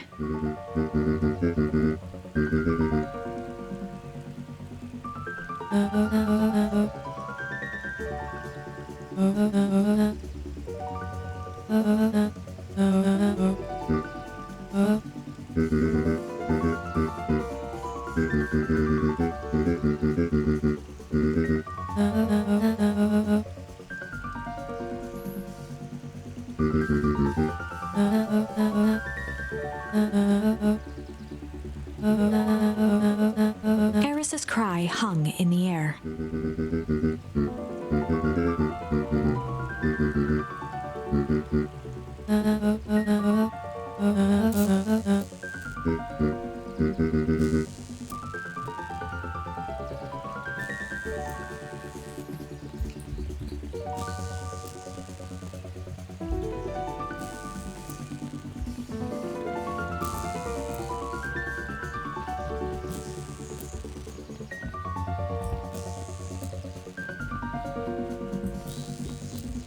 Solomon stood proudly at the entrance to the drugstore, holding a brown bag overflowing with black licorice.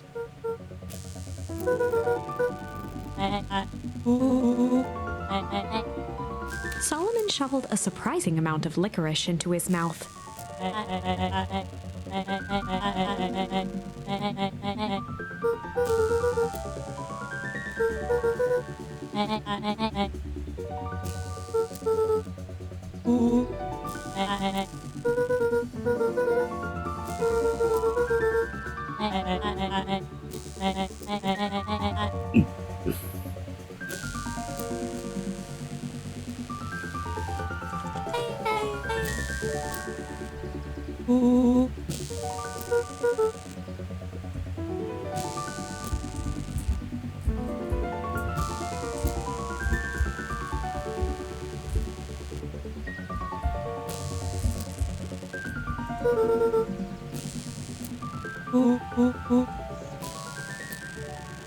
Beck cupped her hands on the glass to peek inside.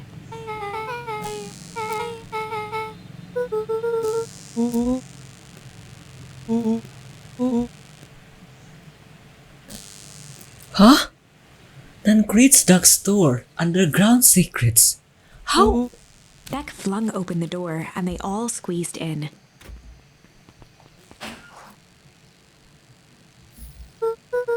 Luca cracked his knuckles and entered the letters into the keypad.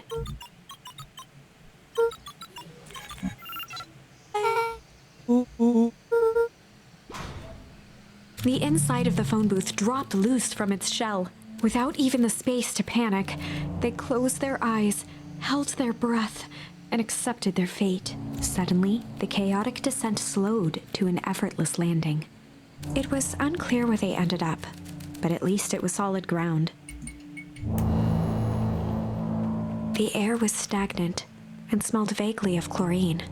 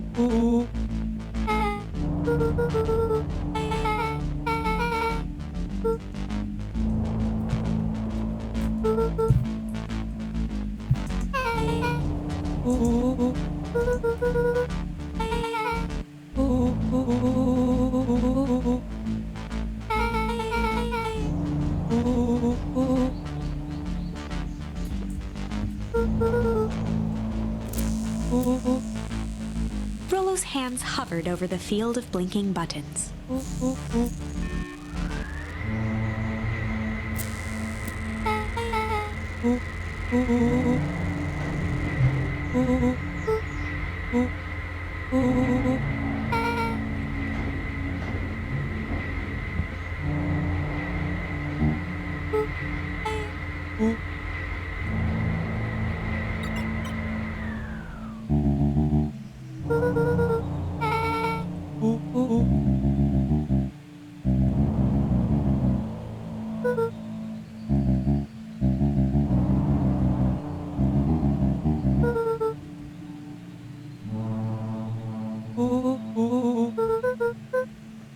Joseph waited for a moment in silence.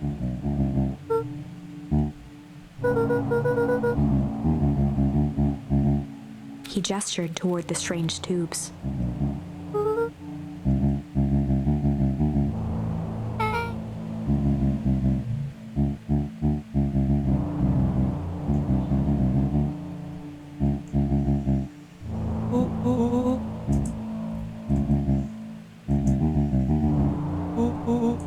Nuncreed let out a growl of a sigh.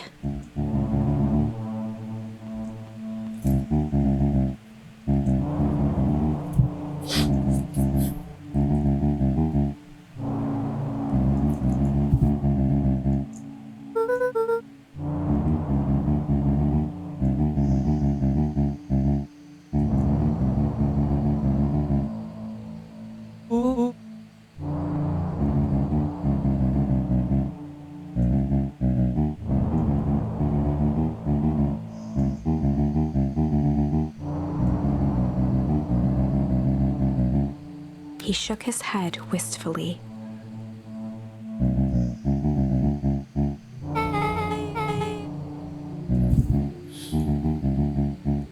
Nuncreed took a menacing step towards the children.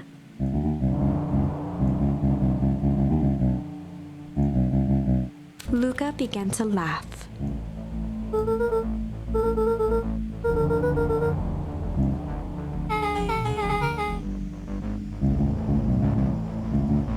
The color drained from Nuncreed's face.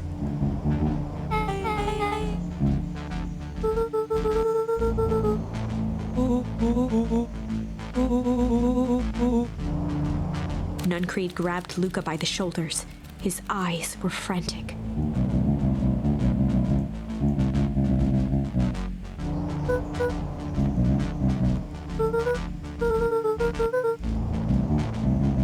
A jolt of realization struck Mr. Nuncreed.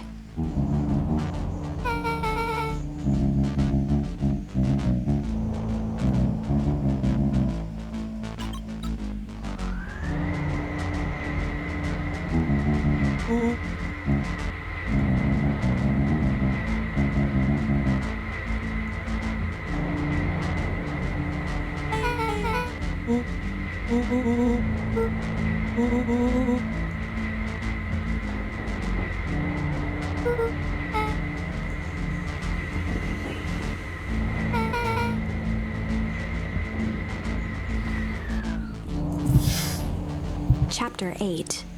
The Cold, Hard Truth. Beck leapt up, allowing the suction to yank her into the dark. Dimness eclipsed around her like the shutter of a camera, as she seemed to cover great distance in mere moments. Her only points of reference were glints of upcoming turns, which approached with frightening speed, only to carom her gracefully along. She heard the tinny, distant echoes of Rollo's glee. Once she stopped fighting against it, the ride was impossibly smooth. Then, all of a sudden, as if minutes had passed in an instant, light blazed into view. A burst of wintry air snuffed across her face, and she was flung out.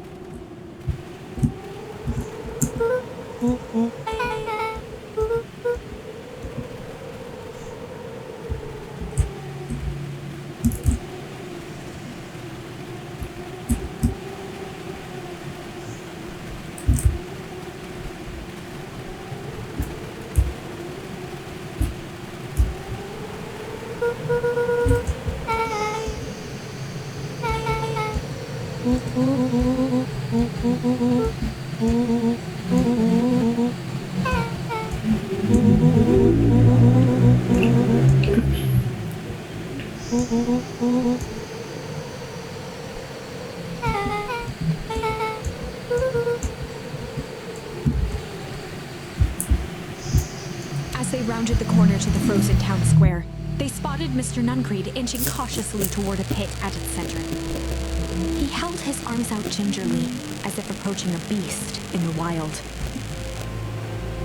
Upon closing the distance, Luca recognized what Nuncreed was after. Graham stood confidently at the edge, one arm outstretched over the abyss. Nearby, a wheelbarrow had been emptied out. She held a lit torch, which flickered in the bitter wind.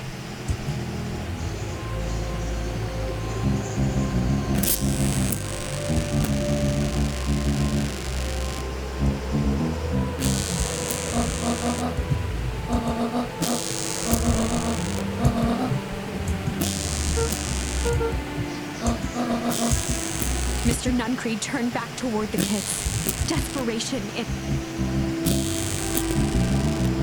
Rollo and Beck held steadfast in awe. Luca approached closer. Mr. Nuncreed spun back toward Graham, his voice growing louder.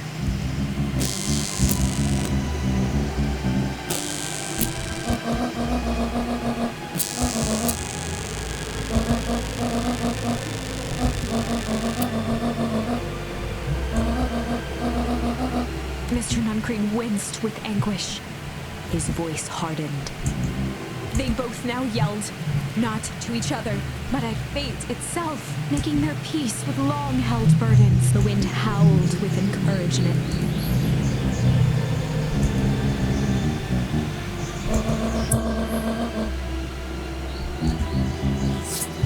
They menaced at each other, both catching their breath. The moment balanced on a knife's edge. Amid a blur of emotions and memories, Luca's mind flooded with questions. The wind calmed, as if to give him the stage. Oh my god, I have to choose again.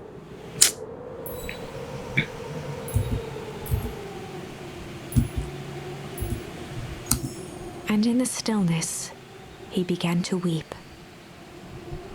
It was all just too much. Falling to his knees, Luca whimpered softly. The tears crystallized as they hit the snow. Gran stared at Luca for a moment with warm sympathy, remembering why this was all necessary. She stiffened up and brandished the torch at Mr. Nuncreed.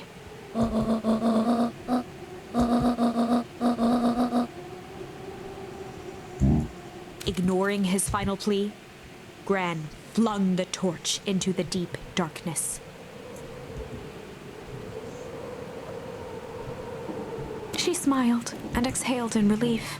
Mr. Nuncreed moaned in resignation. The torch echoed as it ricocheted down the hole, punctuated with a thunderous thud.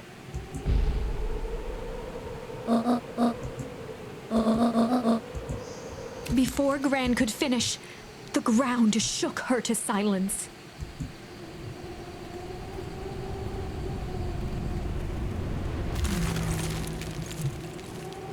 Oh, this is different. But everything is... Gran only had time to spin around and run to Luca. Her attempt to shield him, an honorable but trifling act. Unflinching love, pitted against an unthinking horror, there was no contest. Her warm embrace froze in an instant. That is where they remain, fixed in place, forever. And so, our story ends on this melancholy scene. In a town brought low by its secrets, sits the frozen statues of a misguided band of meddlers. The end. Well, that was dire. That was okay. On the bright side, we finally figured out where all the ice is coming from. Now, we just need to find a way to deal with a mystic, unfathomable force of nature. I wanna try the other one. Because this is the last one, right? Before I could end the session. Hum. And in the stillness, he began to hum. After the death of his father, Luca had trouble sleeping. Each night, his mother would sit at the foot of his bed and hum a gentle melody. It was the only thing that could calm his mind. The only thing that, however briefly, could make it all seem okay. That melody pervaded every memory Luca had of his mother. Shivering in the raw snow, he began to hum it out loud.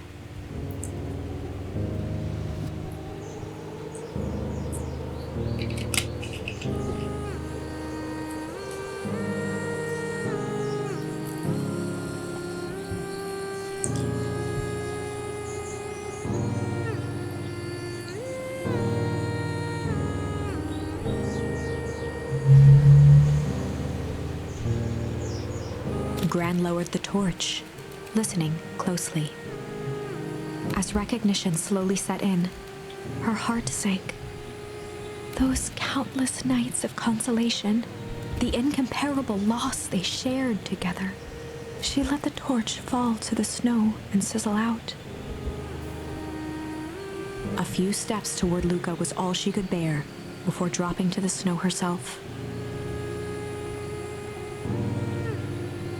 Through a flood of tears, she began to hum along, note for note.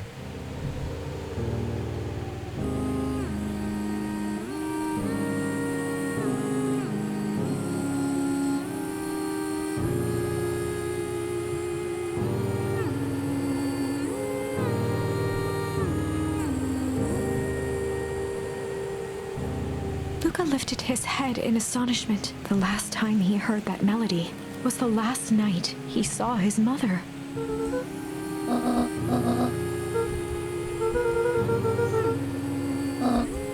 Luca blinked through blurry, watery eyes, trying to see more clearly. He could just make out the impression of a familiar face. He peered across the snowscape at the woman on her knees. Something about her was undeniably his mother, only smaller, older, changed.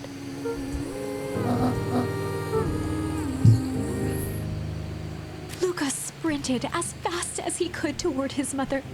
They held each other close, and the cold retreated from their bodies.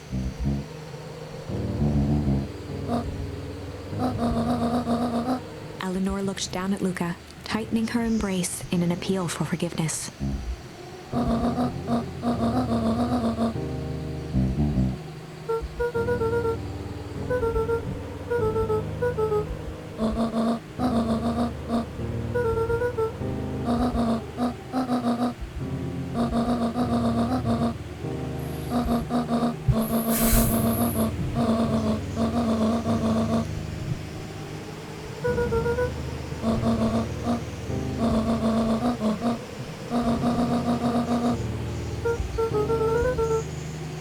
Joseph slumped into the cold, wet snow.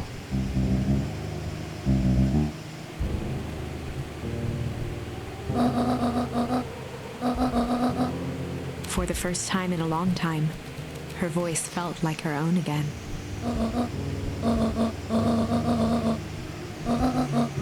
Luca gazed down at Nuncreed with pity. He looked small. Joseph stared into the snow, as if searching it for answers.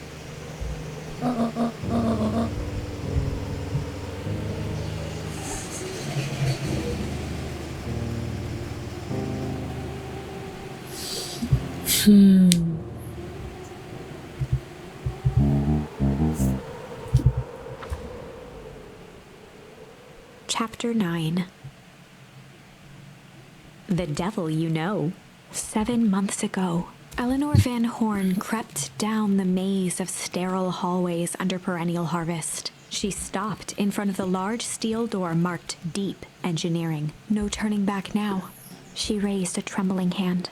The stolen keycard worked as promised, and the door bust open with mechanical efficiency. She was immediately hit with the smell of disinfectant.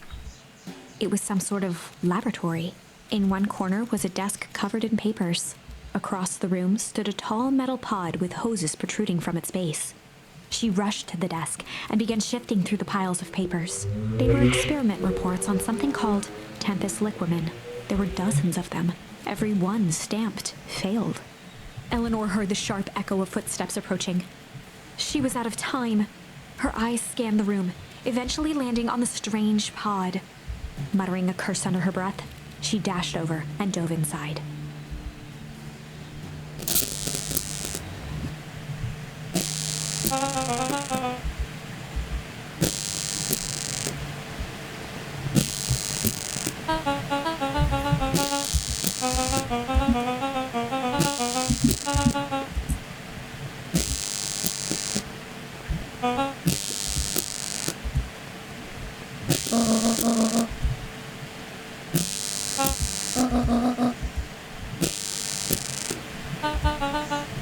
Mr. Kerr addressed the crowd with a sarcastic tone.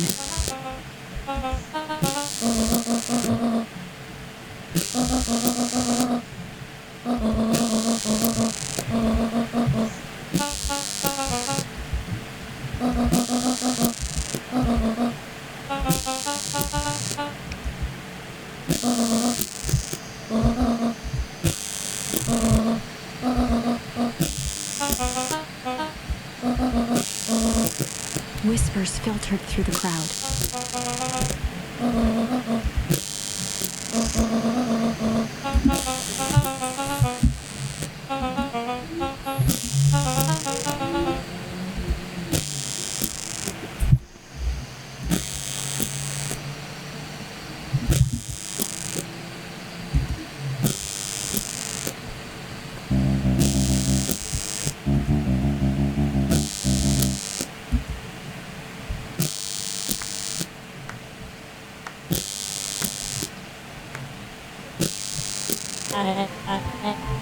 Torment dragged on Joseph Nuncreed's face.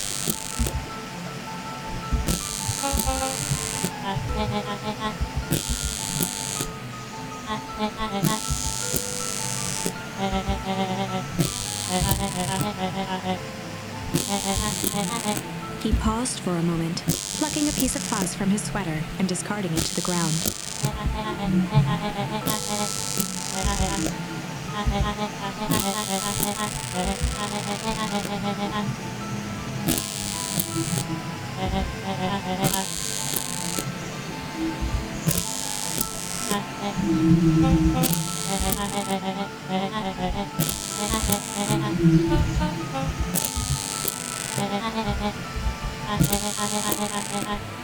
Kerr gave a bow of deference. Gasps rippled through the crowd. Solomon pulled a glass vial from his pocket. In one smooth motion, he downed its contents. A triumphant smile grew across Solomon's lips. His body and face began to contort and expand.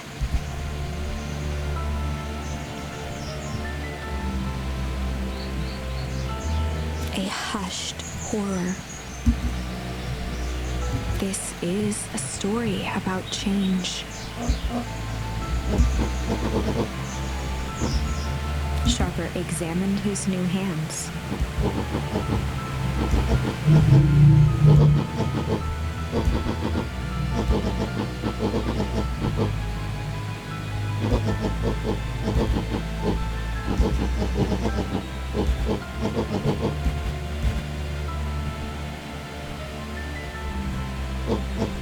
Sharper choked out a crude squawk of laugh. Frustrated grumbles sprinkled through the crowd. Malise. So Malise actually come from malicious. Okay.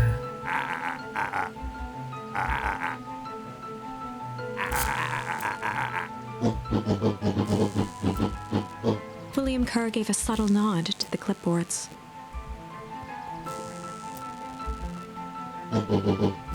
A helpless quiet settled over the crowd.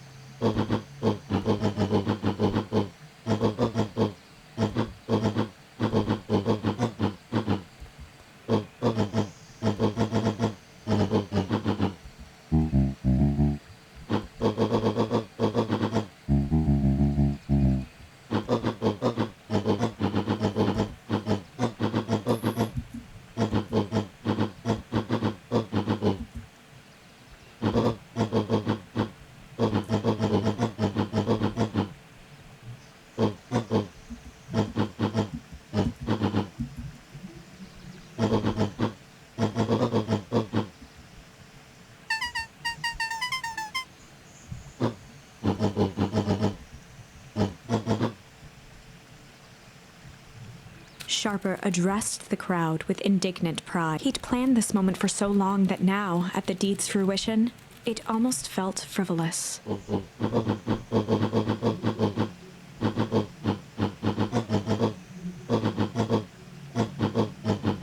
Mr. Kerr flourished a preposterously elaborate bow.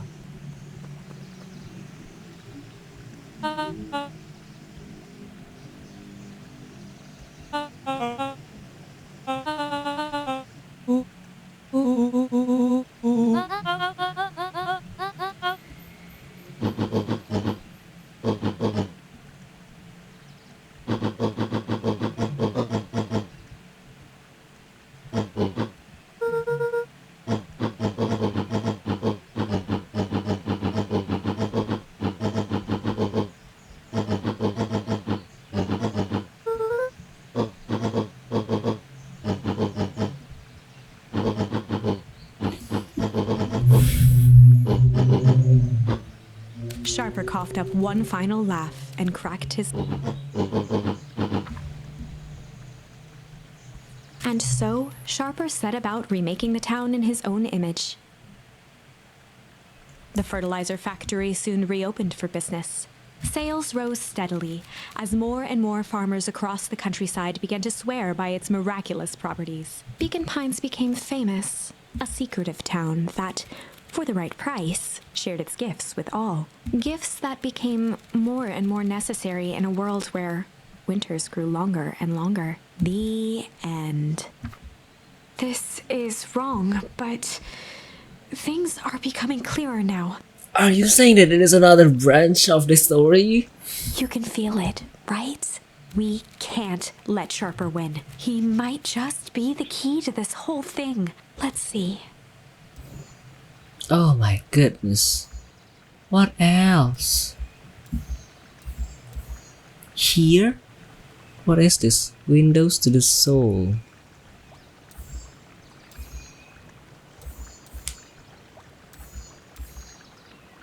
I wanna go to the bathroom and it's already 1:24? Oh my god.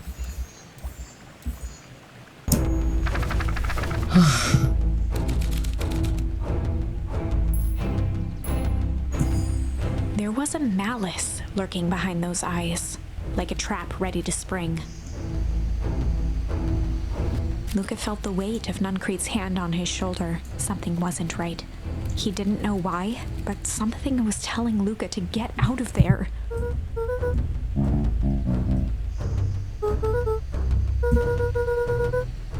Luca twisted free of Nuncreed's grasp.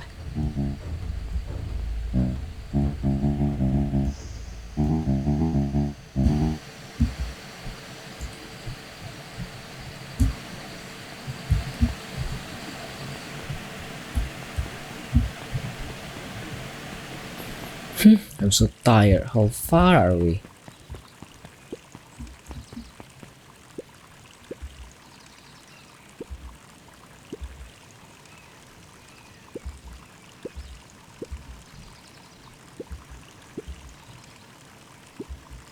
The two scurried off, eagerly formulating a plan.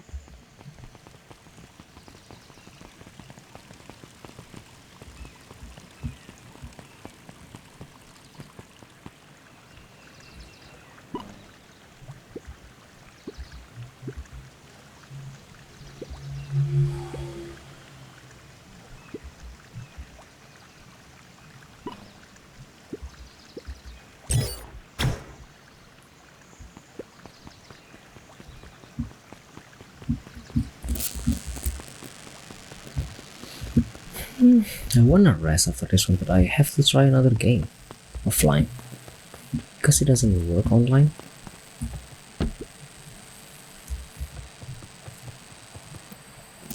He aired a long holler into the woods.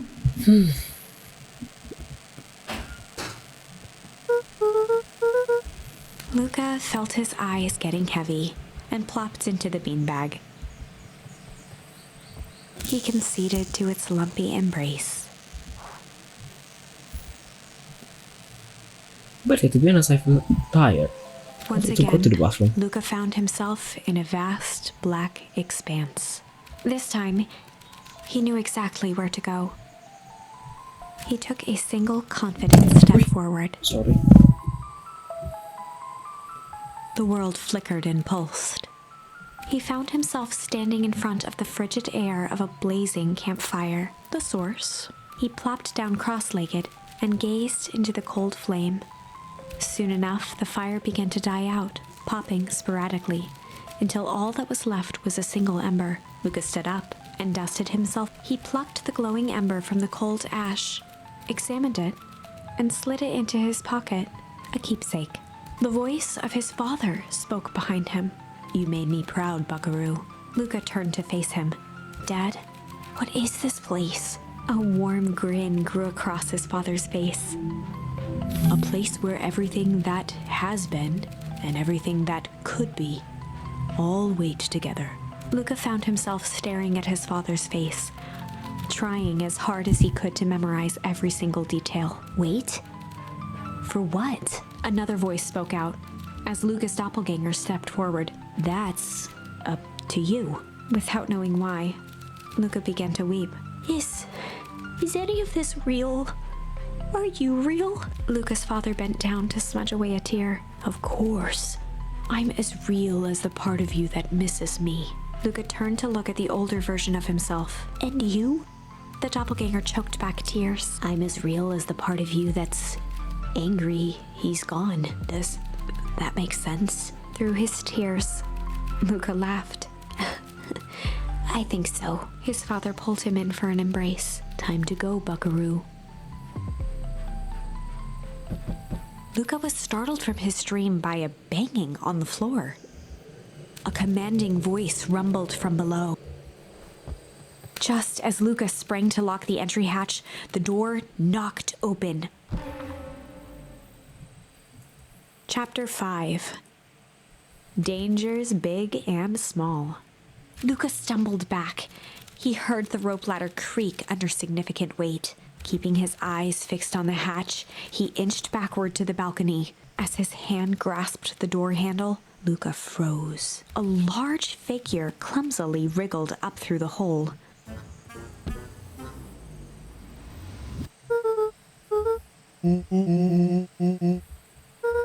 The large figure cocked its head inquisitively.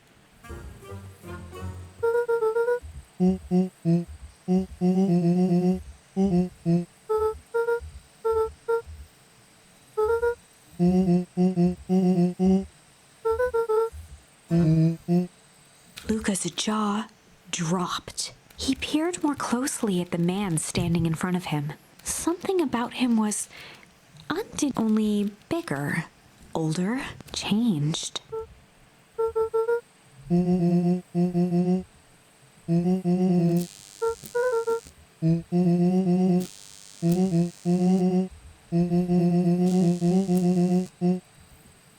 Rollo proudly presented his hands to Luca.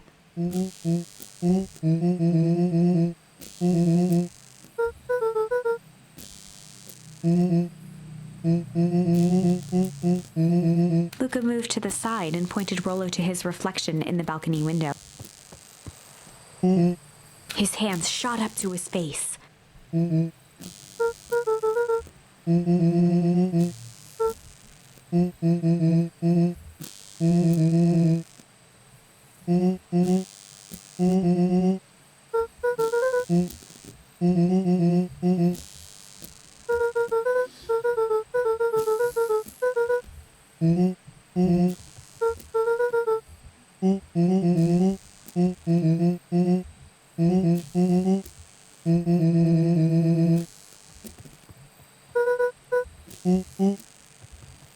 Rollo shadowboxed a few jabs.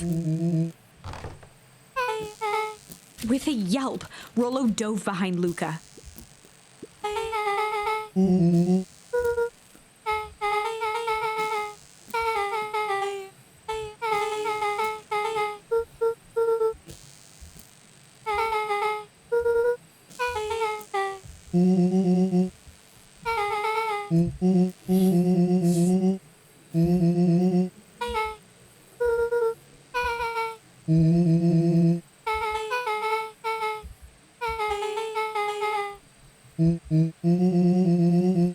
A second, wanna go to the bathroom.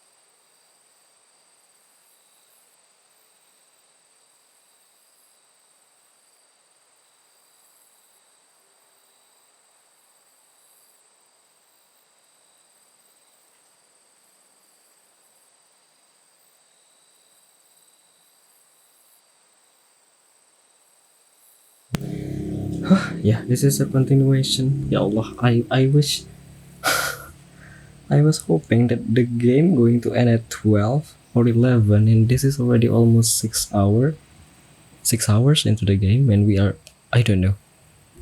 I hope this is the last branch because we are basically have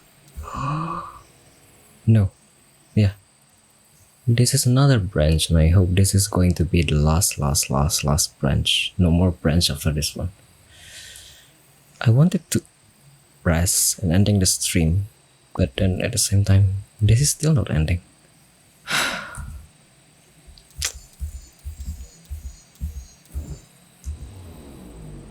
Let's continue.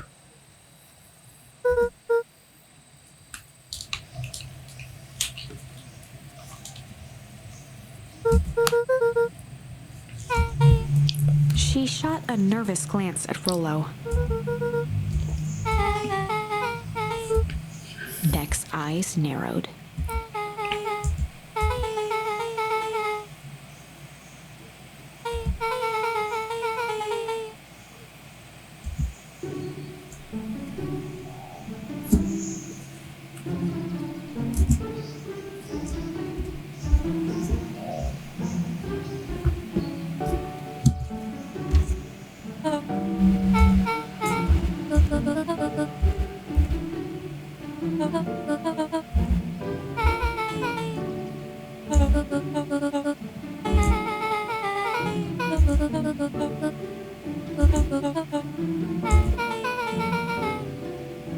Ilona tried to put on a smile.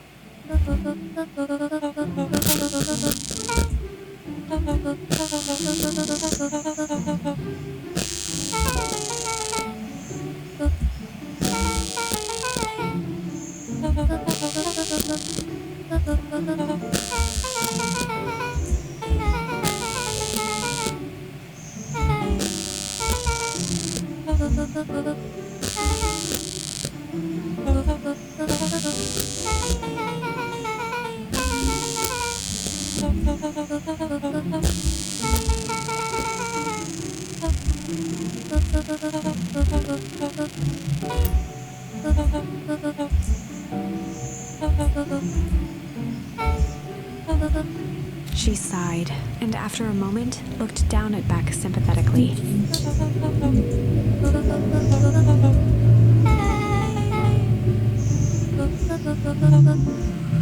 She flashed a sly grin and tousled Beck's hair.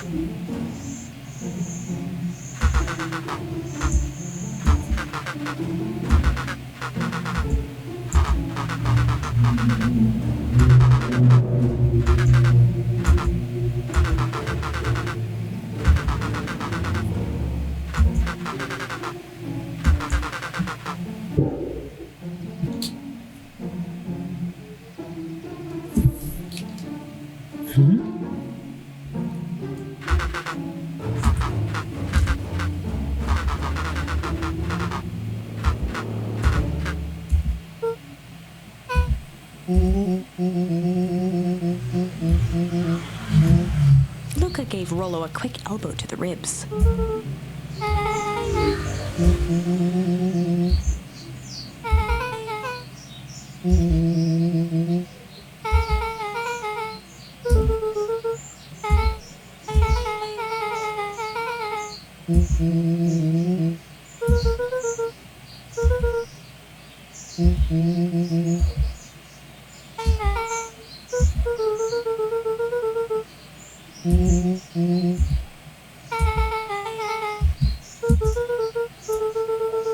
Beck flicked a large sheet of paper out of her pocket and slammed it on the floor.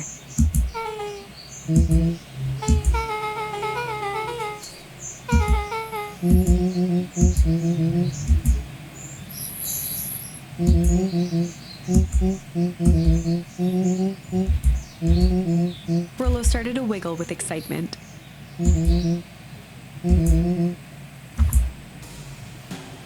Chapter 6. Chapter 6?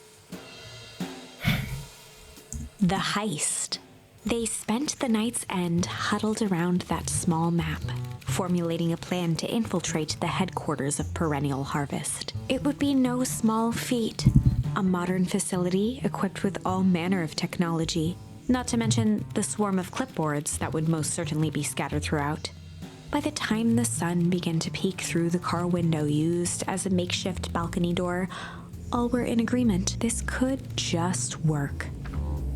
The final day before the festival would be used to prepare. They'd need to pool every resource at their disposal, pull every favor with a thread, even enlist some unsavory characters around town with important tasks only they were suited for. Luckily, there was enough ill will and mistrust toward Perennial Harvest that alliances could be found at a bargain. Luca, Beck, and Rollo rubbed their eyes as they exited the treehouse. They hadn't slept at all that night. There was no time. The festival was to begin in one day, and they each had their assignments.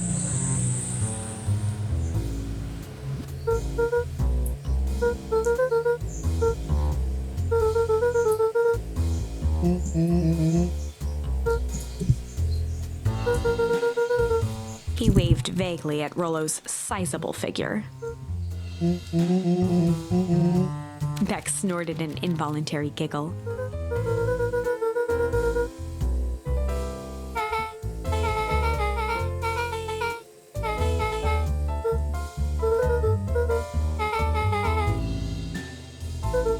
They each looked at each other with sleepy confidence and nodded.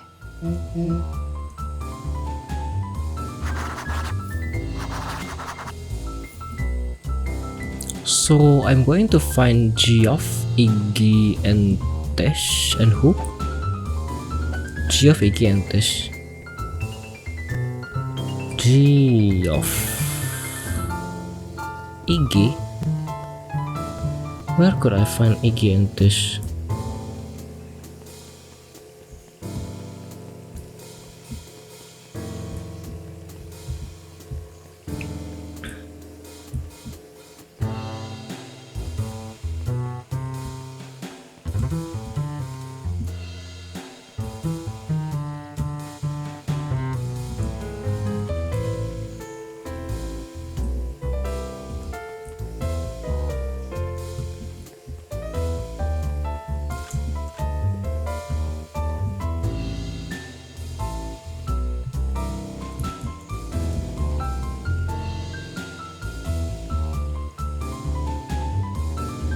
Geoff. Where to find Iggy and Tesh?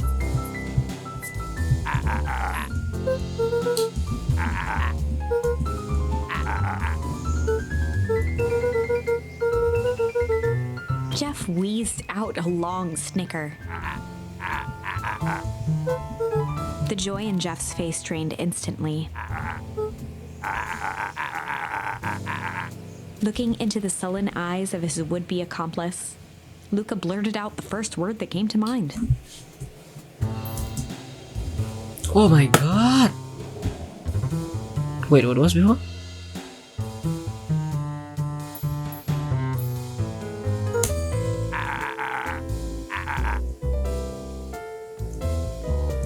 Luca wasn't ready. He shouted out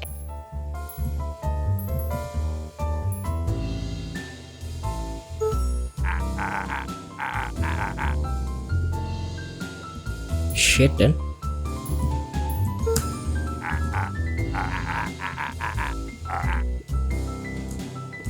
Then what else? The junk?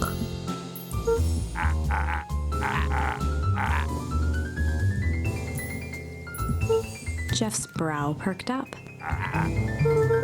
Sensing some traction, Luca carried on with vigor. Jeff's scowl faded with a sigh. One good stomp of the foot was all Jeff needed to drive his point home.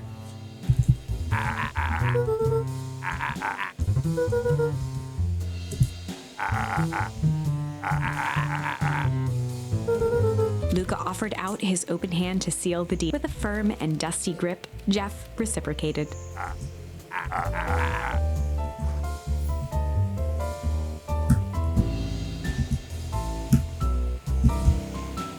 Rise of Jericho. Never mind, later. I have tons of new key today, probably four new keys, and I'm still struggling and finishing lots of them. So I'm going to don't know, requesting later, I guess. Or probably just requesting first. Iggy raised an eyebrow suspiciously. Iggy gave a reluctant shrug.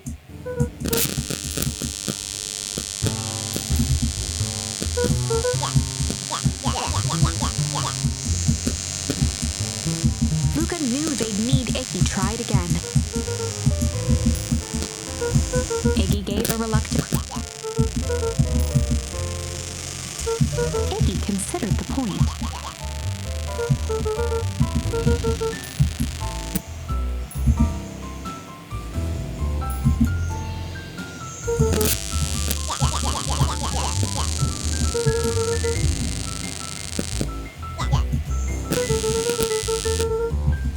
A wild-eyed grin spread across Iggy's face.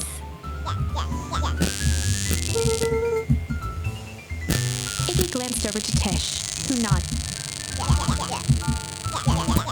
With a quick nod, Luca was off. Then we're done. Iggy gazed up at Tish with a single tear ran down Tish's cheek.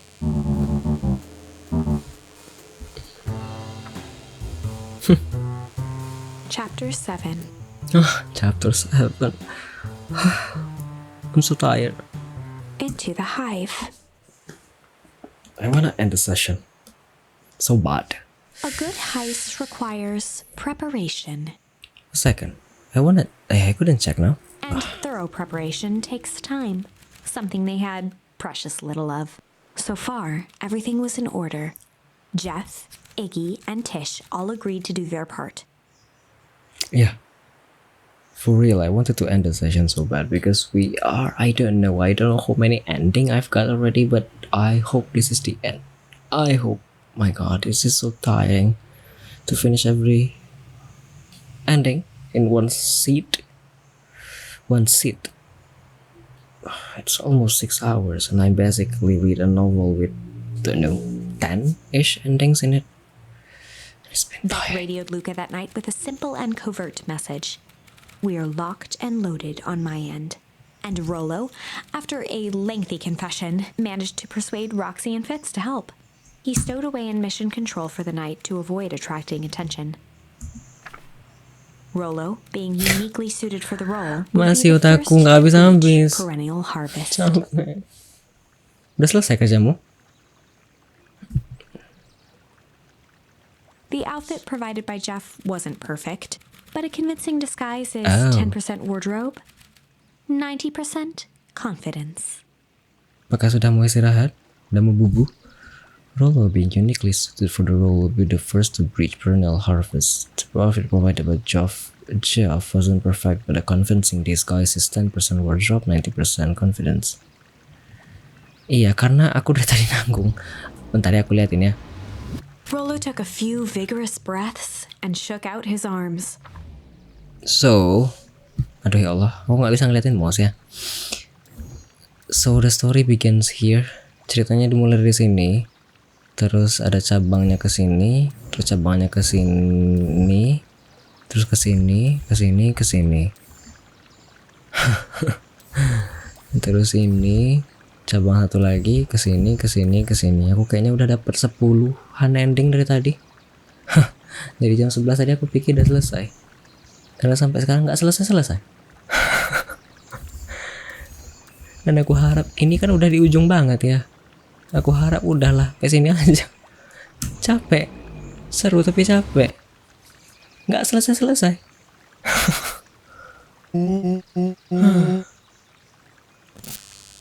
Nggak bisa.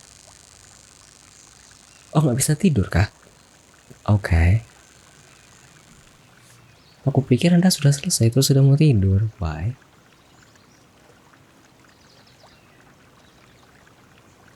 Kalau masih aku nggak.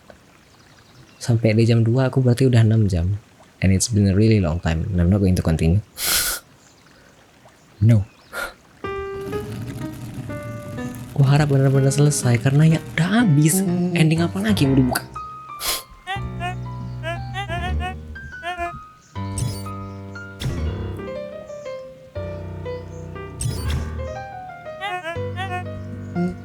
He had to think quick.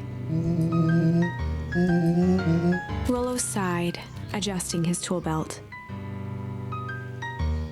Ah, boleh.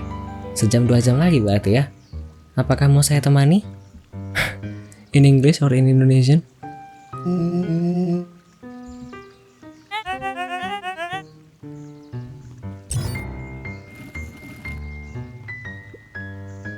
With a stroke of his mustache, Rollo proceeded into the Perennial Harvest headquarters.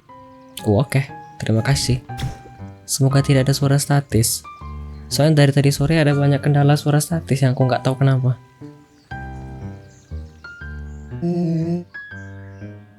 Segan aku kalau ada suara statis, kan tidak nyaman mendengarnya. He stammered and flipped through the pages of his clipboard. Rollo interrupted with urgency in his voice.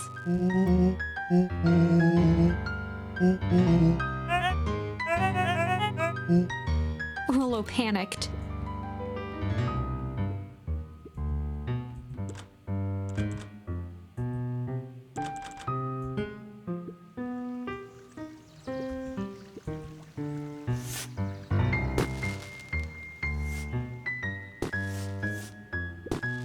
The distraction was enough for Rollo to regain his confidence. Kabel? Maksudnya gara-gara kabel kah? Aku sejujurnya tidak mengganti apa-apa. Kabel tidak aku ganti. Settingan di OBS tidak aku ganti. Cuma ya begitu.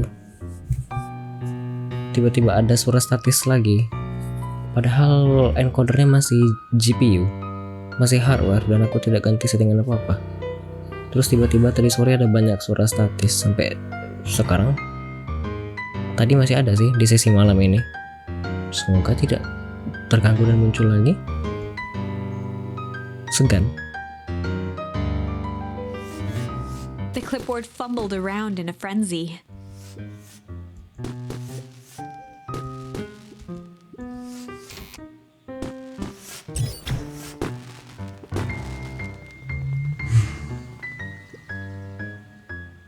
Wah, dari tadi masih keluar kah?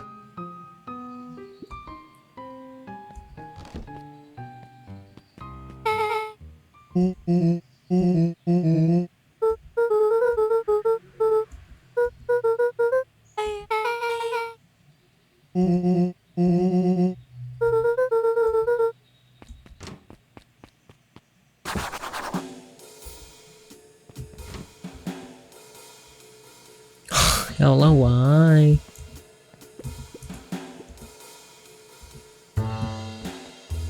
Kenapa keluar ya? Padahal nggak ada yang kuganti-ganti dan nggak ada kabel yang kebuka atau ketutup.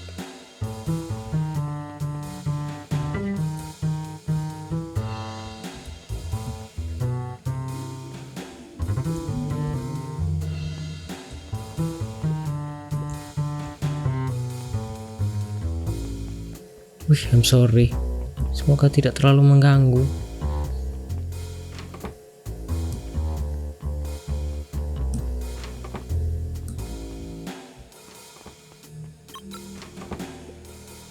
Solomon stopped in his tracks. A veneer of confusion flashed across Solomon's face. His words rushed out dramatically.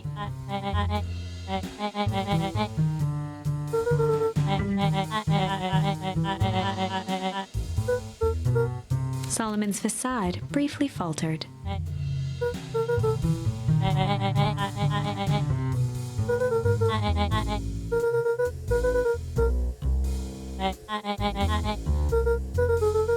Oh no. Kenapa aja? Baiklah.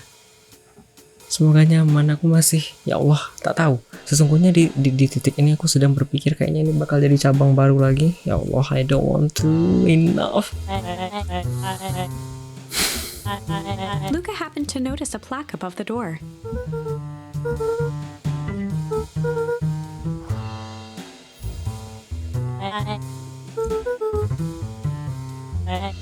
Luca tried the handle. Solomon leaned forward to examine the mechanism. Nggak malding, lebih ke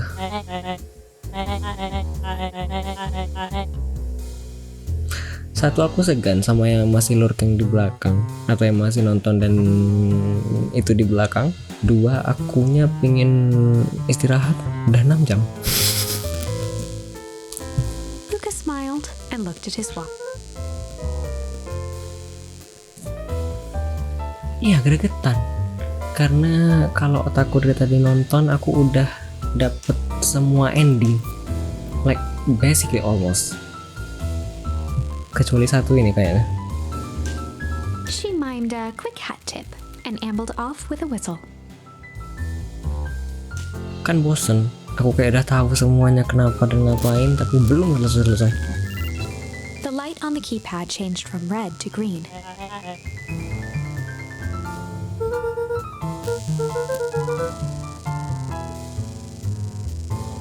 Aduh.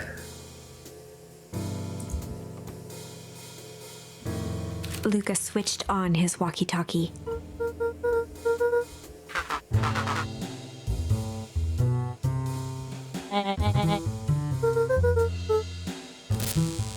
On the computer screen, a green cursor blinked in a password field.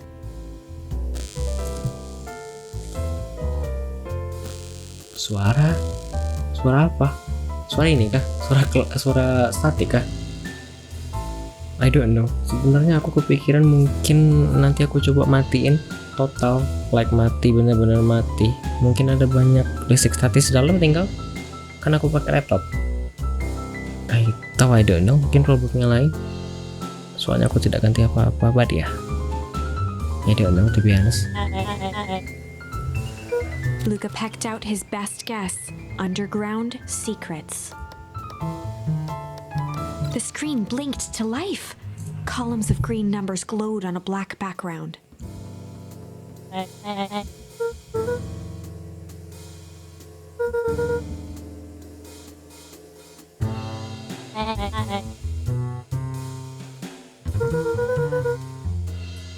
Solomon's jaw clenched into a half smile. Luca quickly scanned the columns for number 24601.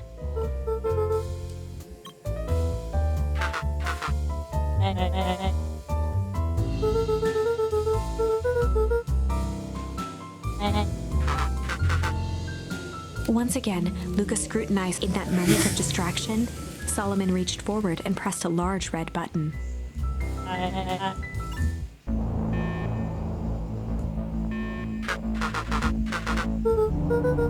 He quickly skimmed the screen with his finger.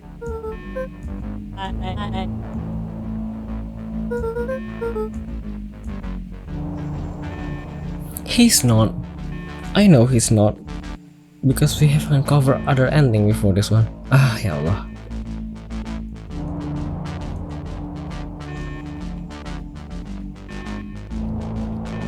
I mean, Solomon is the founder, so...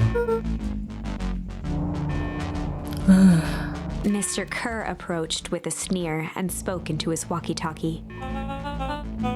With self-satisfaction, he called into the hallway.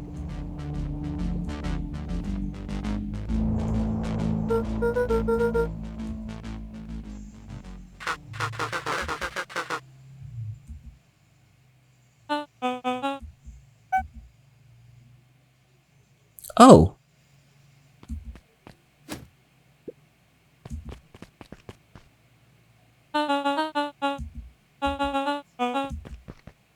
Oh, this is different people.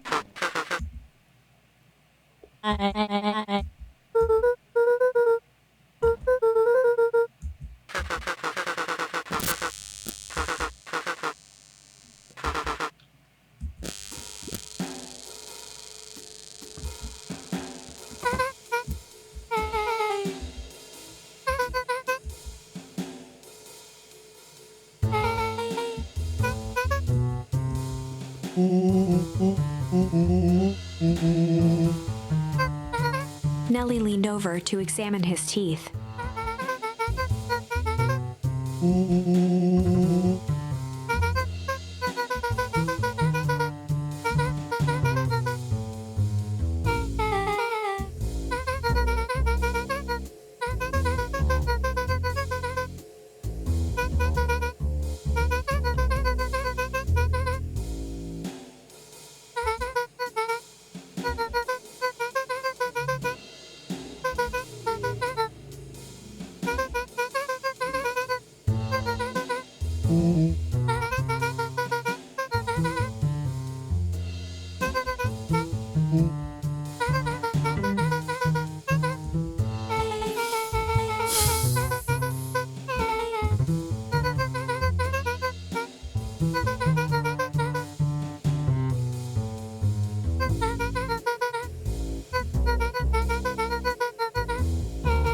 Nellie sighed.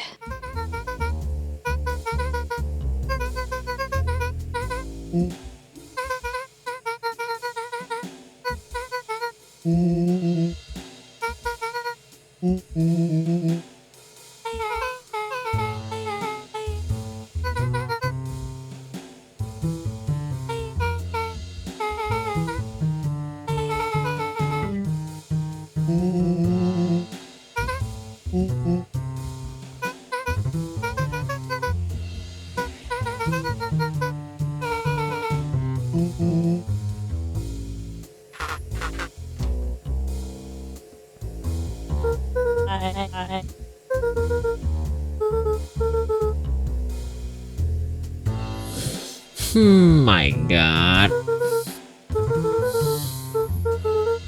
Solomon muttered inaudibly.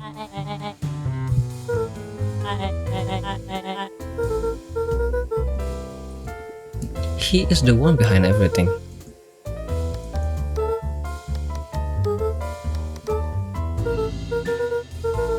Solomon once again muttered under his breath.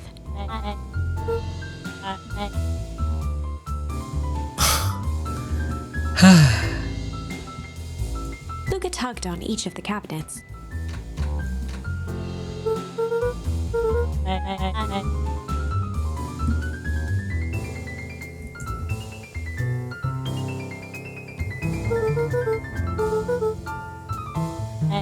Luca held his hand up to Because he is here, he's the one in front of you. See, knowing the ending like this is not that fun. Can I just go out?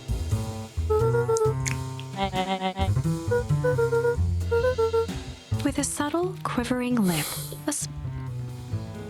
They heard the trampling of frantic footsteps from the hallway.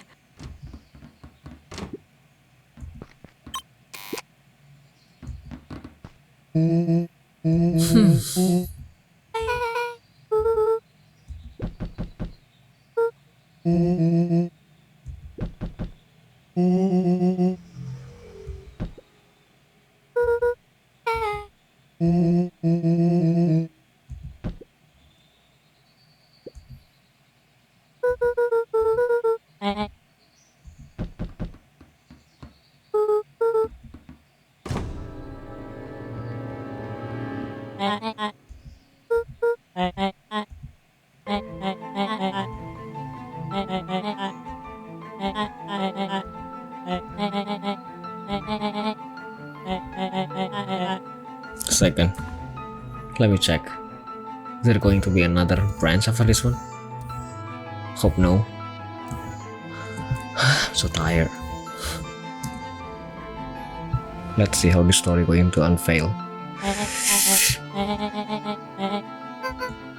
Her eyes searched the floor in thought. Solomon watched eagerly, waiting for the flicker of epiphany. With a sickened look, she peered into his soul. Solomon clapped with genuine delight.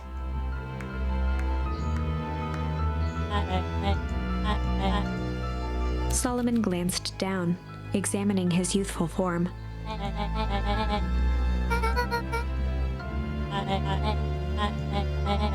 Kerr presented it with a theatrical twirl of the hand. Before he could finish, Rollo snatched the vial from Kerr's palm. Huh?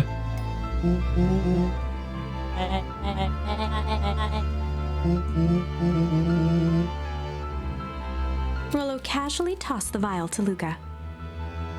And then? He drank it? Luca jiggled the vial mockingly.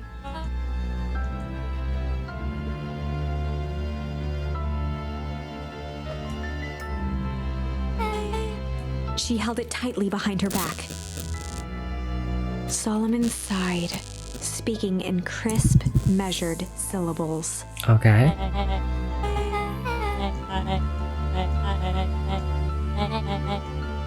He pursed his lips with feigned sincerity. A deep uncertainty washed over Beck.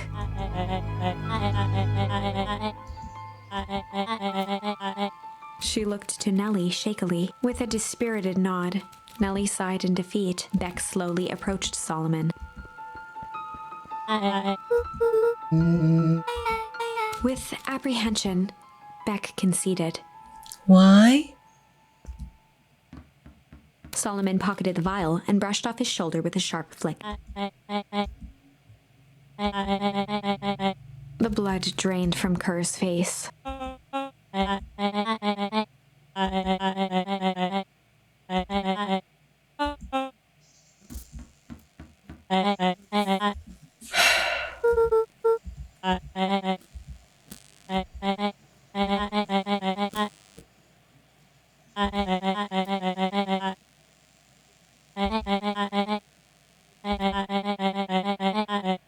Solomon shook his head with gratification.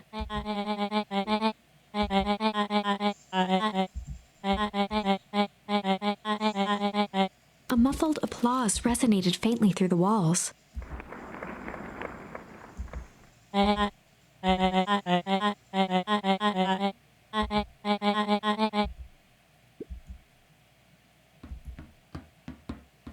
Why are you so stupid?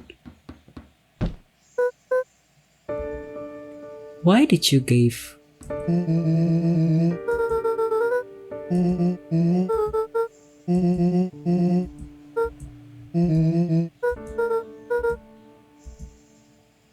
Like, why don't you just drink it or probably last smash it?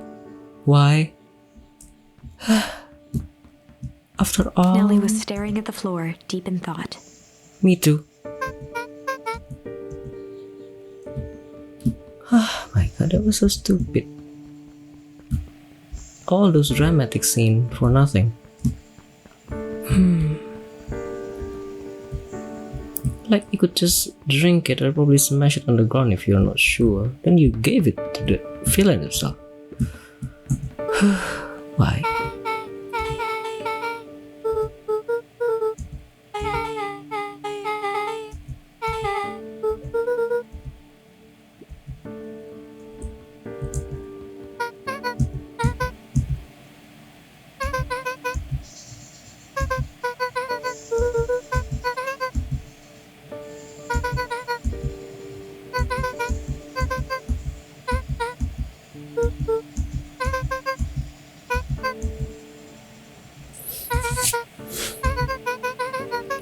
The color dropped from Luca's face.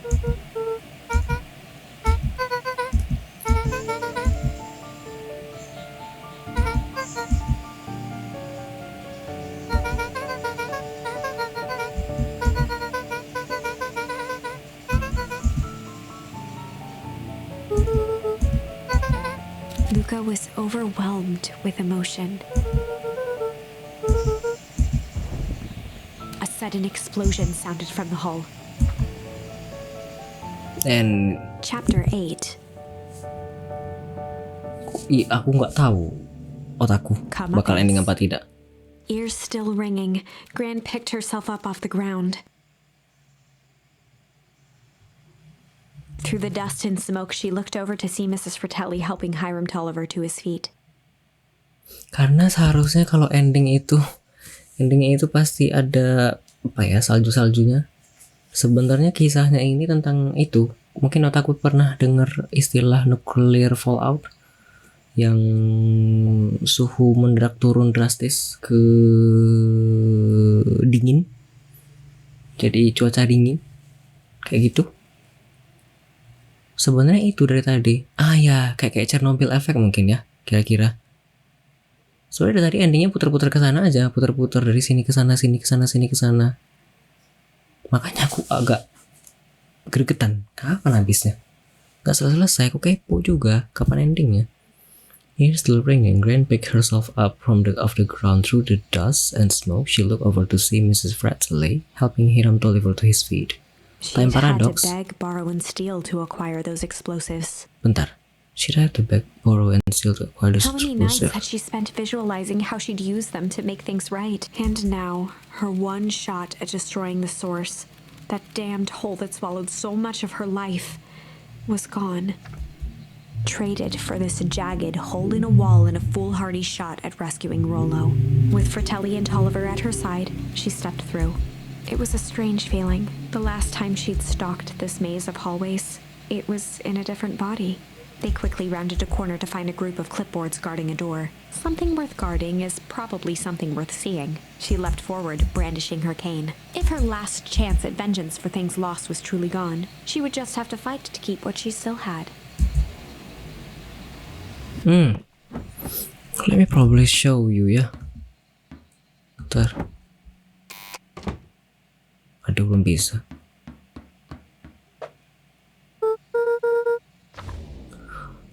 Sebenarnya daripada time paradox, gimana ya kisahnya itu? Aku spoiler aja mungkin ya, kan udah di ending juga nanggung.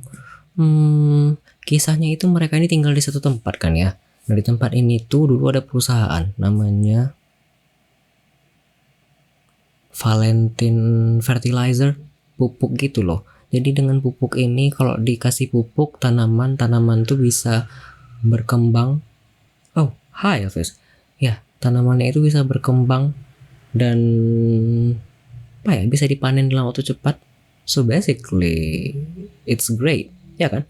Kan bisa lebih cepat kaya otomatis dan tidak perlu nunggu lama-lama kan ya, which is good. Dan ternyata biar bisa bikin pupuk yang mengembangkan kayak tadi itu tuh ada apa ya, ada kayak zat unik di bawah tanah gitu kan ya, digali tambang gitu nanti tambah sedikit-sedikit.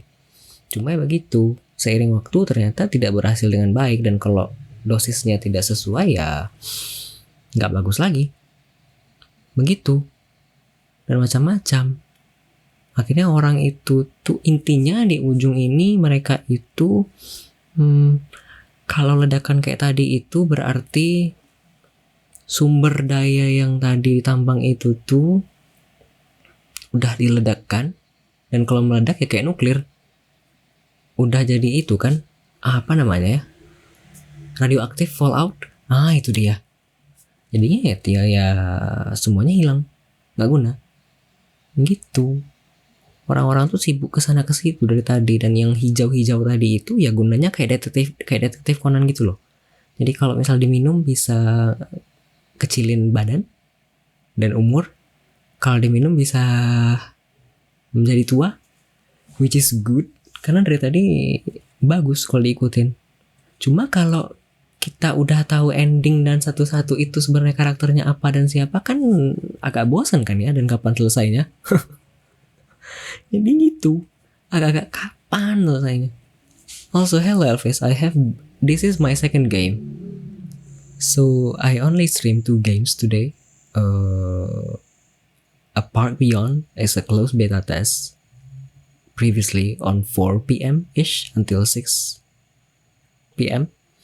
and then there are lots of problems regarding my microphone. I don't know if you probably heard that sound too. There were static noises, and then yeah, I stopped streaming at 6:30 p.m. and then I start streaming again at 8, and up until now this is the second game and I haven't stopped streaming yet.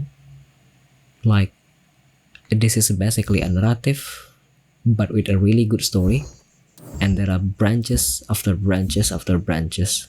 So yeah, it's tiring but also fun to follow up, and I hope this last story is going to be the last one, the last ending that we are going to watch and enjoy together. Like, I wanted to just rest, to be honest. That's all. Because it's been 6 hours, I thought the game going to end after 4 or 5 hours and I could save somewhere, but I don't want to save, and I also don't want to end the session. I don't know, I was planning to play like 7 games, but the universe said no. This is going to be your second and last game probably. Which is tiring but also fun.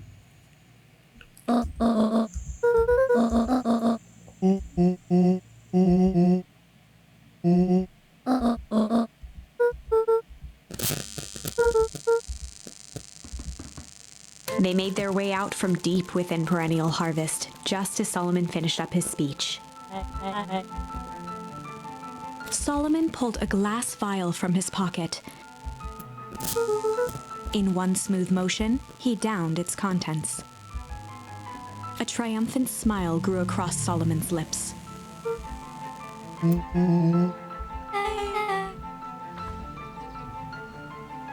With a mischievous look, Beck elbowed Luca. Remember when I had the vial behind my back?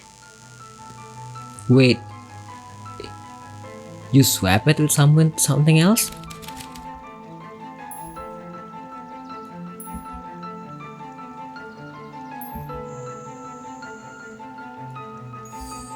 I might have tweaked his wonder potion with a little malice.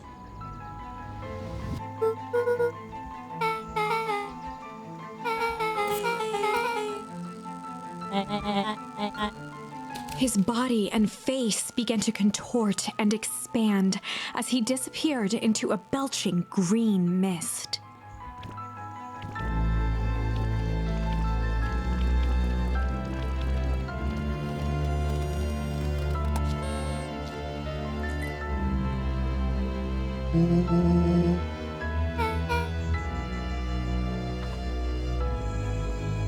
The crowd gazed in stunned silence at the now empty stage. The quiet was broken when William Kerr sprinted off stage and into the distance. He was never seen around Beacon Pines, or anywhere else for that matter, again. Watching the silhouette of Kerr disappear over the horizon, Luca began to laugh. First, a low chuckle that became uncontrolled, heaving laughter. Yeah, Through his piñata. tears, he was vaguely aware that the crowd had begun to laugh with him. The end. That was unexpected. Perhaps a bit of an absurd ending for my taste, but who am I to say? Wait, are you saying that there will be another? I'm only writing the damn thing. Oh my god, stop it! But at least we only have like 2 more ending to see. Let's see. I might have tweaked his wonder potion with a little junk. I'm tired.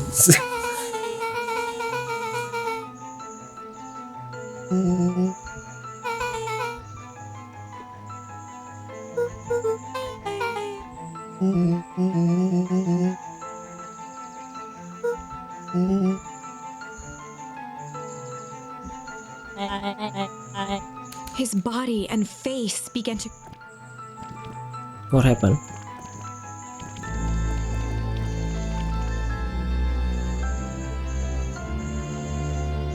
He became black? Oh, ashes.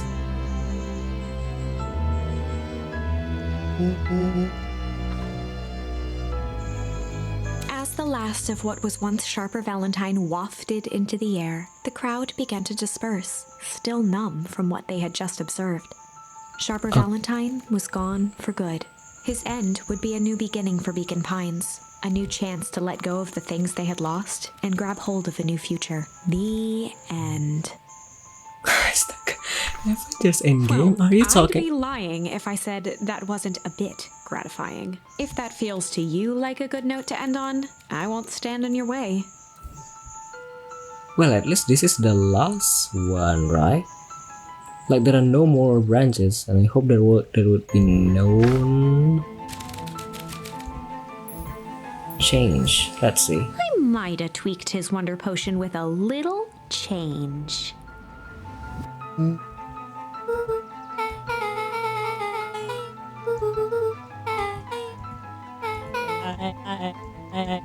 His body.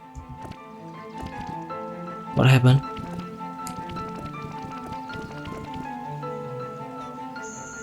Ew, what is that?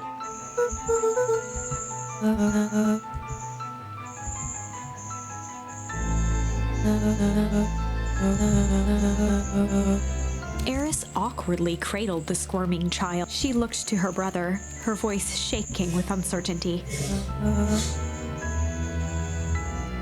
He was, and now he became a child, a baby.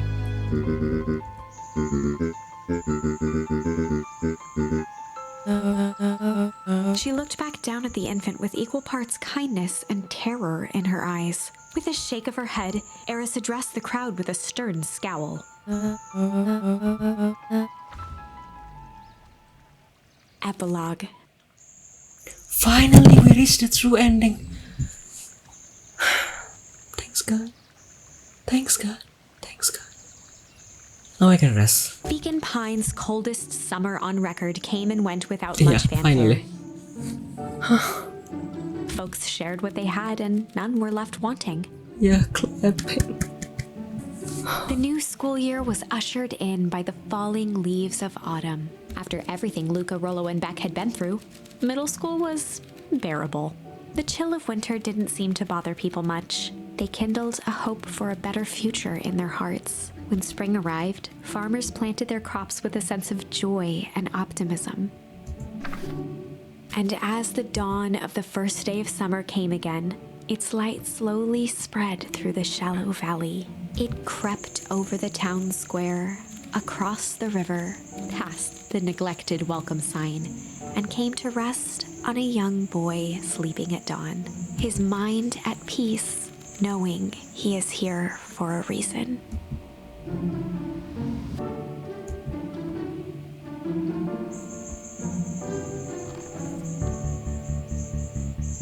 What are we going to do now? Go down?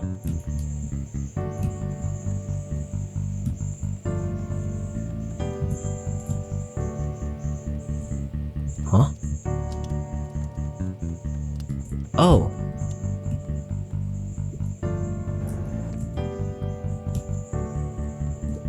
Oh, but at this ending, he still doesn't know that this is his. Oh, he knew?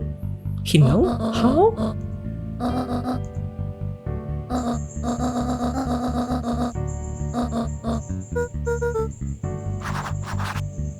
Check in with Rollo at the treehouse. Alright.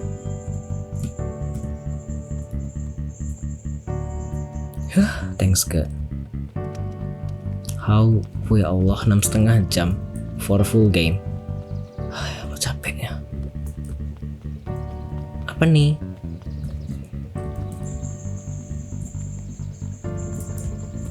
Oh, so people are okay.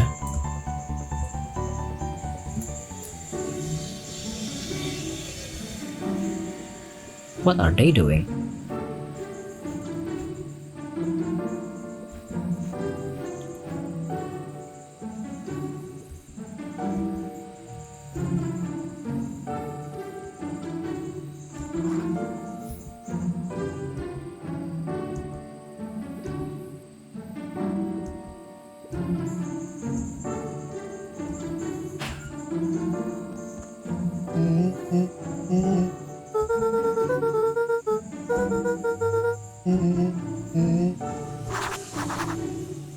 Back? Okay.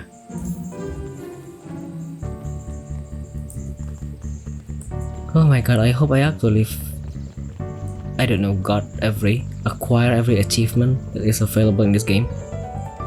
And I don't know, because I finished the game today, basically I got the key to play the game, to have the game for free, a key. Should I do giveaway?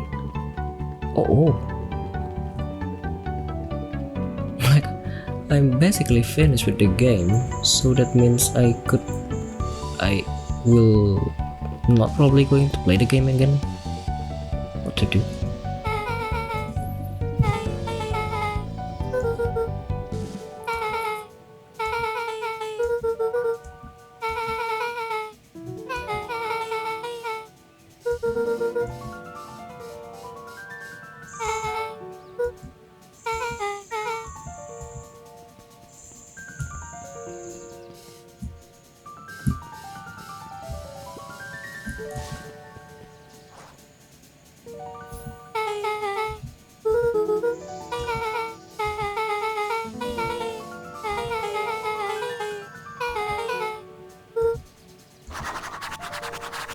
Take Geoff's wild ride to Old Beacon Pines.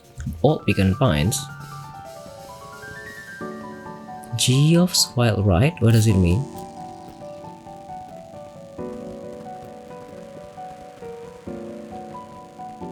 This one? Oh!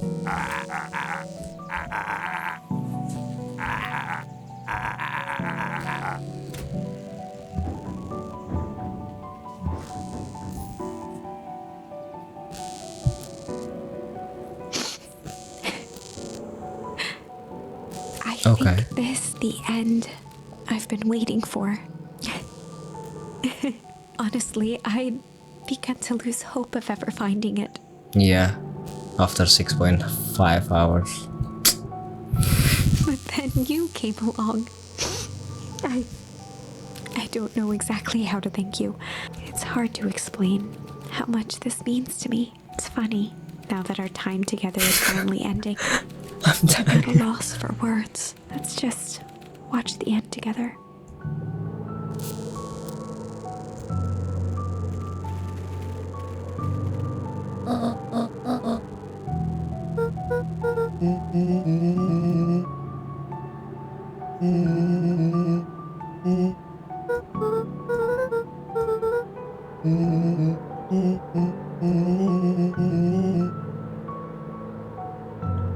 The only thing fitter than a fiddle is a cello. What does it mean?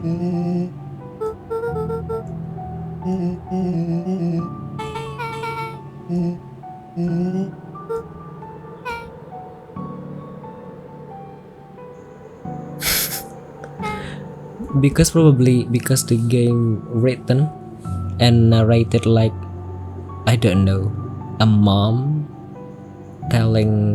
reading a good night story, bedtime stories to his children, so it was fun to follow, and it's also not that hard to understand, even though they use various interesting word. Kayak tadi ada satu kata yang aku sudah belasan tahun kayaknya nggak dengar, almanak. Bahasa Indonesia kan ada almanak, dan tadi mereka pakai bahasa Inggris almanak, which is a word that I haven't heard like probably 10 or 15-ish year. And then they use that word, which is betul, tapi ya wow.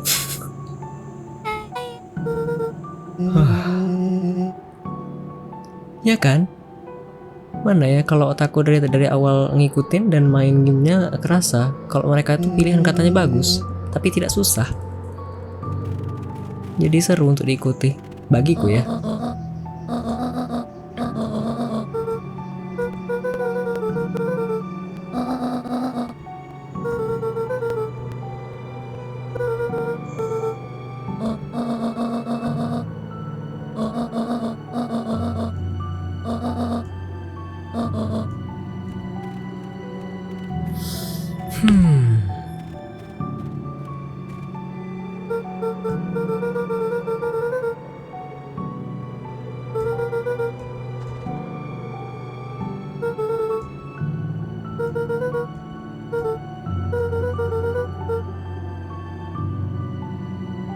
Boleh? Sebentar.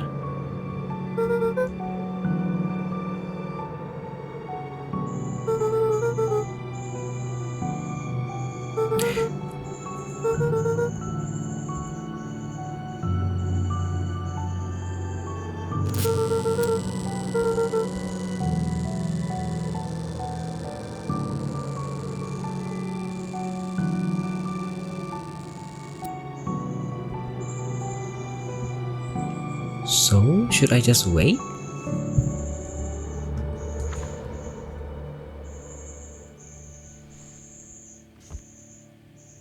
Finally.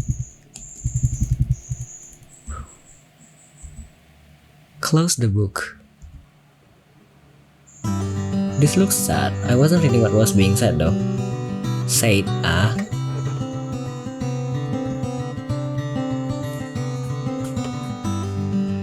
Yeah, to be honest, yeah. I'm going to say this in English because I guess both of you understand the English. So I got 3 keys to be honest, yeah. I got a key because I was accepted for being a moderator in Ludonaracon 2023, and then I got a key for being a content creator in Ludonaracon 2023. So that was 2 keys with 36-ish games in it. And apparently both key have games that I could only play up until 25 May. So after 25 May I couldn't play the games from this key anymore. However, as an appreciation, they offered me like 10 or 12 key to games that I could also play. If I remember correctly, one of them is this one. Because I have finished the game, I don't think I'm going to play the game anymore. So I guess I could probably do a giveaway for that game. There is a key free that I could probably give away. Yeah, I guess I wanted to say that. So probably instead of purchasing the game, or if you wanted to purchase the game, you could just join the giveaway, I guess. Because I don't know.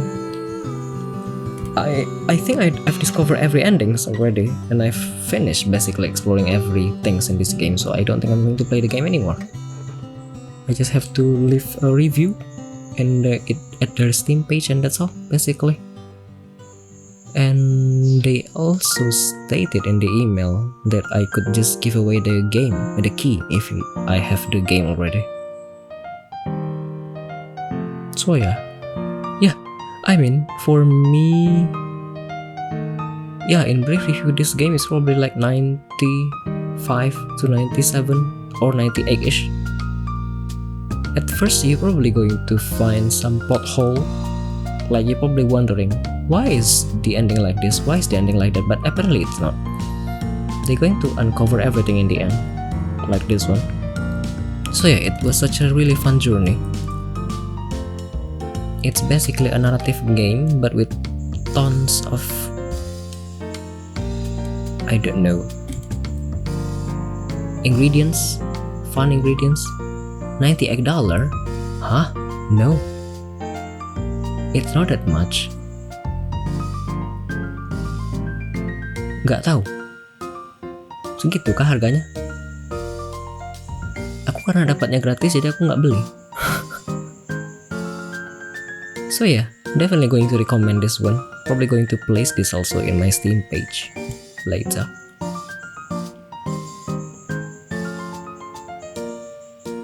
I don't know. I didn't purchase the game because I got the game for free, so there's no need for me to purchase the game again.